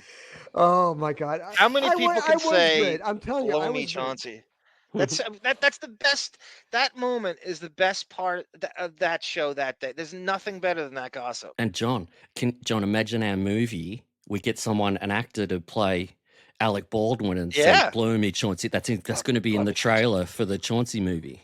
Blow Yeah. me, Chauncey. Blow me, Chauncey. And the King of Queen, the King of Queens. That what's her face? Leah Remini. Leah Remini. Oh, With his wig off. Now, why don't you talk about Michelle Pfeiffer? Why not be proud of it? If I bang Michelle Pfeiffer, About anybody. So really? they actually had a relationship? I didn't know. Oh, Chauncey, do you remember this? You don't Yeah. remember this? I know I you do. do. You do I- remember this? Yeah, yeah.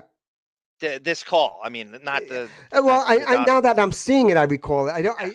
If you would have asked me, before the show, did Alex Baldwin ever say to blow me? I would say no way, no way. incredible. That never happened. This is incredible. Obviously, you've never seen the video. Like, that's not gonna. This is all. yes, very serious relationship. No, not at all. Not Why are at you all. saying that? You name all these people. But It's what is like- wrong with you being what's in an more affair with interesting- Michelle Pfeiffer? What's more You're doing Howard's job for him too, in a way, right? I mean, you are. No, because I was the guy that would say things that he was trying not to say to be the good guy. He wants to be But friends with him. he They're wants to be Hamptons friends with buddies them. now. They're about to be Hamptons buddies. And he's using me as a machine gun. Yep. There's no doubt. He knows what you're gonna do. Listen, and- first of all, none of the famous women I've ever been with have been anywhere near as interesting as the not famous women. Are you sorry you didn't marry Michelle Pfeiffer? Oh, please. What are you Stop kidding it. me? What, are you kidding me?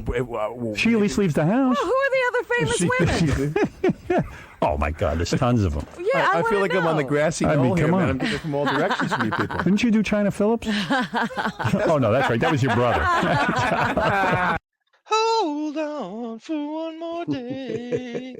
God, Chauncey, amazing grilling right there. That was tremendous. Pissing off everybody. Michelle Pfeiffer, Jennifer Love Hewitt, Kim Basinger. I was publicist worst nightmare. God damn it, that's they great. hated me. Publicist hated me. I got this. I cut this little clip of from that Leah Remini where you called in. I know you, Chauncey, you laughed really hard. I just love her reaction. I've just got. We did the interview. She asked me if I was coming to L.A., and I said, well, I might be flying out that next weekend. She goes, well, you can stay with me. Who's this? Chauncey. I invited you to stay at my house.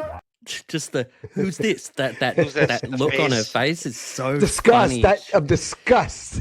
I do think we should give her a little bit of a break, because when I was making the Shorty app, I realized that it skipped me when you were telling us, but that time you interviewed her was 4 or 5 years before. So she's trying to remember 4 or 5 years ago. So I'll give her a bit of a break on that. Mm-hmm. I think we're a little harsh. I don't know. I wouldn't No, expect but her to Bond, remember. does It's pretty anybody- hard, John. Early 90s.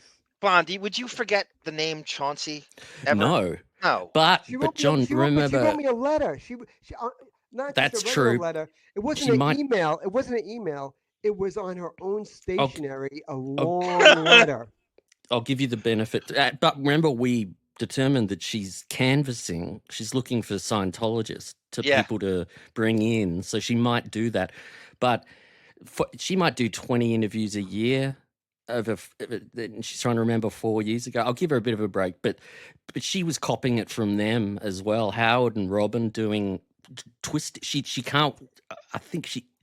It's just hard to. It must have been really hard for someone in that position when you've got this guy on the phone and then you've got Howard and Robin doing their thing. It's And like you're getting- probably right. You're scared already. You're like a ping pong ball being pushed around, and I don't know. I don't know how many interviews she may not have done that many interviews That's back then. that's So a great segue, Bond, because Scientology is the gist of this phone Oh, call. beautiful. Believe it or not, I swear to God. I do agree, by the way. I never thought of it, and I 100% agree that it had something to do with Scientology, and I was being groomed. I do believe that. I don't think she wanted me to come over just to take care, just to be nice. She didn't know me from Adam. That's how they get you. That's the job. They got to recruit everybody. Tom Cruise is probably in the room waiting for me. He'd be watching the cameras. And John Travolta and the woman from Cheers that died. What's her face? Kirstie Alley. No, Kirstie Alley, right?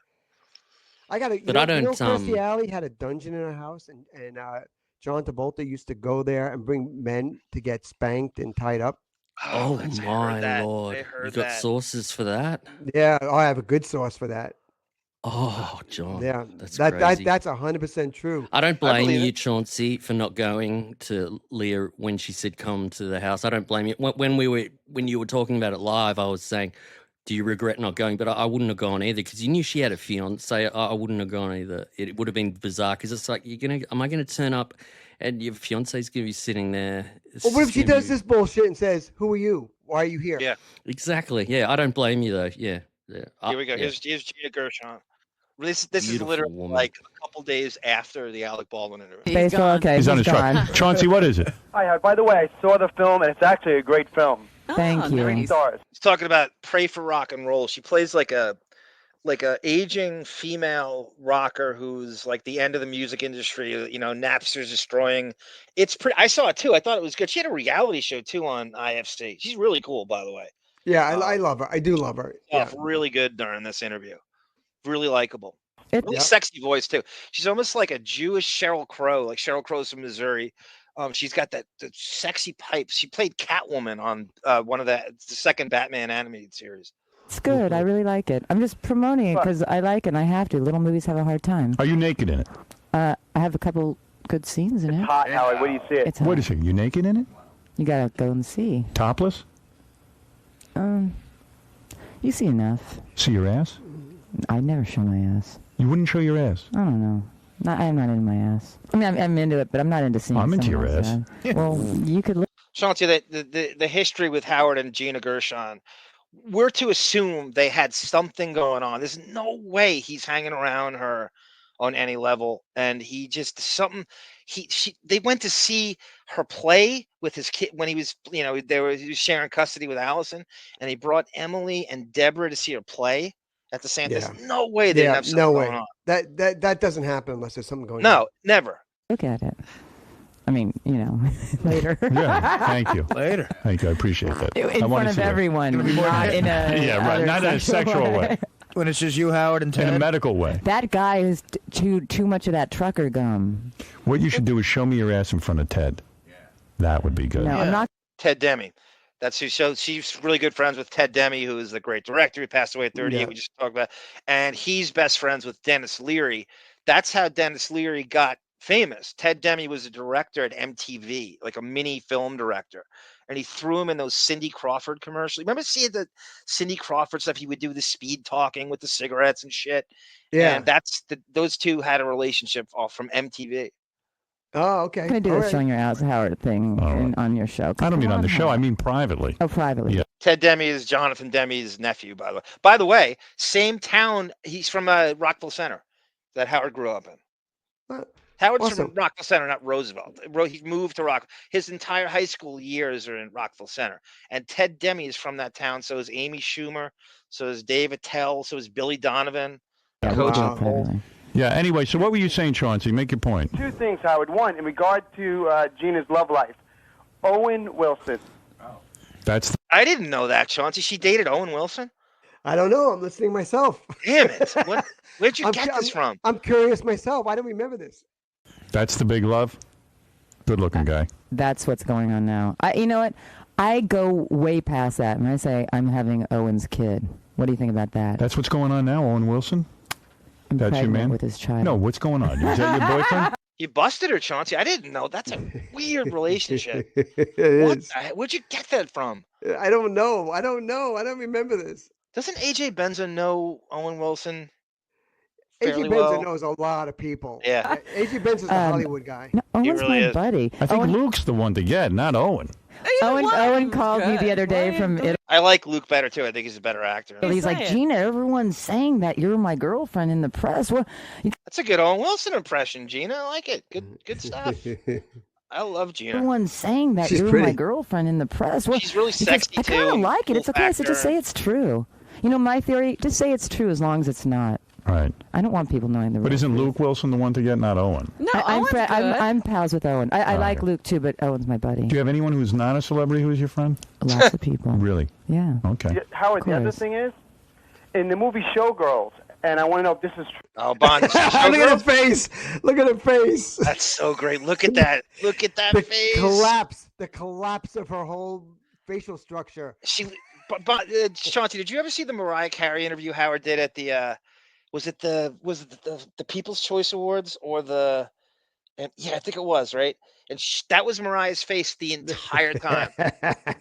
They just bite the side of their cheek. Yeah. And their neck gets wrenched over, and it's just like they're having a stroke. She's nude in Showgirls the whole movie, I and know, looks as good or better than Elizabeth Berkley does. Yeah, yeah. She's good in the movie too. She plays Yeah. like washed up. She's excellent. True. Did they try and get you to Oh my cross God! your leg? Like Sharon Stone? She just did the jerk off sign. To you. Yeah, she did. God, Chauncey, you are pissing off everyone. This is crazy. She just gave you the jerk off Girl. sign. And I want to know if this is true. Did they try and get? Look at that. Oh, We got to make a GIF out of that. We got to make a This GIF is out true. of that. I'm loving it too. Did they try and get you? Look at that. You to cross your legs like Sharon Stone, but you refused to do it. Look at stupid Fred with the pen in his mouth, eating this up. Chauncey's doing his job for him. And look at her hair. Now she's playing with her hair. That's thinking of a lie. When you start Totally. I've watched enough murder investigative interrogations that when you start to play with your hair, you're thinking of a lie. And you're looking at the most overpaid person in show business. Not Howard. Fred Norris. Straight ahead. And Gary Puppet. And Gary Puppet. What exactly happened? Yeah, I didn't want to do it, so I just said if we're going to really do it, I kind of went a little nuts, and my suggestion, he didn't go for it, so he never asked me again. You wanted to they wanted you to show your beaver? Paul Verhoeven. You know, it was just one of those moments. Don't say it's so gross. Waiting for you. She's very uncomfortable, Chauncey. Look at how she grabs at her hair. Yeah. She doesn't want to talk about showgirls at all. They say that. A beaver's like how we have to. You know what? It was one of those moments. I mean, showgirls and still. Chauncey, this is an incredible moment because it gets more uncomfortable after this. She's pulling Believe her it or hair not. out. She's literally pulling her hair out.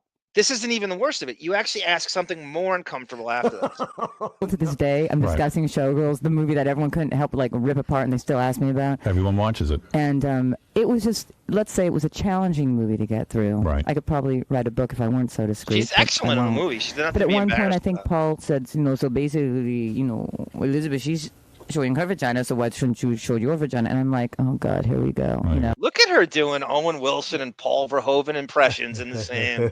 All right, Gina. And so I just said, you know what? I've got a better idea.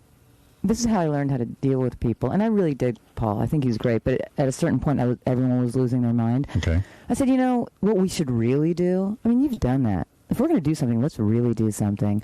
So let's get one of those microscopic, cameras. And it's dark. You have no idea where it is. All of a sudden, you pull it out. You've been inside of me. Forget showing me out there. Be inside and pull out, reveal.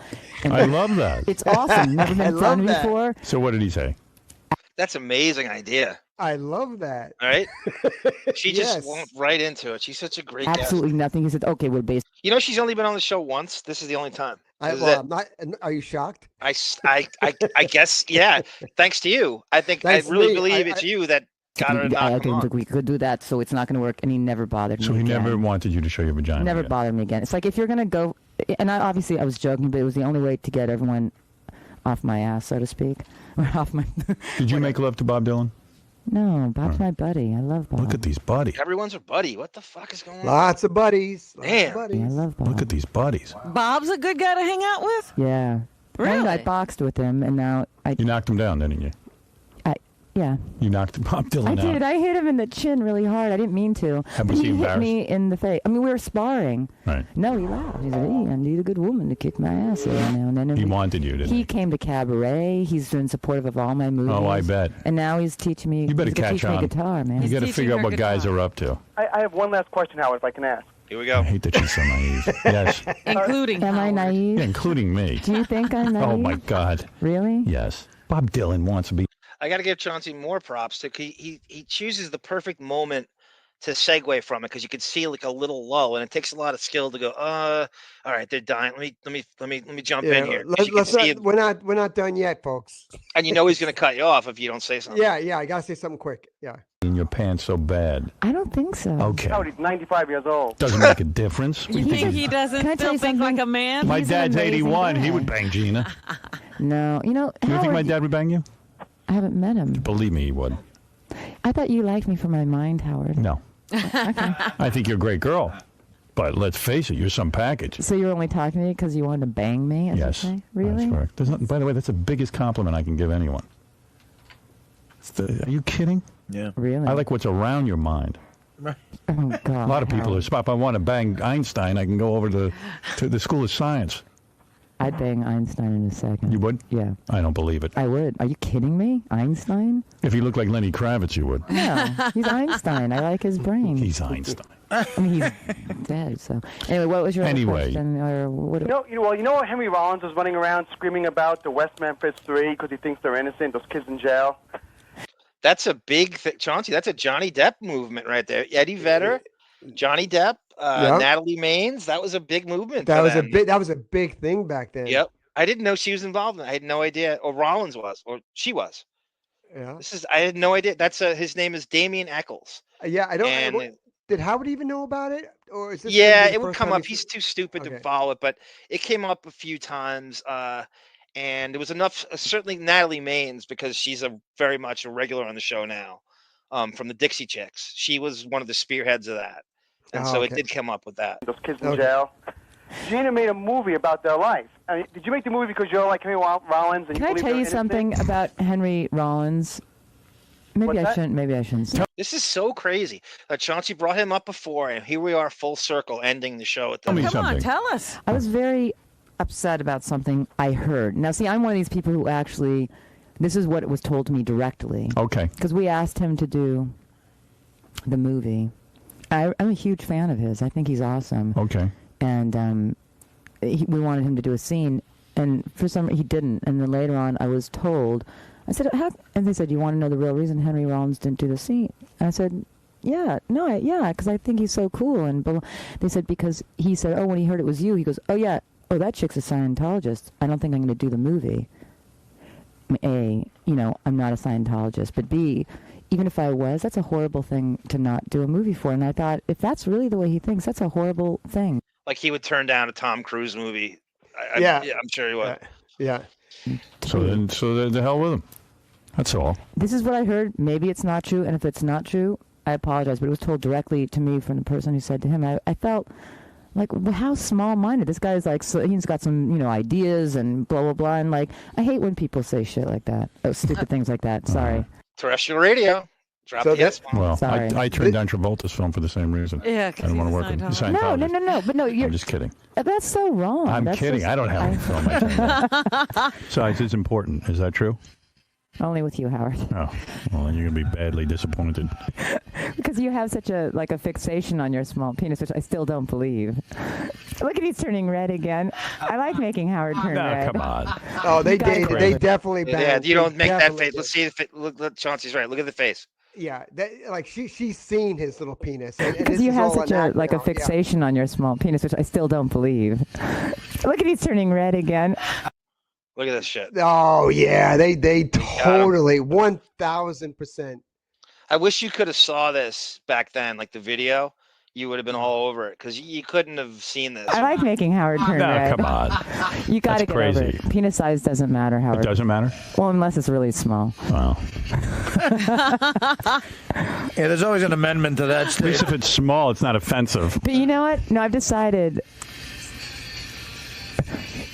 Guys with really big, it's all about like oral sex. It is? Sometimes guys with really big dicks think that they shouldn't, like, give you oral sex. Like, big dick, no lick. I mean, it doesn't work. Oh. I'm just giving that advice out there for people. You're really keeping it real. That's pretty edgy for terrestrial. I was going to Damn. say, I wonder if that made it on the air. Like it had to be chopped up, right, at some point. Or there was a beep or something. Damn. Chauncey. God, it's just endless. And the best part, you don't even remember this. That's how prolific you were. You know, and I took her, so she went that way, and I steered the boat that way. I got her to go there. It was crazy, salacious, and Howard wasn't capable of doing, or they have how many people working on the show and they couldn't do the research. No way, The no way Rollins could anybody thing. do that. Yeah. Did Rollins call you off that? No. Perhaps? No, Too? Rollins called. No, he didn't. Nothing with that. He called me because of what he said to me on tape, and they played the tape on Stern.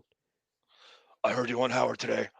I'm gonna meet you somewhere. Somewhere we're gonna meet. Yeah, you know, Chaunce, you're a brave man. You know, and I wonder if it'd be as brave if you were standing next to me.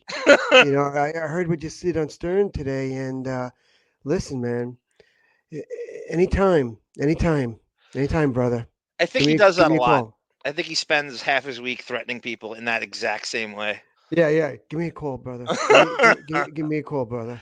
This is amazing. It's so much. I have the entire Scores fight with Lonnie still going, still remains. It's just endless. We It's can't endless. stop. It's endless. We can't stop. Bon, we're gonna.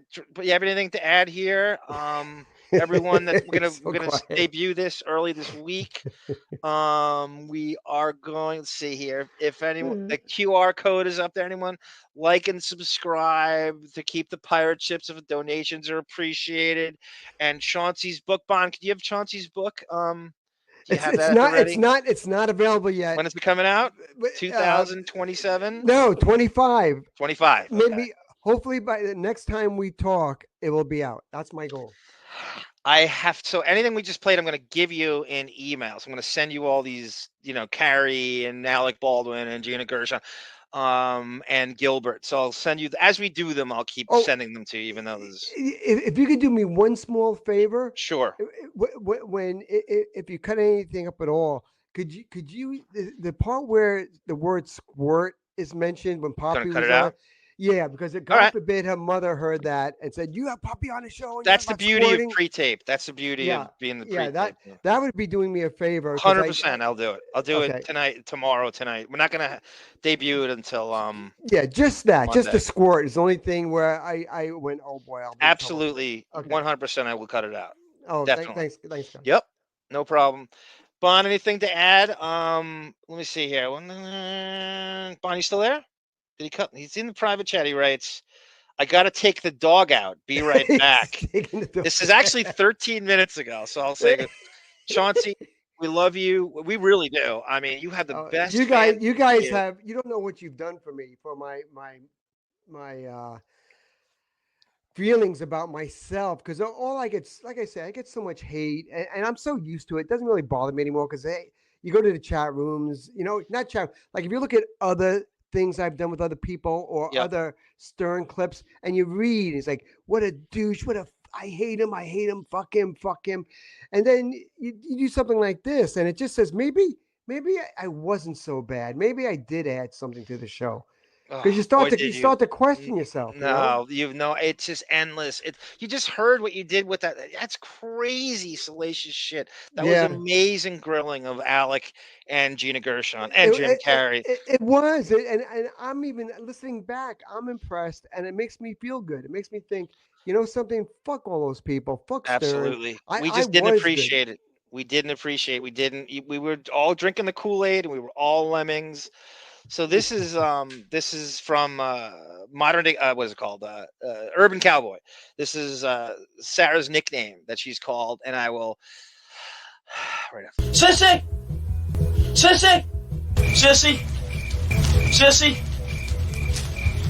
I love you, Sissy. I love you, Sissy.